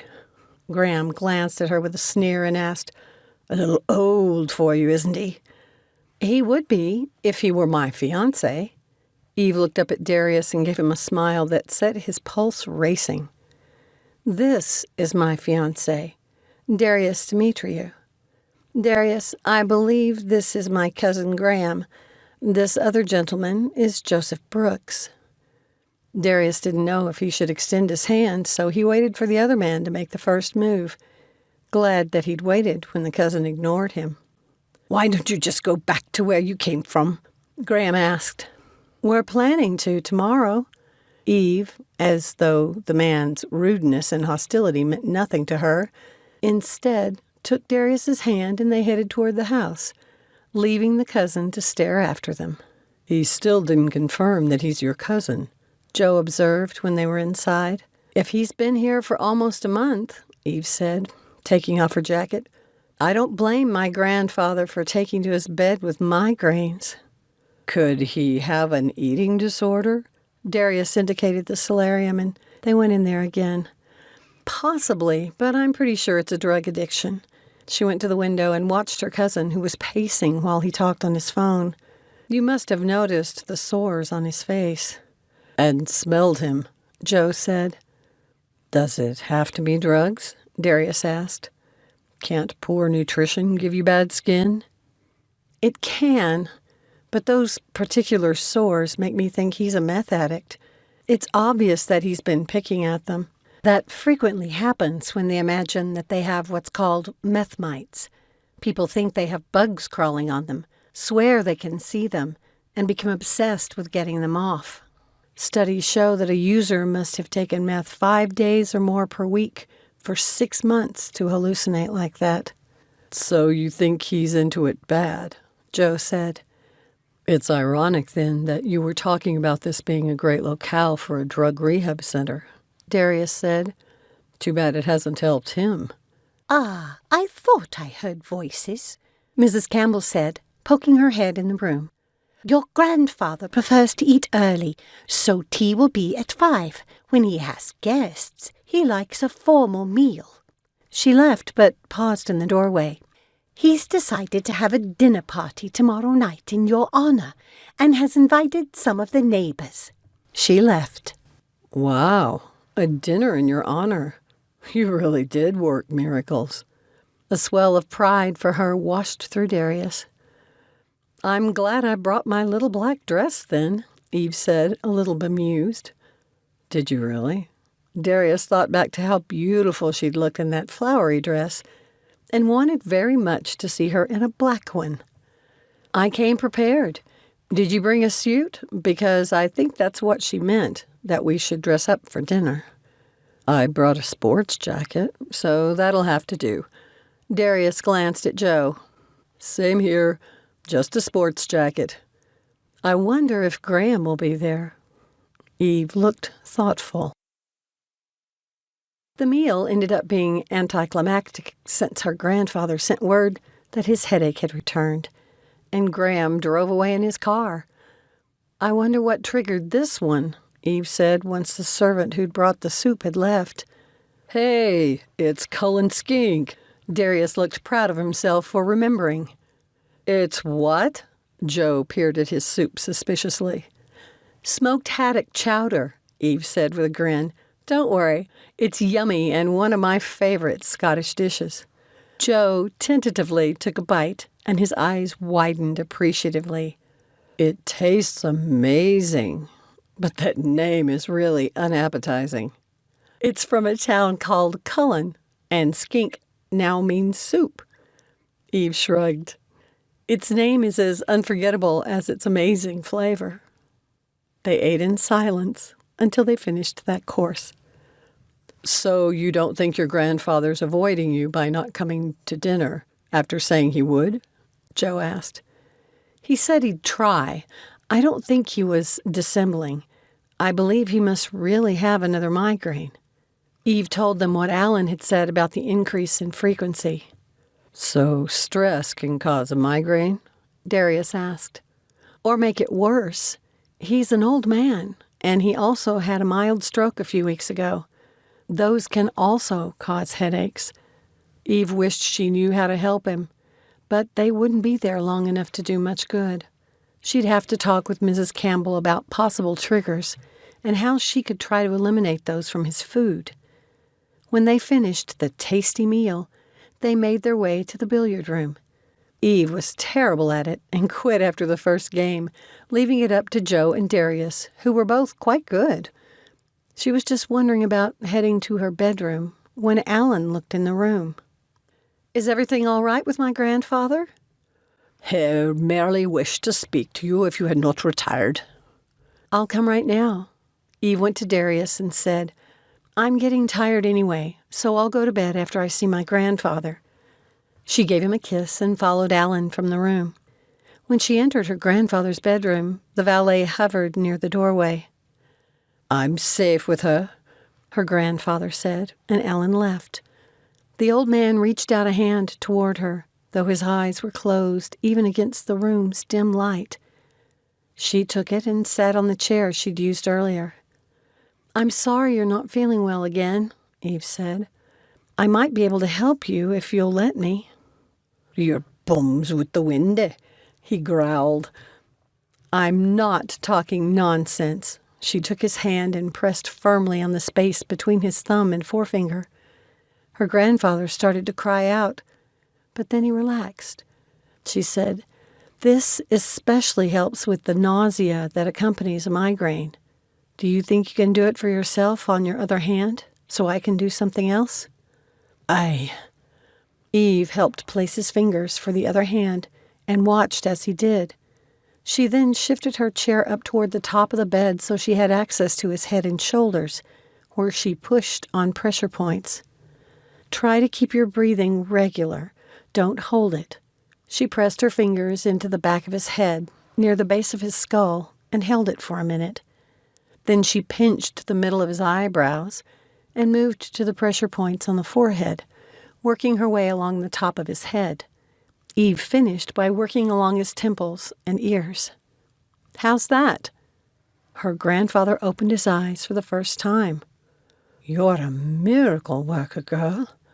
"I'm sorry I didn't come up as soon as I heard you had another headache. This is something I can teach Alan how to do if you'd like." "I doubt he has magic fingers like you." "Mine comes from practice, and he can learn how to do it too." "Bless you. I should be able to sleep now." Her grandfather closed his eyes again. "Good night." "Hold your horses." He reached for her hand again and kept her from rising. "I wanted you to know I'm sorry to have missed tea with you." "Since you're having a dinner party tomorrow night, we'll have another chance. Though you should have warned me before you sent out invitations to your neighbors. We'd planned to leave tomorrow morning." "What's this?" Her grandfather scowled. "You barely got here, and now you plan to leave?" He looked sincerely distressed, and Eve's heart gave a little twist at his obvious loneliness. How close had he been to Duncan? Had his loss been that of a friend as well as a son? Was her grandfather close to Graham at all? "Can I speak plainly?" she asked. "Sure you can. I wouldn't expect anything less from Bruce Stewart's daughter." "All right. I don't know why I'm here representing my father. After meeting Graham, I'm guessing you're trying to decide if you have a better choice for an heir. While I understand your concern about leaving your property to someone who only wants to sell it, I don't appreciate my family being used as a pawn." Her grandfather watched her, his dark blue eyes, which were so like her dad's, catching the lamp's dim light. "Aye, you speak the truth," he finally said, heaving out a breath, much as her father did. "'Tis tatties over the side, and what am I to do? The boy's all bum and parsley." The despair in her grandfather's voice twisted Eve's heart. Graham did seem like a blowhard, but it wasn't all disaster. "Now don't get stressed out again, Granddad, or your headache will get worse again." He grinned suddenly, and she glared at him, thinking he'd been playing her. "Don't look at me like that. I like the sound of it on your lips." "What?" she asked, wary now. "Granddad." The simple words brought tears to her eyes. Eve hadn't realized she'd said it. She patted his hand. "But back to your problem with Graham. There have to be options you haven't considered." "Such as?" he asked. "I don't know. I'm sure there are things that can be done, though, like restrictions in your will or on the deed for the property. I'm surprised you haven't talked with your solicitor about this." "I have, but I wanted to see Bruce again first." "You know, now that I think of it, my dad could be just the man you need. He might have some ideas for you." Eve patted her grandfather's hand. "Let me think about it and maybe call my father to see if he has any ideas. He won't talk to you, but I can be your intermediary." "You would do this for me?" Her grandfather looked old and helpless, and her heart went out to him again. He was living with the consequences of his actions from all those years ago, and it was tearing him apart. If her father wouldn't help him, Eve would see what Darius could do. He must know lawyers who could advise him. "Yes, you might have disowned him, but I haven't disowned you." He wiped at his eyes, but said nothing. She kissed his forehead, turned out the light, and left the room. If anyone had told her even a couple of days ago that her heart would break for her grandfather, she'd have laughed. Eve firmly believed in the concept of redemption. She could tell her grandfather was sorry, but his pride had kept him from making amends. Her father was no better. but she might be able to soften his attitude. Eve was glad she'd come. Chapter 16. Darius must have been more tired than he'd realized. He went to bed in his clothes, planning to listen for Eve's return to ask how the summons had gone to her grandfather, and woke to find light streaming in the bedroom window. He showered and went to her door. He was just about to rap on it when it opened. "Oh," she said in surprise when she nearly plowed into him. "You're just the man I want to see." "Well, I always like to see you." He was about to kiss her when he heard Joe's door open. Darius still felt awkward about doing it in front of the bodyguard. Eve leaned in and stole a quick peck. "You guys ready for breakfast? I'd like to brainstorm some things with you before I call my father." "What's up?" Darius asked. She laced her fingers with his as the three of them walked to the dining room, and she told them about her second talk with her grandfather. The food was spread out on the sidebar for them to help themselves. They filled their plates and sat at the table. There was still no sign of Graham. "You're thinking of asking your father's advice?" Darius asked. "He doesn't have to do the actual work," Eve said, spreading clotted cream on a scone. "But he ought to have some ideas about options Granddad might have." "So you're calling him Granddad now, huh?" Joe's tone was approving. "Yes, I am. He did a terrible thing, but I think my father gave up too easily, so he carries some of the shame of this unamended breach between them. I feel sorry for my grandfather, and I think his heart has softened." "I guess the big question will be whether or not your father's heart has softened." Darius sent her a sympathetic glare. He understood how she might be hoping for resolution between the two men. But maybe the cynic in him was too strong. It'd been a sore that had been allowed to fester for over 40 years. A wound like that was hard to heal. "Don't get your hopes up too high." "I'm a realist, and that's why I'm hoping you can help me." "Me?" Darius looked at her in alarm. "Remember, I'm an artist, not an attorney." "That's true, but I'll bet that you know some attorneys. And you're a smart man who helps run a $1 billion business." "I just take care of my little art department." They bantered back and forth a little until she'd convinced Darius to agree to help her. "Remember," she said, "you'd just be the backup in case my father won't help. You know, I'd really like you to meet my grandfather," Eve said when they were finished eating, "before the dinner tonight." "I'd be happy to, if he wants to meet me." Her grandfather had good reasons to be impressed with Eve, but Darius wasn't sure the old man would feel the same about him. Darius accompanied her when she went upstairs to check with Alan. He told Eve her grandfather slept late and would take his meals in his room to be rested for the dinner party. "Does he always have to rest like this?" she asked. "His health has declined a great deal since Duncan died," Alan said. "My own father was in the most robust health until suddenly he wasn't. He was often complimented on how young he was for his age. When my mother died, it was like the life went out of him.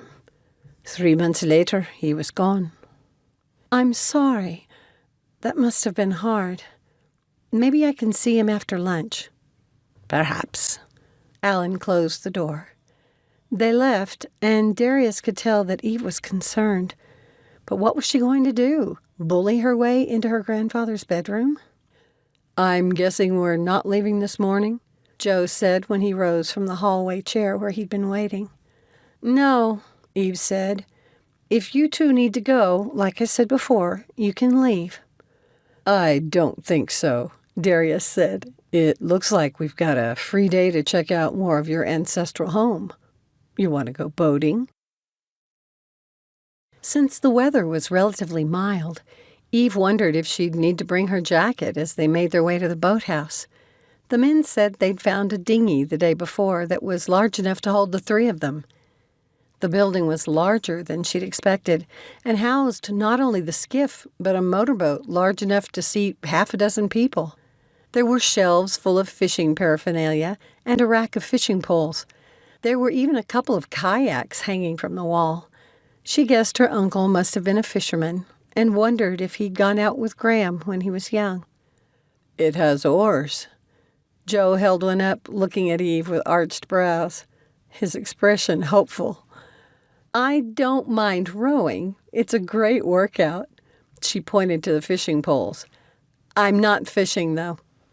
Your family here is into hunting, too, Joe said. There's quite a rifle collection in one of the parlors. I'm not interested in either hunting or fishing. Darius shot Joe an apologetic look. Why don't we go for a nice little boat ride? I'm game, Eve said. She let the men push the dinghy from the boathouse to the dock. Joe held it steady while Darius, with one foot on the dock and one on the boat, held a hand to help her in. She hadn't been boating in a long time and felt a little rush to be out on the water again. Her parents owned a sailboat that they often used in Boston Harbor. Eve thought her father's love of the water must have begun in this place. It made her look at her surroundings differently, wondering if it had changed since he'd lived here. They took turns rowing, which gave her time to check out the wildlife. Besides a variety of birds, most that she didn't recognize, she spotted a small herd of deer. She wondered when the hunting season was in Scotland. The ever-present breeze picked up, and Eve was glad for her coat. A sense of peace settled over her. It really was a beautiful place. I think you're right, Joe. This would be an amazing location, either as a recreational resort or a rehab center. Eve's thoughts immediately went to her cousin. She wondered if he'd returned, and she hoped if he had, he wasn't bothering their grandfather. You're not lost, are you? Darius said, glancing around. No, Joe said. We go that way. Eve was about to take the oar from him so he could act as their guide when two sharp sounds in rapid succession startled them. She barely had time to glance around before the water came flooding in from the bottom of the boat. What the? Darius scrambled to put his hands over the round hole near the hull's rising waterline. The diverted water sprayed into his face, but still gushed in. You guys row us to the shore, Eve cried, and I'll bail. The men didn't hesitate and put their strong arms to work. She felt useless cupping her hands and throwing water over the side. She couldn't catch enough to make a difference in the losing battle. The cold water was quickly at her bum on the seat, chilling her to the bone. Can you swim, Joe? Darius asked, his voice grim.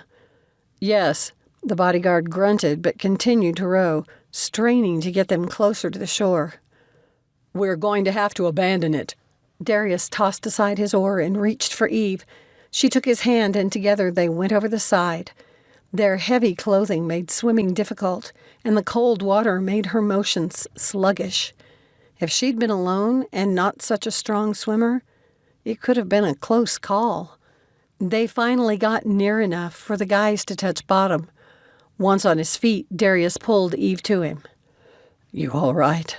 Shivering, he brushed a quick kiss across her temple. Sure. Great day for a swim. I'll push you the rest of the way. Eve stretched out her hands like she was going to dive, and he thrust her forward. She clasped the long grass growing on the shore. Her stiff hands didn't have the strength to pull herself up. Up you go. Darius lifted her onto the shore. Eve brought her legs up, and she rolled over onto her back away from the water. She didn't stay there long before rolling over. She reached out, meaning to give Darius a hand, but with his stronger arms and longer body, he had already lifted himself from the river. He lay beside her and let out a breath. Then he was on his knees and looking at the river. Let that thing go, he called to Joe, who hadn't reached the shore yet. Is he towing the boat? Yes. Darius grumbled and spread out on his stomach. He stretched out a hand. Joe took it, still hanging on to the boat's rope. When he reached the shore, he handed it to Darius and hefted himself up. The two men flipped the boat to empty the water, then pulled it up on the grass. "Why are you doing that?" Eve asked, holding her bent knees to her chest and shivering. "I want to look at it." At the man's grim tone, she stood and joined them. Joe had squatted down and was examining the hull. It turned out it wasn't a single hole, but two, closely placed together. The bodyguard ran his fingers over them, ignoring the fiberglass threads. Darius bent over and looked inside. Eve leaned in beside him. There were two larger holes, wider spread at the bottom. No wonder they'd taken on water so fast. "Yep, it's what I thought," Joe said. "Those are bullet holes." Darius put his arm around her shoulders and pulled her to him. Her shivers turned to trembling, and not only from the cold. Someone had shot at them. Twice. Chapter 17. Darius needed to talk with Joe about what had happened, but didn't want to alarm Eve any more than she was. The bodyguard's silence meant he was busy thinking about the whole macabre situation. Had someone been out hunting and hadn't noticed the boat, so it was a freak accident? Darius's instincts said no. As closely as those shots had been placed, it seemed unlikely. Did that mean someone had been shooting at him? Or Eve? The thought that someone might have been targeting her twisted his gut. Darius sensed Joe looking at him as they walked. The bodyguard mouthed, "Bill." Darius nodded. Whatever else was going on, it was time to pull in the REKD Gaming head of security. What a crazy 6 months it had been. Never before, since they had created the company, had they needed the man's expertise so much. Silently, they followed the river back to the boathouse, where they found some folded blankets. "I'm glad I left my satellite phone here. I'll report this to the police," Joe said, pulling it from the cupboard where he'd stowed it. He indicated the door and took the lead, checking the surroundings before he let them leave the building. Eve had been silent since they'd found the bullet holes, and Darius wondered what she was thinking. When they approached the house, they found Mrs. Campbell outside. "Oh, my goodness!" she cried and hurried over to them. "What's happened?" "We took one of the boats out and it sprung a leak, so we got a soaking," Darius said. "We'll get you all taken care of straight away." When the plump woman took Eve's arm to guide her inside, Darius dropped his. He found himself eyeing the servants now, wondering who could have been out. These were the servants that cleaned the house and tended the grounds, but he knew they were farmhands as well. Had any of them been out and seen something? Done something? Was he being paranoid? The memory of those holes so closely placed and low on the boat told him he wasn't. "I'd like to be in on the call to Bill," he said to Joe as they headed toward the house. "We should leave," the bodyguard said. "I agree, but she wants to see her grandfather again, and I won't go without her." It took a few minutes before Eve was finally able to convince Mrs. Campbell that she could take care of herself. The woman insisted on helping her get out of the muddy clothes, and she carried them away with her. As Eve stepped into the bath, her mind seemed to scatter in a myriad of directions.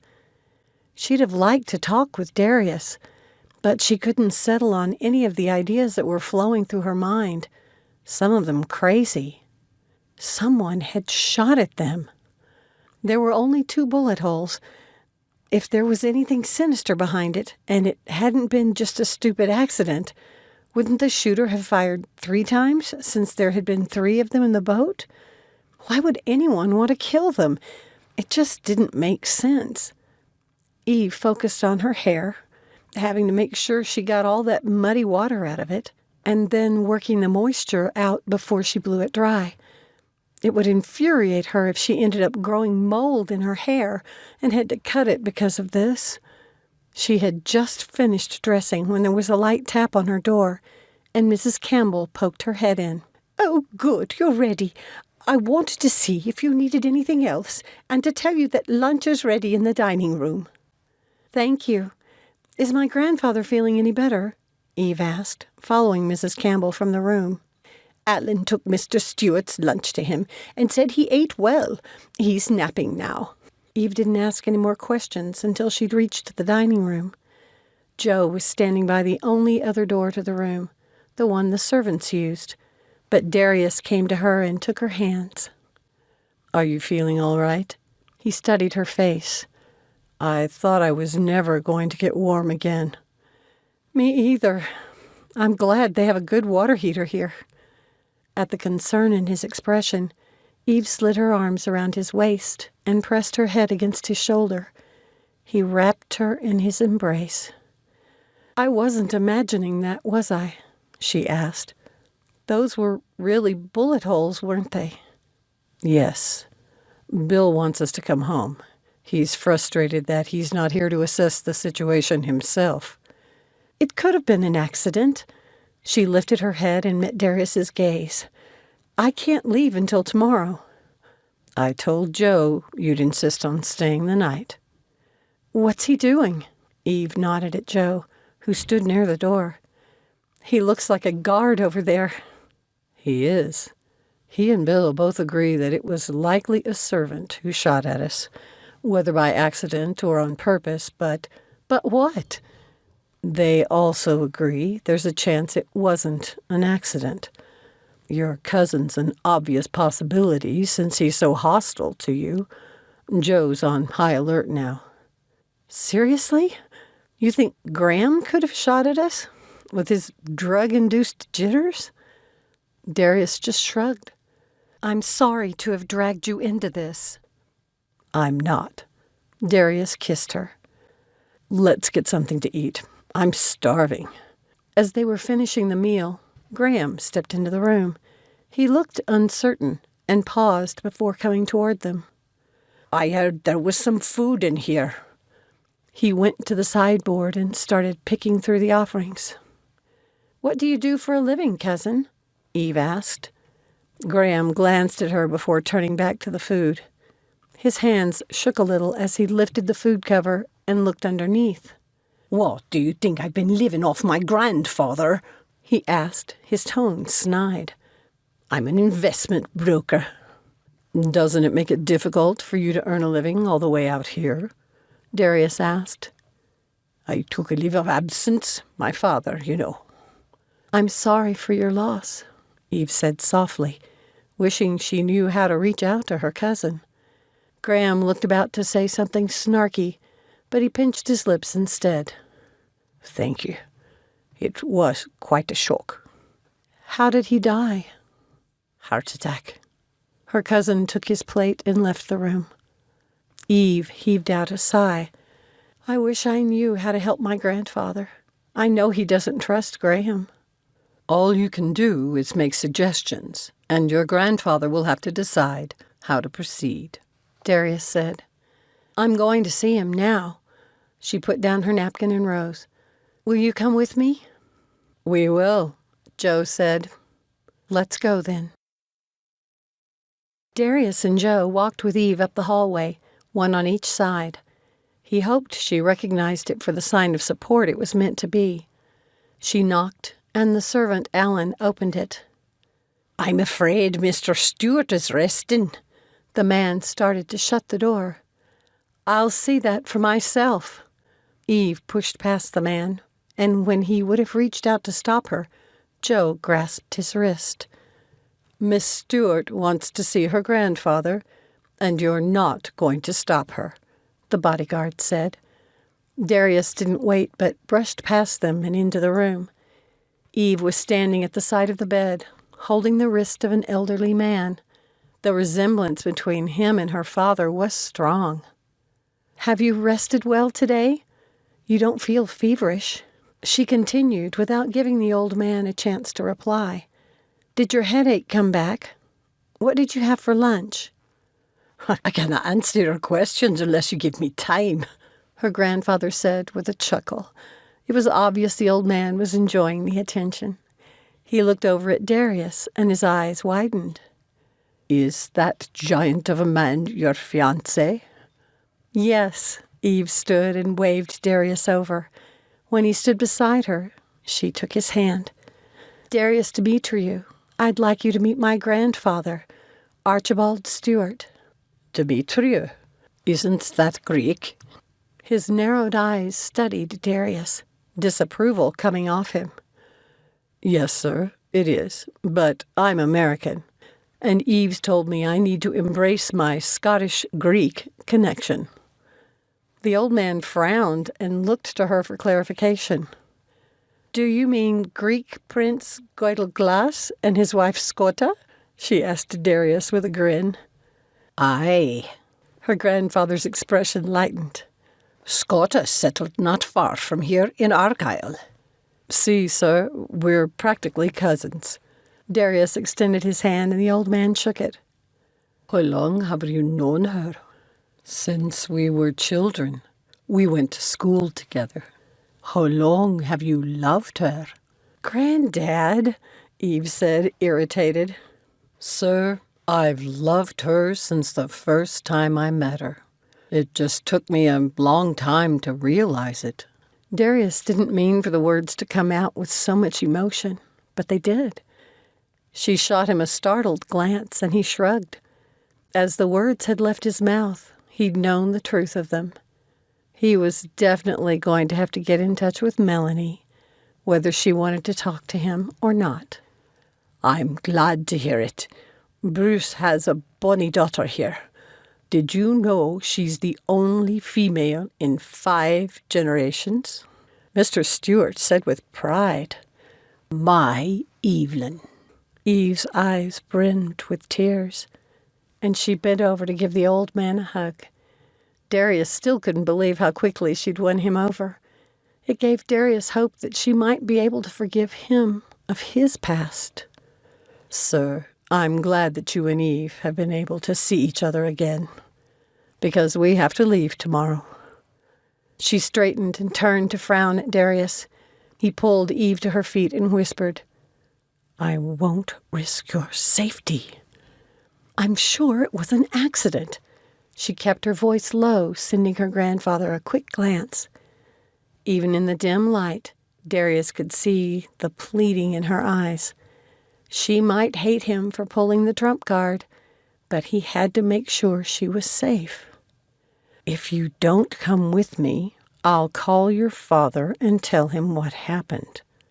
You wouldn't dare. What are you whispering about? Mr. Stewart said in a querulous voice. We're really looking forward to having dinner with you tonight, she said. Master Stewart should get some rest so he can join you, Alan said disapprovingly. Eve kissed her grandfather on the cheek again and left the room.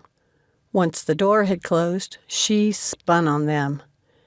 You do realize how old he is, don't you? She asked, sweeping her arms to the side. He could die before I get back here. Eve, once again, Joe stepped beside her. Something is seriously not right here, and today proved that you could be in danger. If we were to risk telling your grandfather about what happened this afternoon, do you think he'd want you to stay? Pinching the bridge of her nose, Eve shook her head. I'm not trying to be unreasonable, but I've just met him. And I've just found you again. Darius's voice cracked. When Joe stepped back, giving them some privacy, Darius pulled her into his arms. He hadn't meant to declare himself, not until he'd had a chance to talk to Melanie, but the words came out on their own. I love you, Eve. I've always loved you. She reached up and cupped his cheeks, her eyes glistening, and pressed her lips to his. Darius's heart soared. For the first time since they'd met up again, he let himself truly hope for a future with her.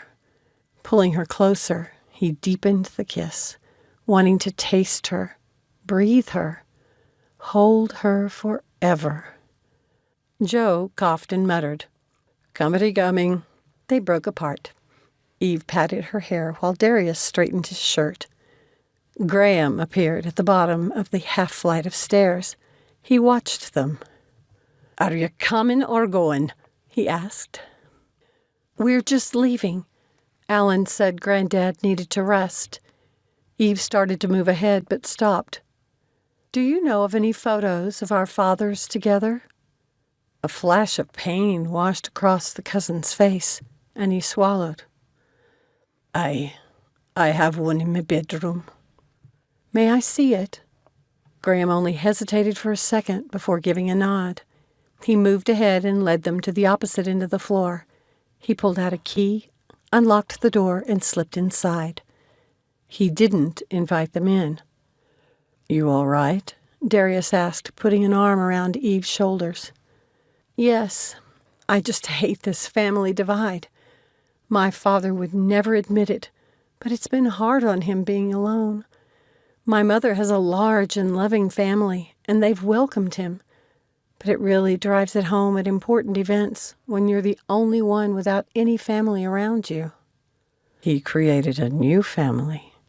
Yes, he did. But wouldn't it have been better if he could have had both? The trials we go through together can strengthen our bonds, but my father and grandfather broke theirs instead.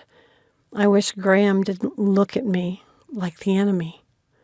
The doorknob rattled and they turned toward it. Darius dropped his arm but stayed close to Eve. Her cousin stepped out carrying a framed photograph. He handed it to her.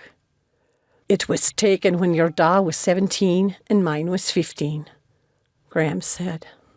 The two red-headed young men had an arm slung over each other's shoulders as they posed for the picture.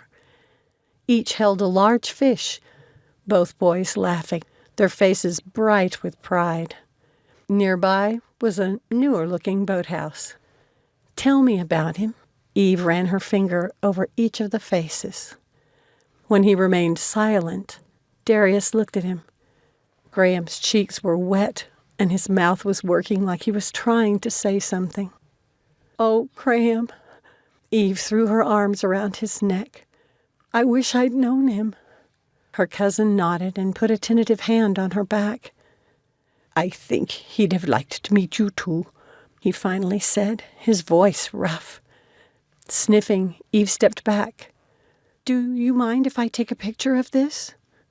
Go ahead. Darius pulled out his phone. They had to adjust the angle to avoid a glare from the overhead light. Thank you. Eve stepped back. I'll see you at dinner then. Aye. Darius reached for her hand, and they turned toward the stairs. Joe stood nearby, but he was watching Graham as he returned to his room. I think I'd like to sit in that lovely solarium. Eve tightened her grip on Darius's hand, and they went down the stairs. Once there, she collapsed on one of the couches, and Darius sat beside her. That gives me hope. She pointed to his phone. Forward that to me, will you? I want to send it to my dad. I think he'll like seeing it, Darius said, feeling tired. You should still tell him everything you've observed here, if you haven't already. Your cousin still wants to sell the estate, and your grandfather should know what his options are. I talked with my father last night for a few minutes, so he knows a little about what's going on with Graham. Eve gave a frustrated groan. I hate having to tell him about the shooting. He's going to freak out. Just be honest with him that it could have been an accident. It's true, Darius said in response to Joe's grunt. Unlikely, but not outside the realm of possibility. But we're leaving just in case something else is going on here. What did the police say? That it was likely irresponsible trespassers who would be next to impossible to catch, and we don't have any bullets to show them. Joe said, Just the holes. I read to you about the hunting in this area. I'll bet all the neighbors have guns besides the ones in this house. You're almost talking me into staying, Eve said, looking tired. No, Darius and Joe said together. Oh, I'm so glad to find you all together, Mrs. Campbell said, breathing heavily as she topped the stairs. Mr. Stewart said the dinner will be at 6. After your spill, you might want to take a nap, Miss Stewart. You look a little peaked. I think I will. Eve gave Darius a quick kiss and went to her room. Chapter 18. Eve sat on her bed and tried to gather her thoughts.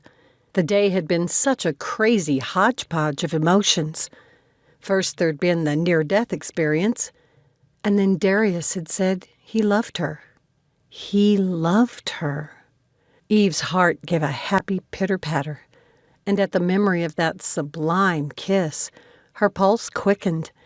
How could she be so incredibly happy and scared to death at the same time? Had someone really tried to kill them? If so, why only 2 bullets? Had she been the target? But why would she be? She didn't stand in line to inherit anything, so she wasn't a threat. Would her grandfather be safe when they left? Were they making a big deal out of what had simply been a hunting accident? She was so confused. Maybe she could pull her thoughts together after she'd gotten some rest. She lay down and pulled the comforter over her. Eve's mind refused to let her sleep. Her thoughts kept bouncing between the pride that had been in her grandfather's voice, the pain on Graham's face for his father, the surge of fear she'd felt first when the boat had started to sink, and later when she'd seen those 2 closely set bullet holes, the thrill of Darius's declaration of love. With a sigh, Eve sat up. If she couldn't sleep, she might as well call her father. He would not be happy. She picked up her phone. "Are you calling to tell me you're boarding the plane?" he asked. "No, we're still here." "And why is that?" "Do you have time to talk? Because I really need your advice," she said. "I always have time for you. What's wrong?" Eve had mentioned Graham the night before and said he was a jerk. But now she told her father about her fears that he was an addict and how broken up he was over his father's death. She couldn't bring herself to mention the shooting. "You still haven't told me why you're still there." "Because I think your father's heart has softened." "Don't you be asking me to forgive him." Eve massaged the bridge of her nose. That was exactly what she wanted her father to do. With Darius's declaration of love, he'd granted her one of her dearest dreams. Another was one she'd barely admitted to herself. She wanted her dad to make peace with his father and to see them together, the wound healed. "I know that would be asking too much," she said, resigned. "But I think if you were aware of a situation like this with a stranger, you would do something to help. Can't you at least look at them like you would at strangers? He doesn't want to shut Graham off, but he doesn't want to leave control of the estate to him either. I told Granddad that I would look for things he could do to protect the family legacy." Her father laughed, and his bitterness rang through. "He's sucked you in, has he?" "Work with me, Dad," Eve said between clenched teeth. "Remember? Look at it like you would if this was a stranger. Pretend he's a widow with a son in the throes of addiction who lives in her basement, but a son she loves." "Doesn't he have a solicitor to do this for him? Who drew up his will? If they're incompetent, he should hire someone else." She couldn't tell her father that if the advice came from him, that it'd be one tiny step toward her goal. He's old and could get confused easily. I think he should know what he wants before he sets anything in motion. Couldn't you find out what an estate planner would recommend? For me? Her father was silent for a few seconds. "Is Graham the worthless son living in the basement?" "He's an addict. He needs help. Did you know your father's manservant, Alan?" "Is he still there?" Her father's voice lifted. "Alan was the one bright spot after my mother died. He's dedicated to the family." "I talked with him about Graham's plans, and they're to sell the property when your father dies. He'll use that money to feed his addiction. I'll be surprised if he survives a year." Eve rose from the bed and started pacing the room. The photo of the two brothers flashed through her mind. Duncan's only son, Dad. Oh, Evie. Her father's voice held the first emotion she could remember besides anger when talking about his family. Why didn't you stay in touch with your brother? I left it up to Duncan to contact me. He never did. Being the ever-obedient son, I wasn't surprised. I'm sorry, Dad. Eve couldn't even imagine leaving home and never speaking to her brother again. No, I'm sorry I brought you into this. Has it been bad for you to be there all alone? Eve hadn't told him she'd brought Darius with her. Maybe it was time to start preparing her father. Didn't I tell you? Darius came with me, and I'm so grateful he did. Her father went silent. Dad, is something wrong? He heaved out a breath like he dreaded telling her something. Did it have to do with Darius? A little knot of worry started to grow in her belly. Tell me. You're not getting close to him, are you? So what if I am? The knot tightened. Oh, Evie, I didn't want to say anything, but when you mentioned his name, it tickled my memory. It was something that happened after you left. She slowly sat on the bed. Her father was referring to the time after her horrible, almost wedding, when she'd fled Boston. As it always did at the memory, the acid in her stomach roiled, making her a little queasy. What could her disaster have to do with Darius? He was engaged, her father said. Yes, he told me that. Dad, just get on with it. He stood her up at the altar. A sharp burning stabbed through her chest. Part of it the remembered pain from the day made worse by a fresh new agony. No, no. Eve's throat tightened, and her eyes burned. Her father had it wrong. Darius would never do that. You must be remembering wrong. She was finally able to croak out. She was high society, so he was marrying up, and it was in all the papers. After what you'd been through, it wasn't something I'd be likely to forget. We never mentioned it to you because, well, you know. Yes, she did know. For 8 years, she'd been running away from that pain, and all she'd managed to do was run into a man who had done the very same thing to someone else. She couldn't bear the thought of being in the same room with him now. Evie? Her father asked softly. I'm so sorry. Oh, Daddy, I have to go. Please, think about how to help your father. She disconnected the phone and curled up on the bed, pulling the pillow over her head. She didn't know how long she lay there, but she finally rose from the bed and went into the bathroom to wash her face. It was a mess, her eyes and nose red and swollen. Makeup should cover the worst of it. It was a good thing she didn't have her father's fair complexion.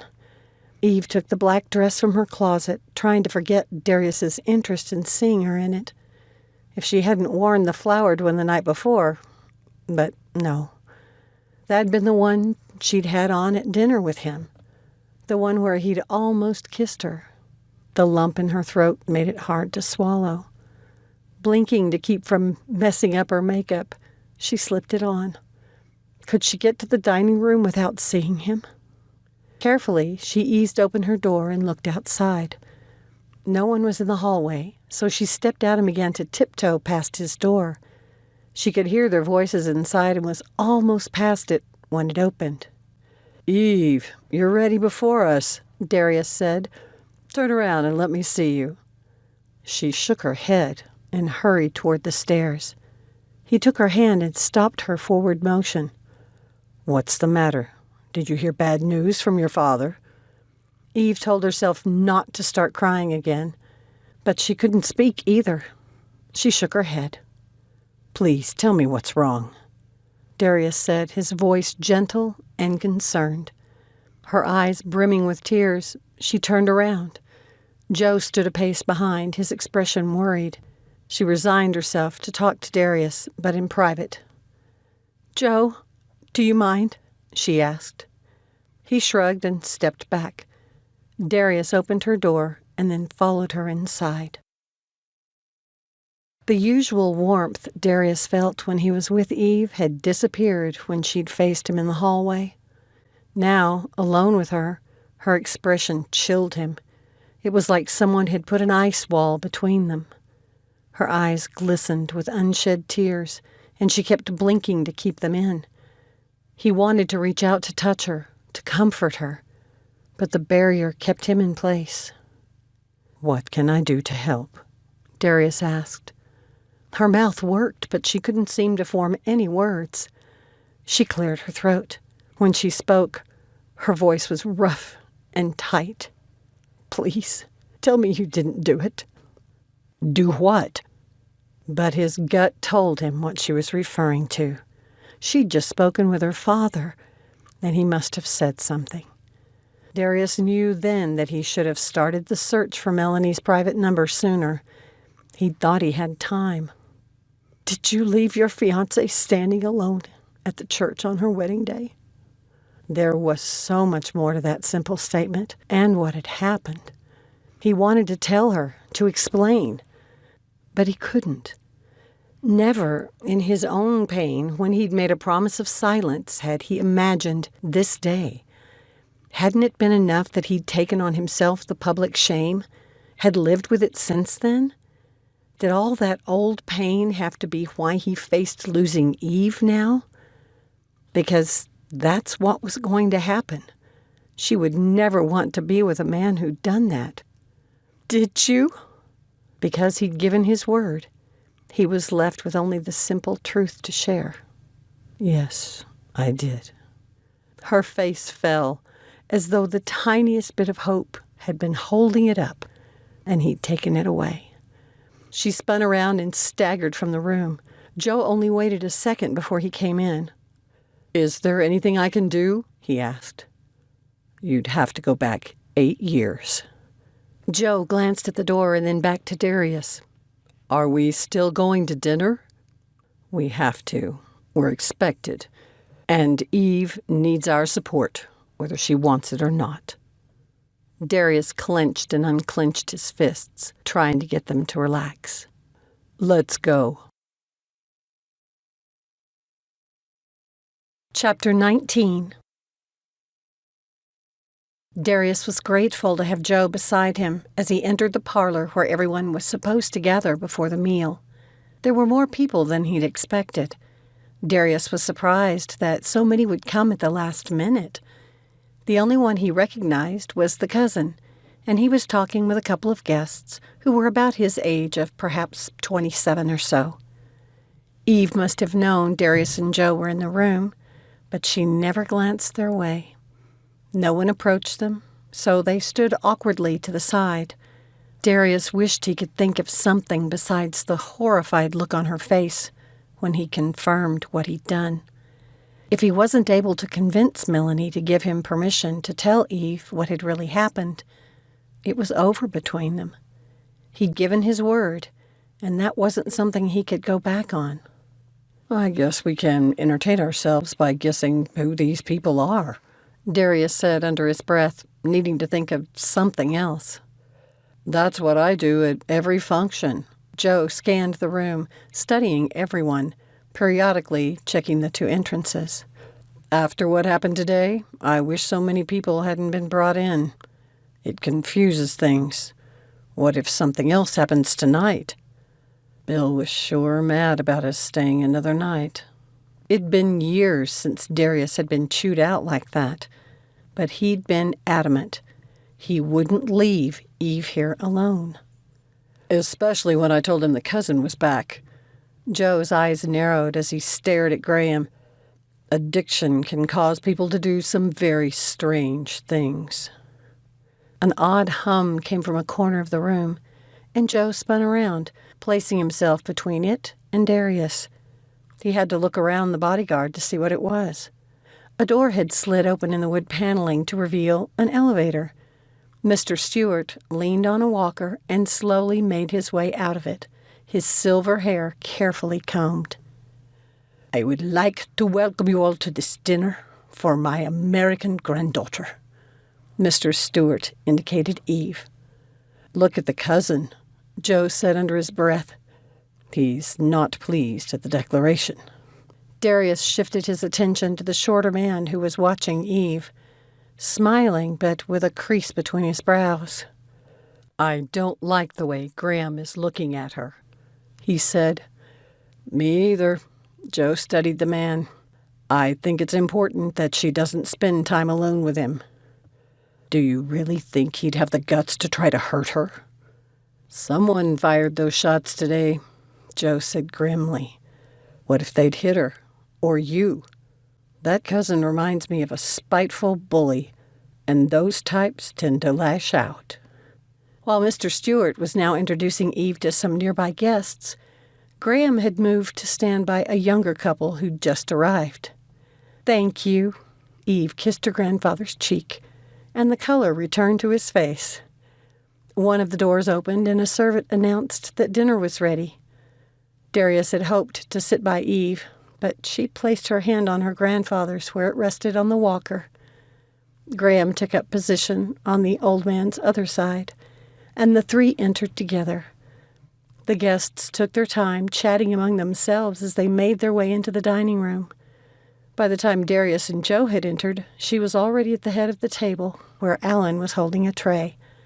The three stewards each picked up a full glass. As the valet moved out of the way, Graham stepped forward, lifting his glass in a toast. "For decades, our two branches of the family have been separated. Here's to mending the breach, because family is the most important thing." The three of them each took a deep swallow. Eve made a face but tried to cover it, though she put down her glass. "Did that taste right to you?" she asked.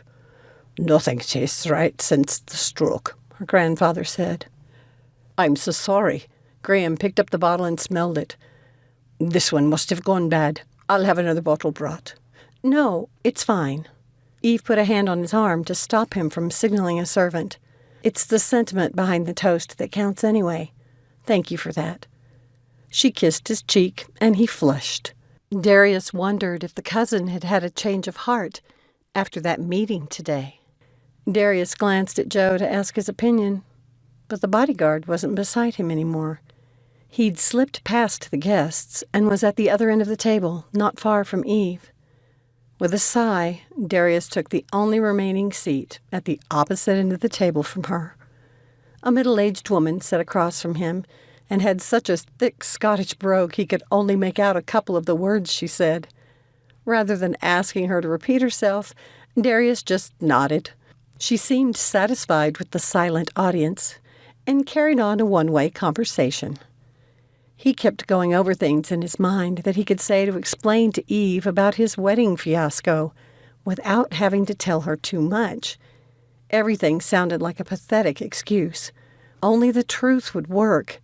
But he had to talk to Melanie first, assuming he could get hold of her number. By the time they had served the dessert, Darius was starting to feel antsy. He needed to call Bill and see if the head of security could run down Melanie's phone number. Since her husband was a senator now, there ought to be a way to contact her through him, as long as the guy didn't throw up roadblocks, since his reputation would be at stake. The pitch of voices around Darius shifted, pulling him from his thoughts. He glanced up to see what he'd missed and found everyone looking at the other end of the table. He stretched in an attempt to see over their heads, but couldn't, so he stood. Eve was leaning back in her chair, her upper lip damp with perspiration as she pressed her hands to her chest, looking like she was in pain. Without thinking, Darius was out of his chair and rushing to her. "Are you ill?" her grandfather asked, his face pale with concern. "What's wrong?" Darius took her wrist to feel her pulse, as he'd so often seen her do. It was racing.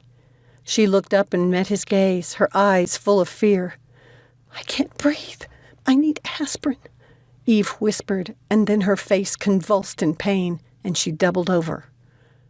Aspirin? Was she having a heart attack? "Someone get some aspirin," he shouted as he lifted her from the chair. "Oh, I have some in my purse," The woman who'd sat across the table from him said, "Bring it and a glass of water." Darius carried Eve into the parlor and gently laid her on the couch. "Do you have 911 here?" "It's 999 here," Joe said, holding his phone to his ear, his other hand wrapped firmly around Graham's skinny arm. "Let me go!" Graham tried unsuccessfully to pull himself free.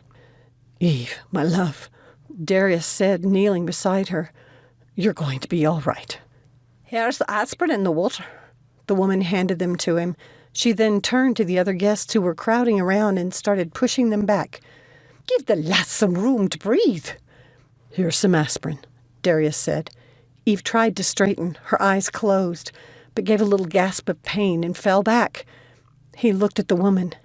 "Help her sit up." "Aye." She moved to Eve's back and gently pushed her forward. "Eve, open your mouth." Darius put the tablet to her lips and said more forcefully, "Open your mouth." With her eyes pinched closed and her breathing ragged, she did. He slipped the pill inside. "Chew it." After her jaw started to move and she made a face, he raised the glass to her lips. She choked on the water. For a second, Darius was afraid she might pass out, but the coughing spasm passed. He signaled the woman, helping to let Eve lie back. He held her hand, not sure what else he could do. Joe stood beside him, and his proximity brought comfort. Darius didn't realize at first that the bodyguard still had a firm hold on Graham. "What's with him? I'm wondering if he put anything in that drink he gave Eve and his grandfather." "I did nothing. We drank it too, remember?" Graham cried, struggling again. "And we're fine." "Oh, but we have the glasses, Mr. Graham," Mrs. Campbell said. "I'm sure the police will be very interested in testing them." Darius jumped to his feet and spun around, towering over the man. "Were you trying to kill her? Did you happen to take a couple of shots at her earlier today?" He leaned closer until his nose was almost touching Graham's. "You'd better pray she doesn't die." "She needs you to be positive." Joe's quiet voice and calm hand on Darius's shoulder steadied him. "Where's Mr. Stewart?" Darius asked. "Mr. Allen is with him," Mrs. Campbell said. "Mr. Stewart said he feels fine, but wants to know if Miss Stewart is well." "Attempted murder, Graham. You'd better hope neither of them dies." Joe added softly, "They might have abolished the death penalty in Scotland, but life in prison would be no vacation." Graham's face blanched and his eyes filled with tears. "I didn't do anything." If Eve hadn't had another spasm of pain, Darius might have felt sorry for the pathetic man. He turned back to her and wiped her brow. She opened her eyes and met his gaze, her lips moving like she was trying to say something. Darius moved his ear to her mouth. "Dad," she breathed. Yes, she'd want her father notified. "Mrs. Campbell, are you still here?" "Aye," she said from behind him. "I don't know if Miss Stewart brought her phone down with her. Can you have someone check the dining room and her room?" "Aye." She hurried off, already calling out instructions. "Is Miss Stewart going to be all right?" Darius glanced at the doorway where an older man stood, a few other guests waiting in the entry. "We won't know until a doctor can see her." "Our prayers are with her," the man said. "Archie's been excited to meet her, and it must be breaking his heart that this happened." Mrs. Campbell returned and bent over to whisper in Darius's ear. "An ambulance is on the way, sir." A maid hurried into the room and handed Darius Eve's phone. Fortunately, she hadn't locked it. He looked through her contacts and dialed her father. "Evie, is everything all right?" Her father's voice came loudly over the phone. "Mr. Stewart, this is Darius Dimitriou, and I'm afraid everything is not all right." Chapter 20. Darius held Eve's hand as they walked, their fingers threaded. He glanced at her, a look of contentment on his face that she couldn't remember having ever seen there before. She understood, because that same feeling was growing inside of her as well. She was happier than she could remember being since becoming an adult. He paused abruptly.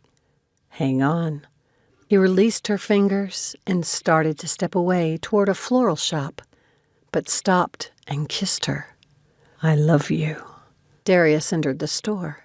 Eve glowed with happiness at his declaration, watching from the street as he went to the counter to speak to the clerk. Over the last few weeks, she'd come to understand that he was her match. They connected on a level she'd never had with another person. The love she felt for Darius Dimitriou threatened to burst from her chest. Happiness settled on her, warming her skin. "He's a betrayer. You can't trust him." Eve pushed the ugly thought from her mind. Of course she could trust him. He was a man of his word. He would never declare his love to a woman, make plans for a life with her, and then desert her in front of their friends and family. But he had. He'd admitted it to her. A sharp pain stabbed her chest. Eve cried out, opening her eyes to darkness. She tried to move her arm to her chest, but something bound her. "Evie, don't you go flailing about," her father's quiet but firm voice said as he clasped her wrist. Someone turned on a light, and Eve shut her eyes against the sudden brightness. Where was she? "Oh, baby, I'm so glad you're awake." "Mama?" Eve opened her eyes, squinting. Behind her mother's smiling but teary face, Eve recognized the familiar equipment of a hospital room. "What happened?" "We're at a royal infirmary," her mother said. "Someone put drugs in that wine you drank." Eve's father started pacing. "The bodyguard must have suspected something because he collected your glass so it could be tested. It's looking bad for your cousin Graham, since his glass didn't have any, but he's insisting he didn't do it. He's even offered to take a lie detector test." "Is Granddad all right?" "His glass didn't have anything either." Her father stopped at the side of her bed and covered her hand. "He got so upset at what had happened to you that they had to bring him here for observation. They're supposed to release him today." "How long have I been here?" Eve asked. "Long enough for us to get here." Her mother frowned at her. "Baby, why did you drink so much if it didn't taste right?"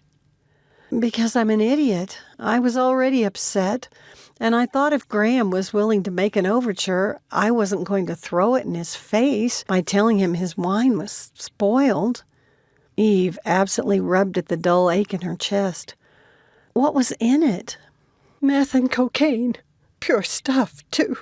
Her mother's voice gave a little hitch. "It's fortunate that you're young and in good shape.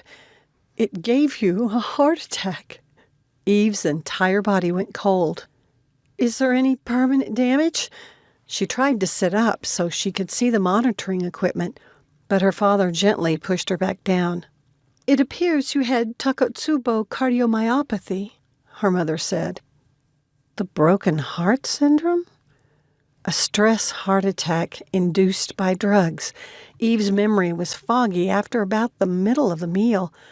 "Yes, my heart was racing like crazy. It hurt so bad." She looked at her mother. "Is the change in my heart shape going to be permanent?" "We don't know. But the doctor's encouraged. Since yours was chemically induced, he thinks your heart could go back to normal within a few weeks. You should make a full recovery." Her mother leaned in and hugged Eve, while her father squeezed her hand and sniffed. "How did they decide it was Graham?" she asked when her parents had taken their seats again. "The bodyguard, what's his name?" her father began.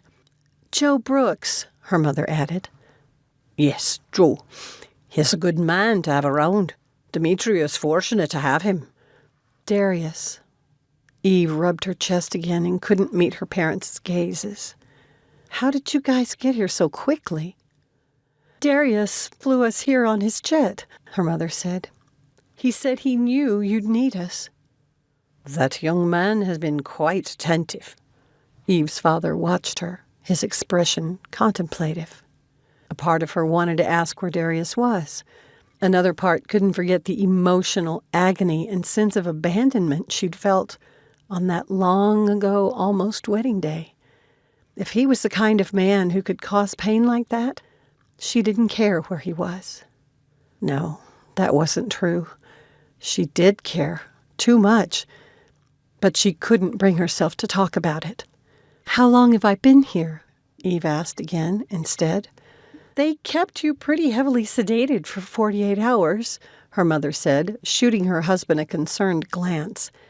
"They needed to keep you calm so you didn't strain your heart while you cleared the drugs from your system." When would Darius leave? There wasn't really any reason for him to stay now that Eve's parents were there. She told herself she was glad. If he were gone, she didn't have to face him again. "Your grandfather has invited you to stay with him while you recuperate." Her father's carefully neutral tone made Eve look at him. "Have you been to your old home?" she asked. "No."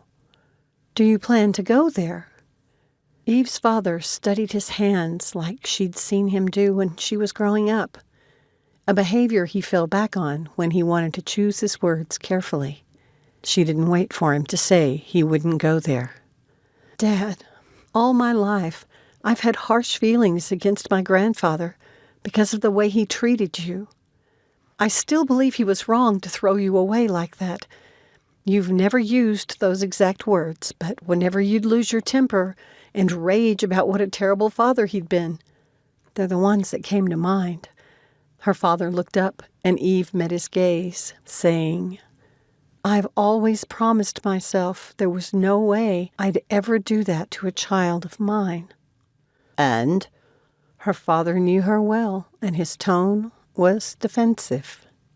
"It wasn't until I sat beside his bed and saw what a shell of a man he was, a man who looked like an older version of you, that I realized you'd thrown him away too." Her father's face flushed, and he stiffened, but her mother reached out and put a calming hand on his arm. "Listen to her, Bruce," she whispered. Et tu, Brute?" He pulled away from her mother, his bitter voice rough with betrayal. "Dad, I understand that he hurt you. I know it was hard for you when you came to the States and had to make it on your own. But I also believe you're the man you are because of what you had to overcome."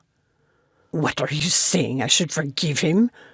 His brogue had turned heavy. "I'm not excusing what he did, but it's been over 40 years. She lifted a shaky hand. "People can change.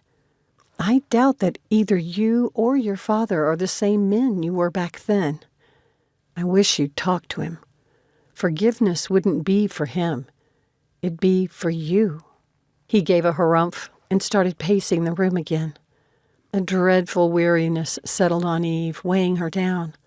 With it came a surge of emotion, of grief, fear, and sadness. Her eyes burned, her throat thickening. "Daddy," she managed to croak out. He was at her side in a flash. He took her hand and pressed it to his cheek. "I almost died." Eve started to cry. "I don't want you or your father to die without at least trying to make peace with each other. Please do this for me." Her father's shoulders began to shake, and her mother put her arm around him. "Aye," he finally said. "I'll do this for you. Then we won't have to fly back with Darius, and I won't have to see him again," Eve said, only partly relieved. Darius stood by the partly open hospital room door, holding a vase of flowers. He hadn't meant to eavesdrop and glanced at Joe, who stood nearby. Scanning the hallway, the bodyguard had his back to Darius. Had Joe heard too? "Well, I guess that answers my question," Darius said softly. "I'll leave these with the nurse." "You should talk to her before you go," Joe said. "And say what?" Until Darius had a chance to speak with Melanie, there wasn't anything he could say to Eve. He'd called Bill and asked him to get hold of a private number for Melanie, but they hadn't heard anything back from her yet. She'd probably thought she was done with Darius and hadn't appreciated the reminder. Had Eve meant what she'd said to her father about him having thrown his father away? Could she not see that she was doing the same thing to Darius without giving him a chance? But what if Melanie refused to talk with him? What if she did, but wouldn't release him from his promise, even if only to tell Eve? There were too many what-ifs. Joe turned to face Darius. What are you going to do? I have to speak with someone before I can try talking to Eve. I don't think it's a good idea to walk away, though. It'd be a sign that you're giving up too easily. Joe raised his brows, his expression meaningful. It might reinforce the impression Eve has that when things get too hard, you walk away. How did... It's my job to be informed about who I'm guarding, and that includes things from their past. It's not like it wasn't in the Boston papers. Darius put the flowers on the floor by her door and turned toward the exit. You also don't strike me as the kind of man who'd leave a woman standing at the altar. Anger flooded through Darius, and he stopped. He should never have agreed to keep quiet. He was the one who'd stood there that day and stared at his bride-to-be, dressed in her beautiful gown, minutes away from walking down the aisle, watching while she sobbed and professed her love for another man. Darius had felt like he'd been gut-punched, but he loved her and wanted to help her, to take away her obvious pain. Maybe it had been a barrier of denial he'd thrown up to protect himself. All he'd seen was the woman he loved begging him to help her. She'd said that just that morning the other man had professed his love for her. He wanted to marry her, but he was running for Congress. It'd be all over the press if she walked away at the last minute. She'd taint his reputation if she left Darius at the altar for another man. "If you love me," she'd said, her eyes pleading, "you'll be the one to walk." Darius had stared at her, numb and stupid. He hadn't been able to get his head around it at all. She'd said she loved him, wanted to spend her life with him. But now she didn't. She loved someone else. All Darius had ever wanted was her happiness. If it couldn't be him, then she must be with the man she loved. "But you have to promise me you'll never tell a soul the truth." Melanie had clutched his hand, her eyes full of tears. "If you love me, you'll promise to keep this a secret." So Darius had given his word. Then he'd stood by while her father escorted her up the aisle, had even entered the church. He'd met her gaze before he'd turned and walked out. Darius had turned off his phone and spent the rest of the day walking the city. He must have looked strange wandering around in a tux. Only when it had gotten dark had he begun to come back to himself. He'd turned on his phone. His normally empty voicemail box had been so full it'd stopped taking messages. He'd called his father, who'd come to pick him up. While Darius's family had ranted at him, his mind had kept going over that conversation with Melanie. How could she have fallen in love with another man all the time she'd been professing her love to Darius? How long had she been seeing the guy, all while she'd been wearing Darius's ring? Long enough to fall out of love with him and in love with someone else. Why hadn't he noticed when she'd begun pulling away from him? Had she ever been in love with him? Standing in the Scottish hospital, Darius had to clench his jaw to keep from shouting out what had really happened 8 years earlier. "Make sure you don't burn any bridges here." Joe clapped Darius on the shoulder and said, "Like good old Will was fond of saying, the truth will out." Darius blinked. He guessed he should have expected his bodyguard to quote William Shakespeare. But the words were true. It was time for the truth to come out, even if the only ones who knew it would be himself, Melanie, and her husband. And Eve. "Let's go then. I need to try that number again." He only took one step toward the exit again before Joe grabbed his arm. "I swear you wrecked gaming guys have one-track minds." Joe nodded toward Eve's door again. "There's a young lady in there who's hurting bad, and she was hurting even before someone almost killed her. Did you hear what I said? You can't go back to the States. without leaving her some kind of message. She may not think she wants to hear from you, but she does. I can't go in there. No, but you can leave a nice note. There are cards in the gift shop where you bought the flowers. You're a good fill-in dad, Joe. Darius clapped the man on the back and hurried to the shop.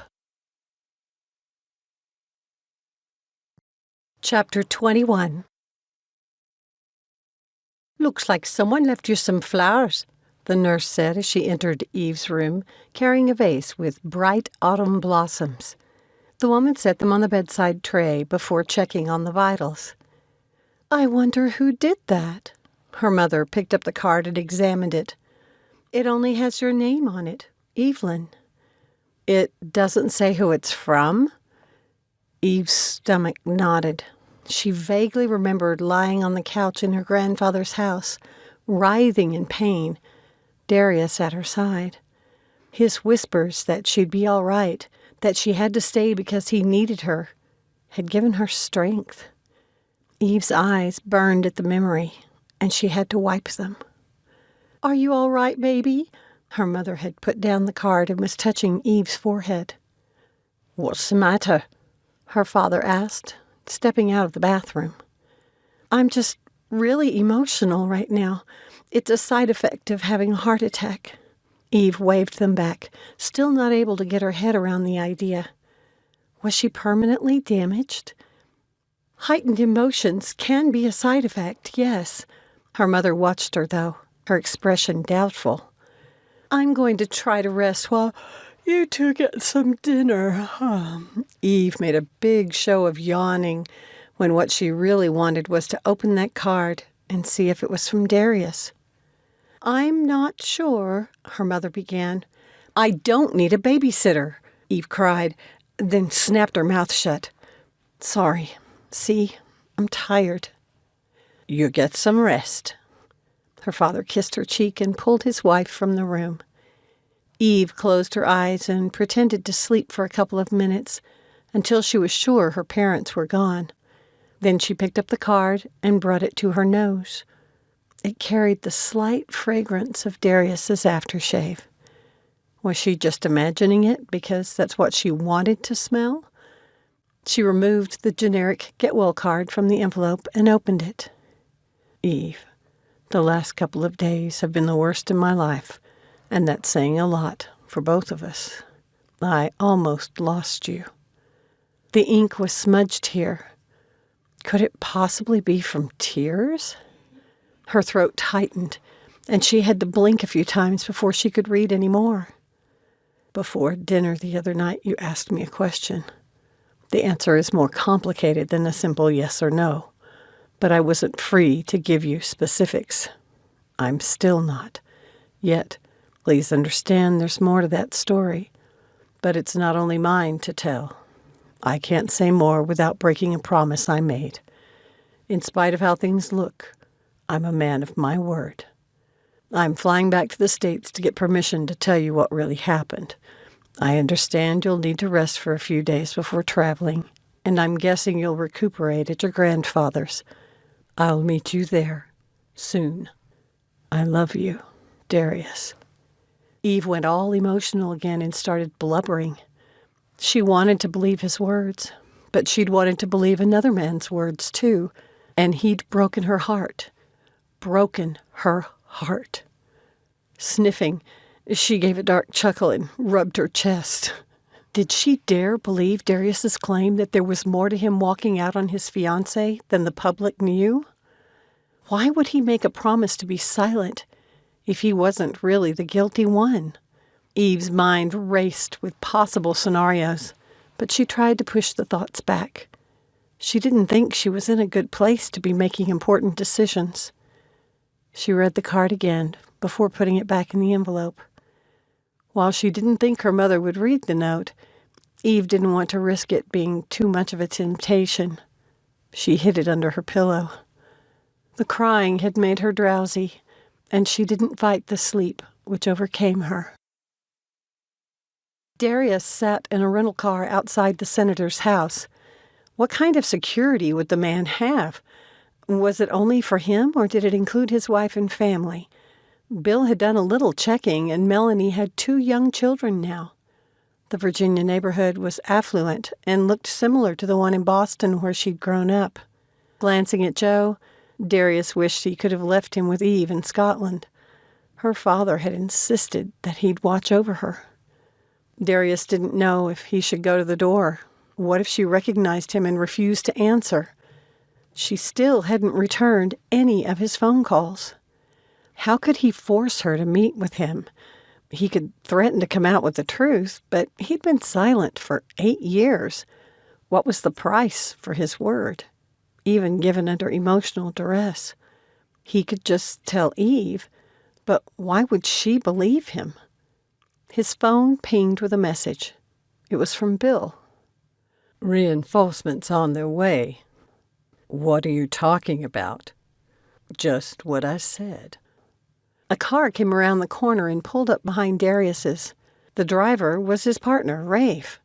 Beside him was his fiancée, Ari. Another car arrived, this one driven by Kane, with his new wife in the passenger seat. What was going on? Then a third car parked in front of Darius's, driven by Ezreal's new wife, Sarah. Ari was the first to step out, and the others seemed to take their cue from her. She walked up to Darius's window and tapped on it, so he opened it. "What's going on?" "According to Bill, you need to talk with someone who doesn't appear to want to talk to you. We thought if we came along, this person would be more amenable. So, come on." She slid her arm through Rafe's, who'd followed behind her, and they strode together across the street right up to Melanie's front door. "Are they crazy?" Darius cried and jumped from the car. He jogged across the street with Joe on his heels. "I'm sorry," Melanie's tentative voice said over the intercom. "Who are you, and why are you at my home?" "My name is Rafe Davis, and this is my fiancée, Ari Meisner. I'm the CEO of REKD Gaming, and I'm here with my partners and our significant others with a special offer for you and your husband." "Feel free to check online for his picture," Sona said from beside Kane. "Just do a search for the Harvard billionaire boys." "What?" Melanie opened the door and she searched the group. "Is Darius with you?" "Why, yes, he is," Ezreal's wife Sarah said. She made a motion and then moved to the side so there was a clear path between Darius and Melanie.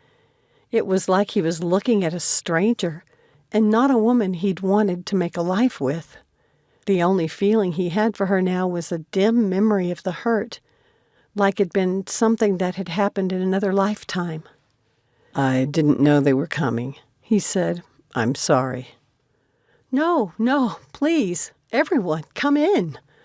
She did a quick, worried glance up and down the street before closing the door behind them. He stood with the others, feeling awkward, as Melanie hurriedly picked up stray toys from her living room. She lifted a toddler boy and held him almost as though he were protection for her. "Please, sit down," she said, indicating the couches. "They don't know anything," Darius said, keeping his voice low so the others who were talking quietly among themselves couldn't hear. "I've kept my word." "And you still can't go back on it. He's up for re-election," she hissed. Turning to face the others, she said graciously, "Can I get you anything to drink?" "Melanie, we need to talk," Darius said. "You gave your word." "How long do I have to pay for your mistake?" "My mistake?" She sent the others a furtive glance and lowered her voice. "You're the one who walked out." "Do you want to discuss this in front of them?" Darius kept his voice low, but calm and firm. "I should never have let you in." Before she could answer, there was a tap on the door. With a panicked look, she hurried over to the intercom. "What do you want?"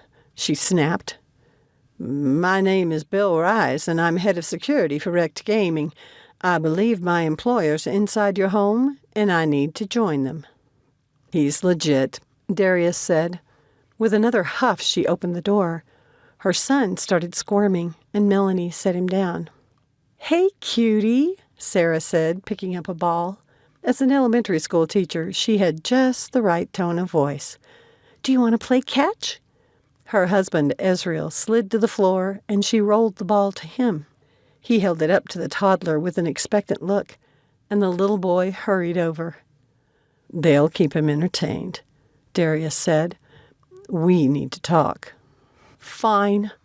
Melanie strode from the room, saying, "But I thought this was over." "How can it be over when you've ruined my life?" he asked, following her. "Oh, right." Melanie stepped into the kitchen and spun around. "I'm supposed to believe that the billionaire's life is ruined. Poor baby." Darius studied her for a second. He hadn't expected bitterness from her. Had she found that her life wasn't what she'd expected of it? Or maybe she wished now that she'd married the man who would become a billionaire after all. Over the years, he'd given it a lot of thought. Darius believed that in the beginning, Melanie had believed herself in love with him. Then she'd met her husband, and he fit her family's expectations. She'd have the life she'd known, with plenty of time spent in the limelight. She'd always been about status, and must have decided a congressman a better deal than a teacher. "There's more to life than money, Mel."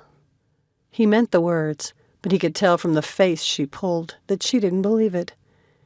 She faced him with a very 16-year-old expression, one hip pushed out, her arms crossed in a familiar pouty way that he used to find amusing. The past 8 years had made him into a very different person, but she didn't look that much changed. "Wow, that was a near miss," he muttered, not meaning to say the words loud enough for her to hear. "And what do you mean by that?" she asked, her eyes flashing. Darius had no wish to hurt her and chose his words carefully. "I think you made the right decision. It looks like you've got a lovely family." "I do." Melanie's expression softened, and her posture relaxed.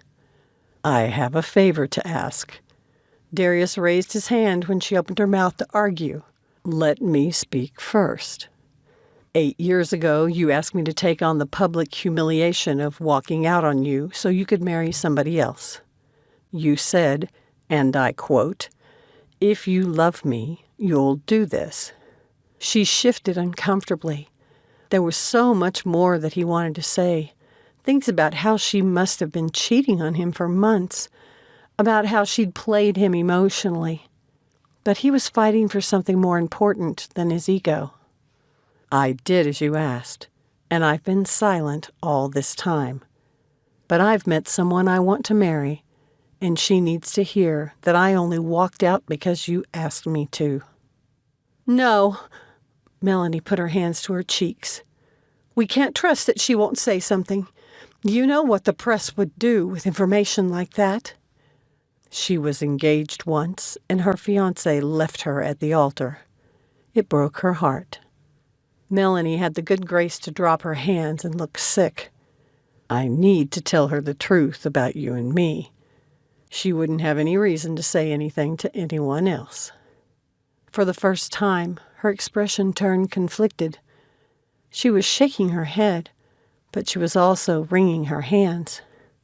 "She's been through something really traumatic recently, a near-death experience, and it happened right after she found out about me. You were kind of clueless about how much you hurt me, Mel. Don't you think I deserve something for what you put me through? All I need to do is add one person to our confidence. Just one." A squeal came from the living room, and Melanie hurried away. Darius followed. Her son was looking sleepy and rubbing his eyes. She swept him into her arms and started cuddling him. "I'll think about it," she said, turning to face Darius. "But I have to check with my husband."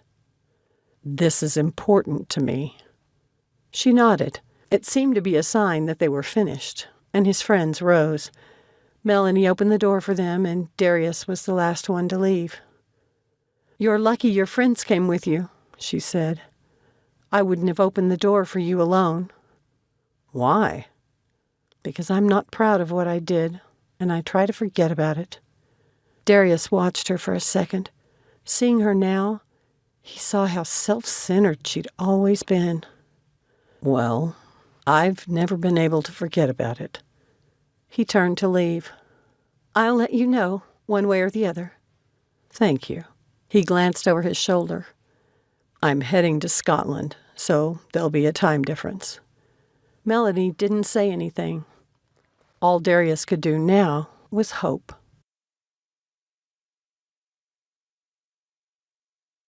Chapter 22. She needs somewhere to rest for a few days before we take her home, Eve's mother was saying, her voice soft. Eve kept her eyes closed, hoping they hadn't heard the change in her breathing when she woke. I don't want to see him. She wants you to do this. You told her you would.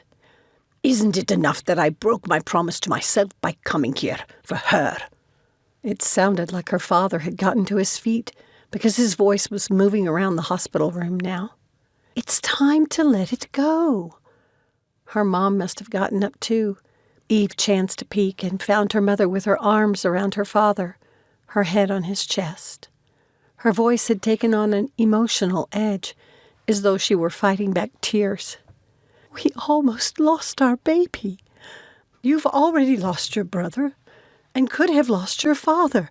I know you say you don't care about him, but I saw the look on your face when you heard about his stroke. Isn't Eve more important than what happened in the past? Her father let out a deep breath, but didn't say anything for a couple of minutes. They stood like that in each other's arms. I'll do it, he finally said. But only for her and you. When they started to kiss, Eve closed her eyes again.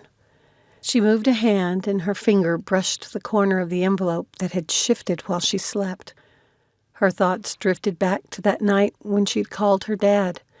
She'd thought she knew Darius, that it was simply a matter of getting reacquainted again and filling in some of the gaps. Hearing that he'd walked out on his fiancée had changed how she'd viewed him, turned it upside down. How could she possibly look at him the same way, knowing that he'd done that? Please understand, there's more to that story. But it's not only mine to tell. What couldn't he say? Had he met someone else, like her fiancé had, and only realized it at the last minute that he was marrying the wrong woman? But he hadn't married anybody else. Had it not worked out between them? Maybe the other woman had decided she couldn't marry a man who would jilt his fiancé. That would actually be a little ironic, to have the woman who he cheated with decide she didn't trust him. None of it felt right, though. She hadn't been able to see it at the time, so overwhelmed by old hurts. But it didn't fit him. The boy Eve had known in school had always been solid, someone she could count on to speak up, speak out. Nothing she'd seen him do or say made her think he'd changed that much. He'd seemed like a more mature version of the boy she'd loved. She heaved out a breath. How long have you been awake? Her mother came over to the bed. Long enough. When can we get out of here? The worst of the drugs should be out of her system by now, and all she'd have to worry about was not overdoing it until her heart had time to recover. Is it going to be a problem for you to take off some time? Her father had come to stand by the other side of the bed. Are you caught up on your bills? Because we can help. I don't have any expenses since I travel so much, and I've got some money in savings. Eve had no idea what was going to happen now with the job Darius had offered her. Knowing what she knew about him, could she still work with him? What's troubling you? Her mother asked. I was offered a job, a permanent one, but I'm not sure if I can take it now, Eve explained. So he was leading you on? Her father's voice had turned low, threatening. No, Eve said, thinking back on Darius's note. I just don't know how hard it would be to work with someone I had a relationship with. And there's no chance of a relationship now? Her mother asked. Can she trust a man who's walked away from one wedding already? Her dad asked. Eve had always been able to talk to her parents about everything. She wanted to now, but something held her back. Too much had shaken her confidence, and she was still emotional. She knew that one of the side effects of a heart attack was how emotional it made the victims, but she hadn't expected a chemically induced one to have the same impact. It made her feel unsteady, like she was learning to walk again after a crippling accident. She needed to find her way again. He said, "There's an explanation," she said. "I think I want to give him a chance." "Are you in love with him?" her mother asked. "I think I always have been." "Eve, it's too soon to be deciding you're in love." Her father crossed his arms and looked at her sternly, like when she'd been 12 and thought she was in love with her best friend's older brother. "From the man who decided he was going to marry me the first time he met me?" Her mother matched his pose right down to his disapproving glare. "Eva's been hurt before. I won't sit back and risk that happening to her again." "Because, of course, every man I get engaged to is going to freak out at the thought of actually marrying me and ditch me just before the wedding," Eve couldn't help adding as caustically as she could. "What's this?" came a querulous voice. They turned to the doorway and found Archibald Stewart sitting in a wheelchair with a nurse behind him. Eve's father stiffened, but she put a restraining hand on his arm. "Please, Dad," she whispered. He looked at her, and the fire in his gaze seemed to go out. His shoulders drooped, and he nodded before stepping toward the older man. "Hello, Father. Are they releasing you already?"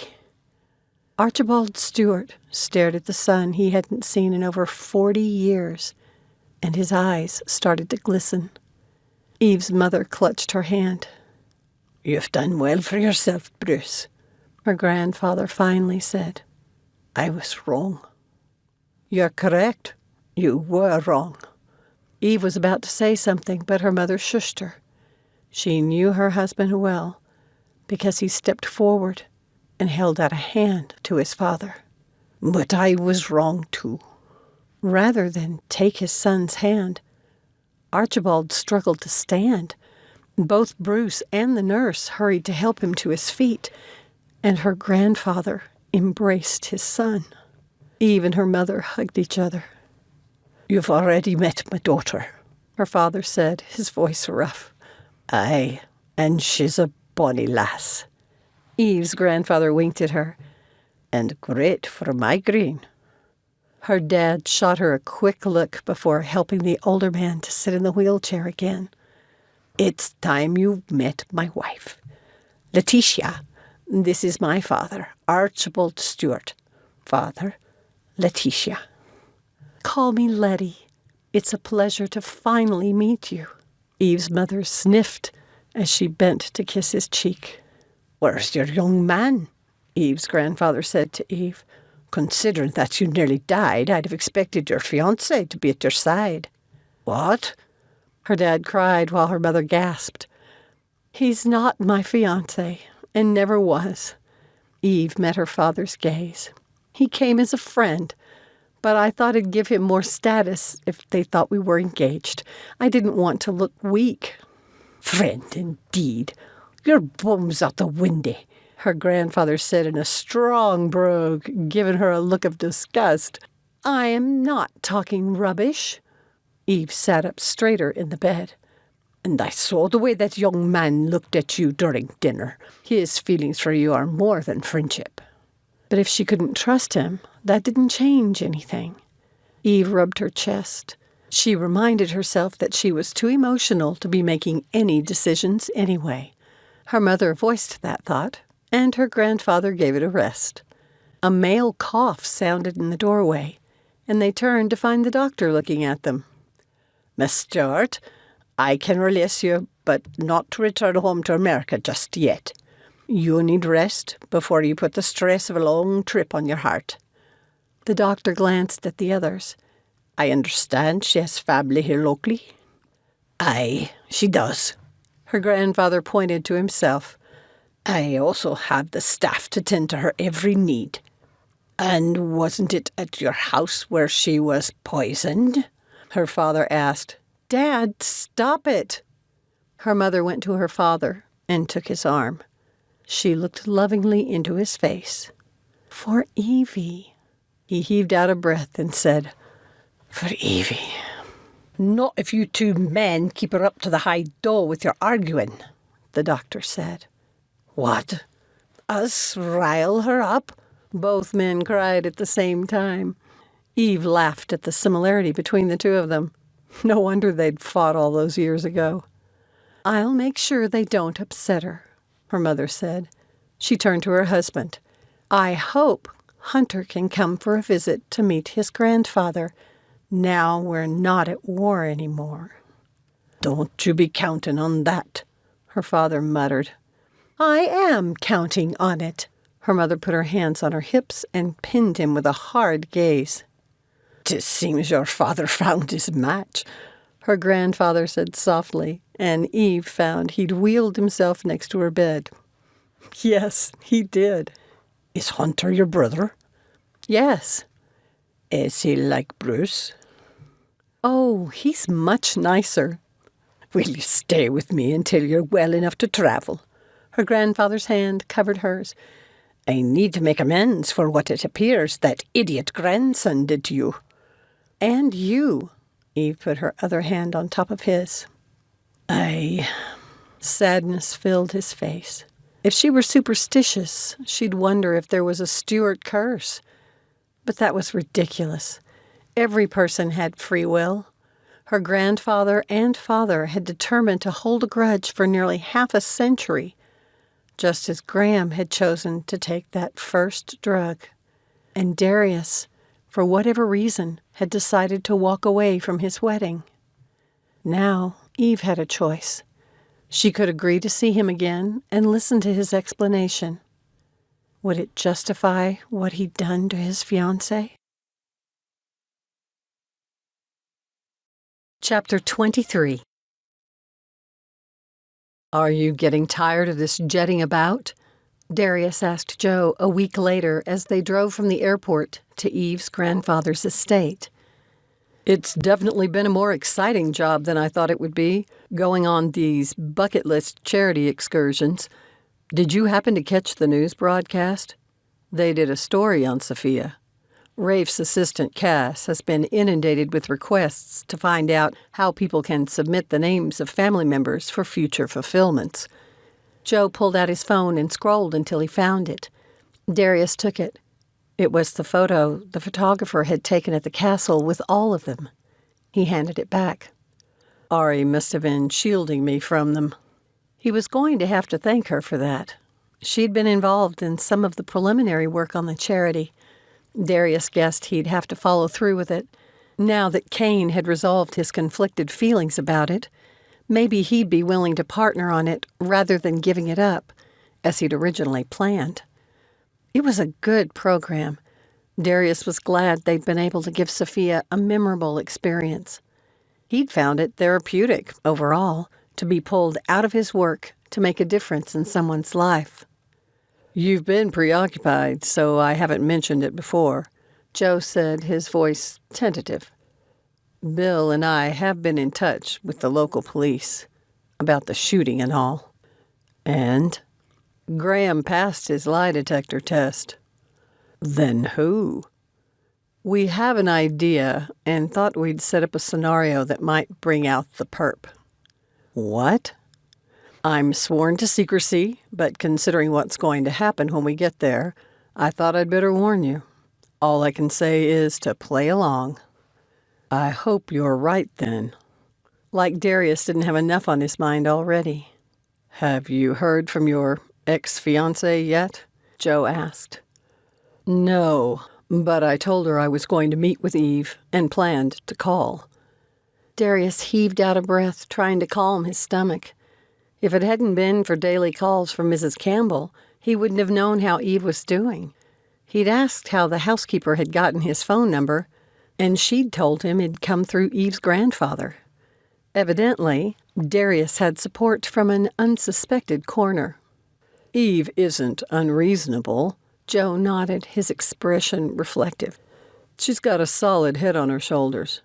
Whatever you have to explain, and I have a pretty good idea what it is, just lay it all out there. The big question is whether or not Melanie will agree.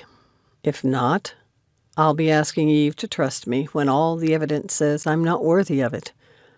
And it's not like I haven't hurt her before. I don't know, Joe. I just don't know. I saw the way she was on the first trip, and how she's been on this one. I think she wants to believe you. Have you figured out an approach? No, and it's making me crazy. Darius rubbed at his tight neck muscles. What could he possibly do to convince her he was trustworthy? What about your history together? Weren't you good friends in high school?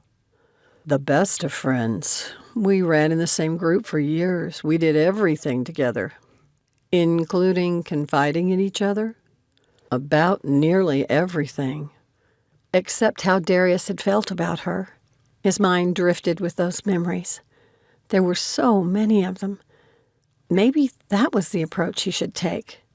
This is looking familiar, Joe said, pointing to a farm to the left. Wasn't that the one we passed just before we got to her father's turn? It is. Darius's stomach flip-flopped. It seemed like his entire future rested in the next hour. If Melanie wouldn't accept his call, could he still convince the woman he loved to trust his word alone? It'd been a pretty day, and the best Eve had felt since she'd accepted that drink from Graham. He was still claiming his innocence, and she'd heard he'd convinced the authorities to give him the lie detector test. She wondered if they'd been able to keep drugs away from him in jail. Eve knew that addiction was a very difficult thing to overcome, and he'd confessed to having used since he was a teenager. She and her mother had debated whether or not they should educate Granddad on the rule of thirds. When adolescents got trapped into addiction, a third of them would be in and out of treatment the rest of their lives, while the drugs would kill another third. Only a third of them would ever break free. She and her mother had decided it was too depressing for an elderly man. At his age, the chances were that he'd likely pass before Graham did, if the younger man was one of that third. There was always the chance that he'd pull his life together again. Eve, with her mother in tow, had met with a nutritionist and the cook to come up with a plan to rule out triggers for her grandfather's migraines. He and her father had taken to going on walks around the grounds. The more time the two men spent together, the less they argued, and when they did, they seemed to get over it more quickly. Now, sitting alone in the solarium, Eve wished that she knew what was going on with Darius. He'd texted her twice, letting her know that he was working on something. If he hadn't left that note with the flowers in the hospital, she'd have probably blocked his number. Joe had even texted her and encouraged her to keep an open mind. She'd found him to be an insightful man and respected his opinion. So she was trying to do just that. But how long was she going to have to wait? Darius had said he'd return, but she only expected to be in Scotland another week. Her parents couldn't be gone from their jobs on this impromptu vacation much longer. "Well, Evie, you're looking much better," her father said, striding into the solarium and sprawling into a chair next to hers. "I'm not so scared of losing you anymore." "I don't ever want to go through this again." "Your grandfather was asking if you'd heard from your young man. I think my father doesn't want to miss out on a grand reunion." "Oh, Dad." Eve put her hand to her abdomen, wishing this simple touch would calm the butterflies there. She'd had an uneasy sense of anticipation all day. It made her jumpy. "What's troubling you?" He straightened and leaned forward, resting his elbows on his knees. "You mean besides the worry that I'll make the same mistake again? Or the fear that I'll pass on an opportunity I should jump at?" Eve lowered her voice, now speaking in a whisper. Or that he won't come, and I won't have a chance to choose. If it doesn't come, there's your answer. And I say good riddance. Eve sighed. Her ever-practical father. He was right, of course. It wasn't like she hadn't been thinking about it all week, going back and forth in her mind. She'd even dreamed of looking out her bedroom window and seeing Darius drive up to the house. She'd missed him terribly. Regardless of what happened next, him stepping back into her life had changed it. If things didn't work out between them, she'd decided to go back home to Boston. She and her mother had discussed the possibility of Eve going to work for the hospital's charity. What if she did and never saw Darius again? At first, finally seeing him after all this time had seemed destined. She'd completed a nursing job in California when an old client had contacted her about Kane's bucket list charity and asked if she'd be interested in a trip to Ireland. Since Eve had promised her father to come home for a visit, she'd been prepared to turn down the job until she found out that Kane was one of Darius's partners.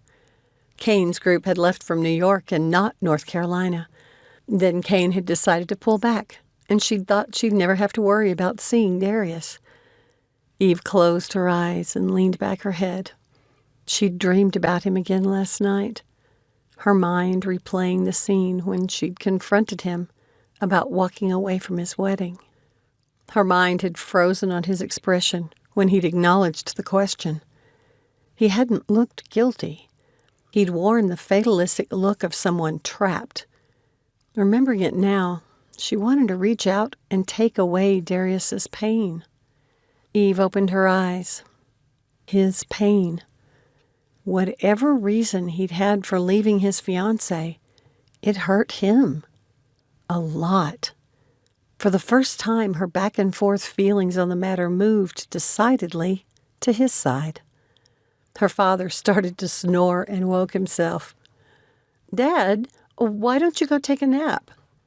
"Maybe I will." He stood, stretched, and then froze, squinting out the glass wall. "There's a car coming." Eve tried to calm her heart, but it wouldn't listen. "Do you recognize it?" She didn't dare get up yet. It might be one of the farm hands or servants.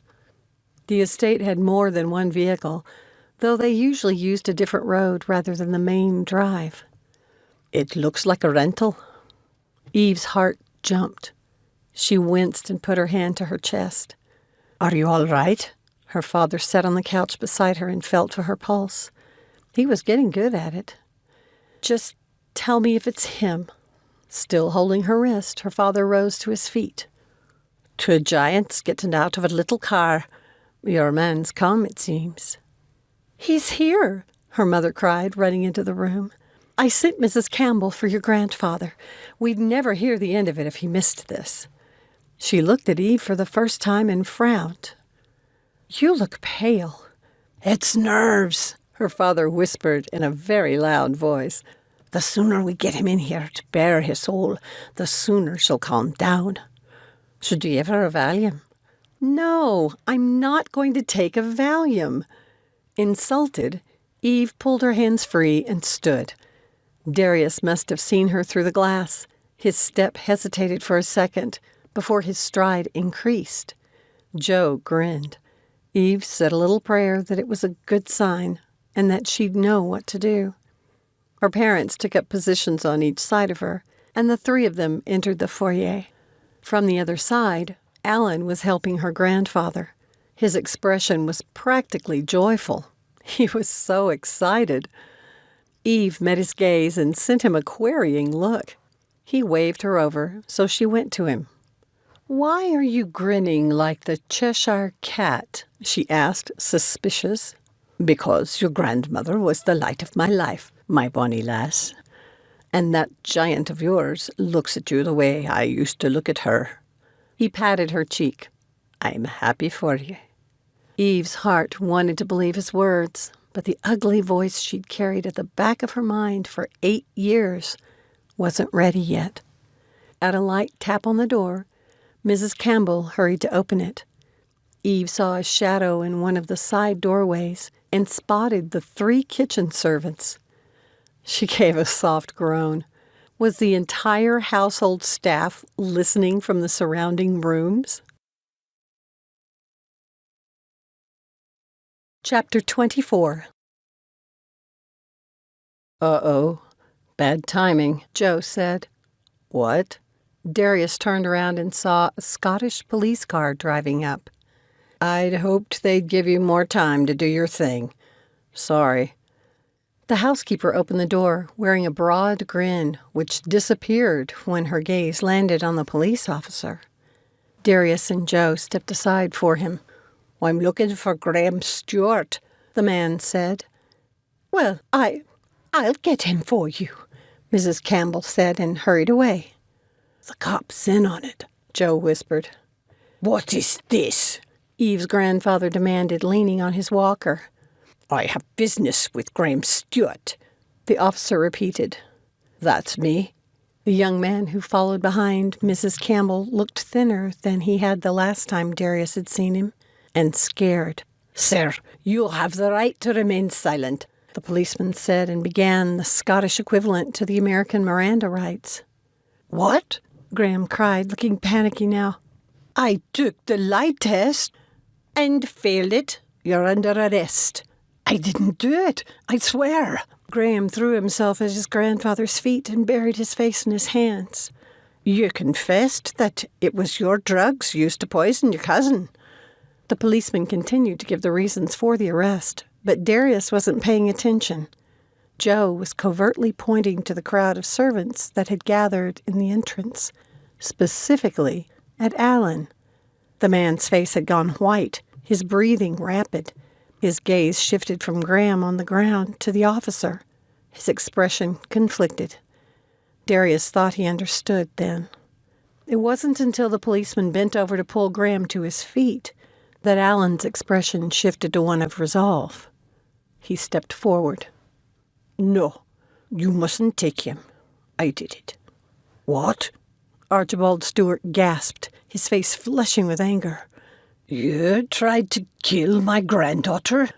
Because I've stood by this family my entire life, I could see how she was getting to you. She was already talking about blocking Graham's birthrights. It'd only be a matter of time before she convinced you to change her will and reinstate her father.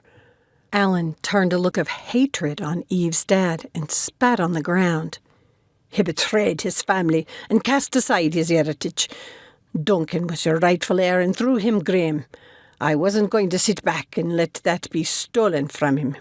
The officer reached for Alan's arm. Agitated, he stepped back, but the rest of the servants closed in to form a wall to block him. His shoulders drooped, and he let the policeman cuff him. Come with me. The officer led the valet away, giving Joe a nod this time as he passed. How did you know? Darius asked. Alan's fingerprints were on all the glasses. Graham's were only on his. I guess the valet didn't watch enough TV murder mysteries. Well, I'm glad he confessed. Darius watched the crowd of servants and family as they talked. But now, what do I do? Everyone's looking stunned, and I don't blame them. Not everyone. Look. Graham was embracing his grandfather. The young man turned from him to Eve, who'd finally stepped outside. He clasped her hand, talking rapidly. She smiled, and they hugged. Eve looked up then and met Darius's gaze. Her parents were a few feet to the side. Everyone seemed to remember him then, and quieted. Joe stepped beside him, and at the rustling behind, Darius glanced back to see the groundskeepers had gathered too. Looks like you're going to have to do a cane, Joe said, his voice low. What are you talking about? He had nearly the whole town there when he proposed. Had he really? Darius gave the bodyguard his phone. Do something useful and call Melanie. You're making her nervous by waiting. Joe gave him a nudge. Do it. Darius took a step forward. The poor old guy had been looking stunned, his face wet, But his expression brightened when Darius nodded to him. Mr. Stewart, it's a pleasure to see you again. He said to her parents. Mr. and Mrs. Stewart, it's been a long time. Her father looked about to say something, but her mother shushed him. Taking a breath, Darius shifted to face Eve and met her wary gaze. I can't tell you how relieved I am to find you looking so well. We were right. This is a good place to recuperate. Darius shifted uncomfortably, his mind going in too many directions. He'd considered a dozen approaches, but hadn't been able to settle on any of them. The look of anticipation on Eve's face brought back a memory from high school, and he started to speak. Do you remember that car wash we did for the local dog shelter? The one that turned into a huge water fight and we got kicked off the property? Eve asked with a soft chuckle. Yeah. Or the movie marathons we'd have in your backyard. You always had a knack with my dad's projector, Eve said. Remember the summer concerts on the town green? And playing frisbee golf in the park? That was not fair, because you're so tall. I preferred watching the sunset over the lake. Behind Darius, he could hear his phone ringing. Would Melanie pick up? Do you remember that evening after junior prom? He asked, when we all decided to go to the park in our formal clothes. And my date suggested everyone try to sneak into the zoo. Eve shook her head, wearing a hint of a smile. You weren't comfortable with that and refused to go, but he went with the others anyway. I was so mad at him. Her eyes narrowed at the memory. It was late and dark, and he'd taken the keys to his car. But then you were there, and I wasn't alone or scared anymore. As if I'd ever leave you alone. My date had gone with the others, so it was just us. You suggested we go to the park across the street. Eve took a small step toward him, and Darius's heart leapt into his throat. He didn't know if she'd made the motion involuntarily or if she was sending him a message, but he didn't dare move. Yet. It rained earlier and the ground was wet. As we walked across the grass toward the playground equipment, he began, we came upon a huge swarm of dancing fireflies. Her face lit up at the memory. It was the most beautiful thing I'd ever seen. You were the most beautiful thing I'd ever seen. Darius took a small step forward. Standing in the grass in that fairy-like gown, amidst a circle of glowing lights. It was that night I realized what I'd been feeling for you had changed. And yet you never said anything. You were my best friend. How could I risk that? And I was right, wasn't I? Darius's voice softened. When I kissed you 10 months later, I ruined everything between us. Because you never spoke to me again. It was your silence that ruined everything. Eve's eyes flashed. You've already told me why you did it. But you need to know how much you hurt me back then. I didn't know what I'd done wrong. That was all on me and my insecurities. Was it insecurity that made you walk away from your wedding? So they were there. No, it was love. He winced at the disbelief now on her face. Hello? Is this Melanie? Joe asked. Thank you for answering. Darius took Eve's hand and pulled her away from the others, grateful that she didn't fight him. He accepted the phone from Joe and put it on speaker so she could hear. Mel, can I tell her the truth? Darius asked, keeping his voice low, though he could sense those behind them straining to hear. His heart raced. What if she refused? Darius glanced at Eve, whose face was inscrutable.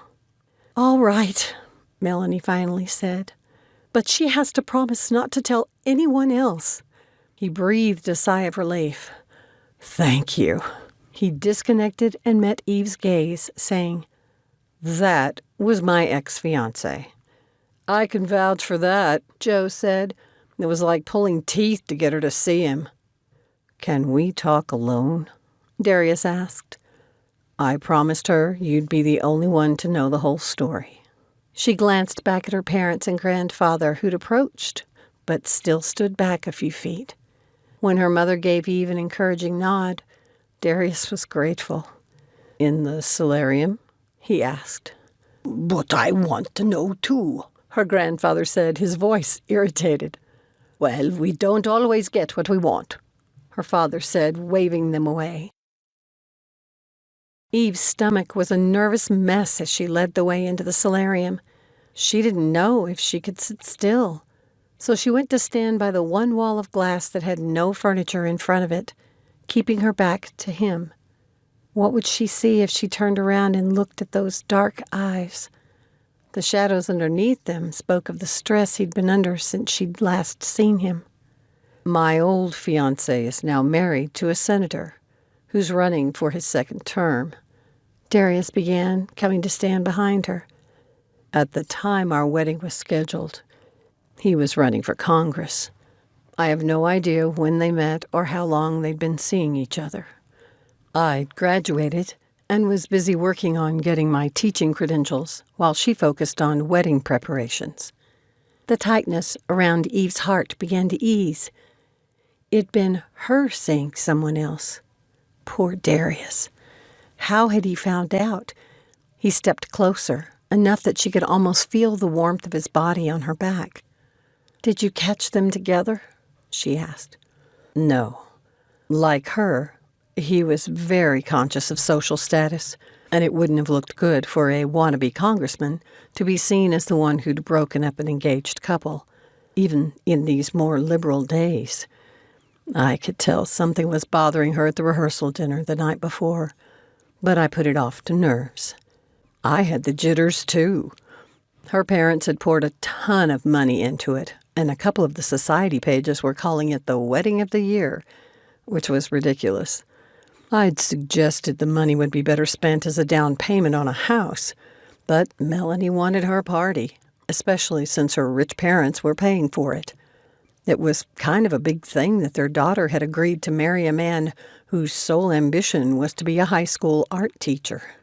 That woman was an idiot.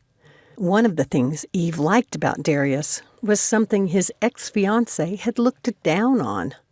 Darius put a hand on Eve's shoulder, and her skin came alive under his touch. She barely noticed the ache in her chest in spite of her racing heart. "She pulled me aside just before the wedding was supposed to start and told me she was in love with someone else. But she couldn't call off the wedding because it looked bad." Furious, Eve spun around. Startled, Darius dropped his hand, stepping back. "Are you kidding? She had the nerve to ask you to take the blame, and you did?" I could see the pain in her eyes. She said I had to promise not to tell anyone. "And you did." He shrugged. Eve didn't know if she should cry for him or smack him silly for having been so stupid. "I thought I was in love, Eve. And I'd always been taught, and still believe, that when you love someone, their happiness comes first. I wanted her to be happy. Besides, if I'd refused to walk, Melanie would have gone through with the wedding, and I'd have been stuck with a wife who loved someone else." "Oh, Darius," she said, her eyes moist. That woman had played on his kind heart. Eve put her hands on her hips. "If I ever meet her, I can't guarantee that I won't tell her exactly what I think of her. The little skank—" "No." He put a finger to her lips. "She's not worth the negative energy. Listen to me, Eve. I love you." At his words, the anger she was struggling to control fled. He dropped his hand. "After high school, I tried to move on, and even thought I'd succeeded with Melanie." "I did too." Eve laced her fingers with his. "All these years, I've wanted to know what you were doing. Even thought about asking my parents if they'd heard what you were up to. But I'm a coward." Something told Eve that he shouldn't be allowed to turn this negative. Even as a teenager, he'd had a tendency to beat himself up over things. She'd already seen in his words and tone that he held himself completely accountable for his silence 12 years ago and for having been played a fool by his fiancée. He'd been stupid to agree to her demand, but he'd acted out of love and with honor. Eve refused to let him take it on himself. Right. A big guy like you, who I hear did a wonderful job bossing teenage artists around and now helps run a big company, is a coward. Sorry, not buying it. She winked at him, and his shoulders relaxed. It wasn't until I saw you again in Kane's office that it hit me what a fool I'd been to let you get away, he said. Every moment I've spent with you since, especially when I thought you were going to die right in front of me, has proved to me that I can't lose you again. Eve's heart swelled, and this time it didn't hurt. She rose on her toes and pressed her lips to his. Darius slid his arms around her and pulled her closer. She wrapped her arms around his neck and lost herself in the musky smell of him, the sense of rightness in them being together at last. When he ended the kiss, she wasn't ready and tried to pull him to her again. No, he captured her hands. I need to ask you something important first. Her breath caught. Was he going to propose? If he was, she knew her grandfather would want to be there to hear it and rub it in that he'd been right. But if Darius wasn't, should anyone else be here? She asked, unable to put her wish into words. Chuckling, he reached behind her. She twisted around and found him pointing to her parents, grandfather, and what looked like the entire staff who now stood outside the glass solarium watching them. Darius slid open the window. Can you all hear? He asked. Get it laldi, one of the men called, and her grandfather chuckled, nodding. What did he say? Darius asked. Give it all you've got. Eve brought their joined hands to her cheek. Evelyn Stewart, I've loved you for half my life, and I can't go on any more without you. Darius dropped to one knee. Wait, her grandfather cried, pushing his way closer. I cannot see if he kneels. Eve met Darius's gaze and found he was also having a hard time not laughing. Oh, how she loved this man. Can you see now, Granddad? She called, not taking her eyes off Darius. Aye, get on with it. Are you sure you can handle my folk? She asked Darius. I think I might have understood that. Are you asking if I can handle your family? Eve nodded. If you come too. Darius said the next word slowly and with an atrocious Scottish accent. Ampazumi. Hearing him say the words her father had used when he'd proposed to her mother brought tears to Eve's eyes. Nai, she said in Greek. Darius's face fell and she panicked. Wait, isn't that yes in Greek? She should never have tried to be clever. You're saying yes? Oh, yes. She pulled him to his feet and threw her arms around his neck. I told you that young man was in love with her, her grandfather crowed. They turned to find the old man hugging her father, who was returning the embrace. I love you so much, Eve said, and I'm not letting you get away this time. I won't be trying to. He kissed her. Epilogue. So if someone wants to go skiing in the Alps, are we going to limit where? Eve asked, leaning back in the wrecked gaming conference room chair. We have to be wise with the funding so we can fulfill a lot of wishes. I agree, but we don't want to be cheap either. Kane scrolled through the options on his tablet. Being an Arizona guy, I don't know much about cold places. People qualifying for a bucket list wish could have serious health issues, Sona said. Like my grandmother. She might have enjoyed a visit to the Alps, but there's no way she could have gotten around to much. Eve loved having both Kane and his wife on the charity committee. Sona was a fun addition. Even though they were still working on the planning phase of the program, she had great ideas about security issues that Eve would never have considered. When the other partners had chipped in with suggestions, Darius had enlisted all of them to be on the board. Ari already has them categorized by types, Eve said. But I think we need to narrow these down some more. I know Sona and I were the benefactors of 2 anything-goes trips, but those turned out to be perfect test cases for what not to do. You mean like fall in love? Sona winked at her husband, and Cain rewarded her with a kiss. There is that, Eve said. We also have to consider if it's wise to send cute interns along for the trip. Sophia had been disappointed that nothing had come from her crush on Noah. The conference room door opened, and Ezreal backed into the room. I brought pizza, he said, turning around, his arms laden with boxes. He met Eve's gaze and flushed. Everyone assured her that eventually he'd be able to speak to her when his wife wasn't there giving support. It hadn't happened yet. And I brought cake, Rafe said as he entered, followed by Ari, whose hands were full of paper plates, napkins, and plastic cutlery. Darius had jumped up to help her. We should have just moved this all down to Ezreal's place, because then Sarah could have come, he said. Nah, the kids have the flu, Ezreal said. Don't worry, I washed my hands. I shouldn't be contagious. We'll save some for you to take to her then, Eve said as she helped clear the table. During the Ireland trip, Cain had mentioned what good friends his business partners were, and Darius had made similar comments. Until they'd all been convinced to be on the board of directors, Eve hadn't realized just how close-knit a group they were, and how welcoming.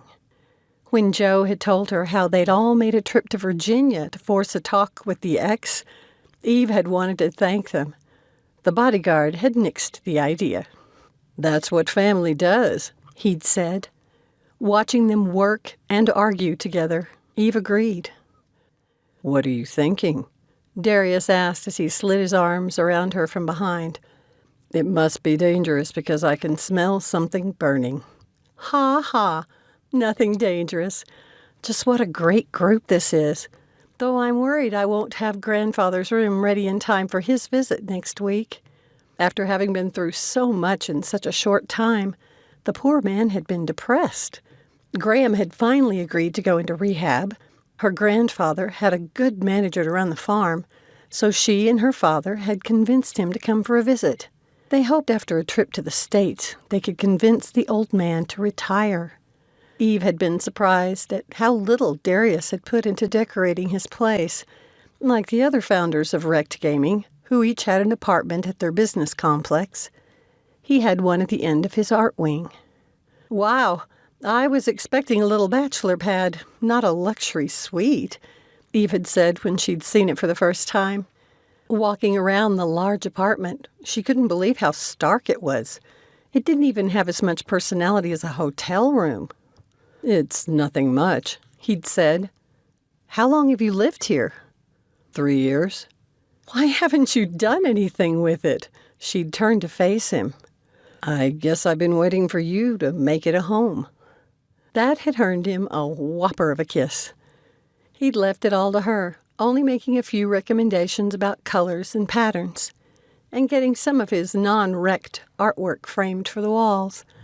Her favorite was a painting of her wearing her yellow floral dress. It was in her office, where she did most of her work for the charity. Eventually, it'd grow enough to need its own building. Well, Darius said, nuzzling her neck, after all your hard work, you're ready for an inaugural visit from both of our families? We have plenty of room.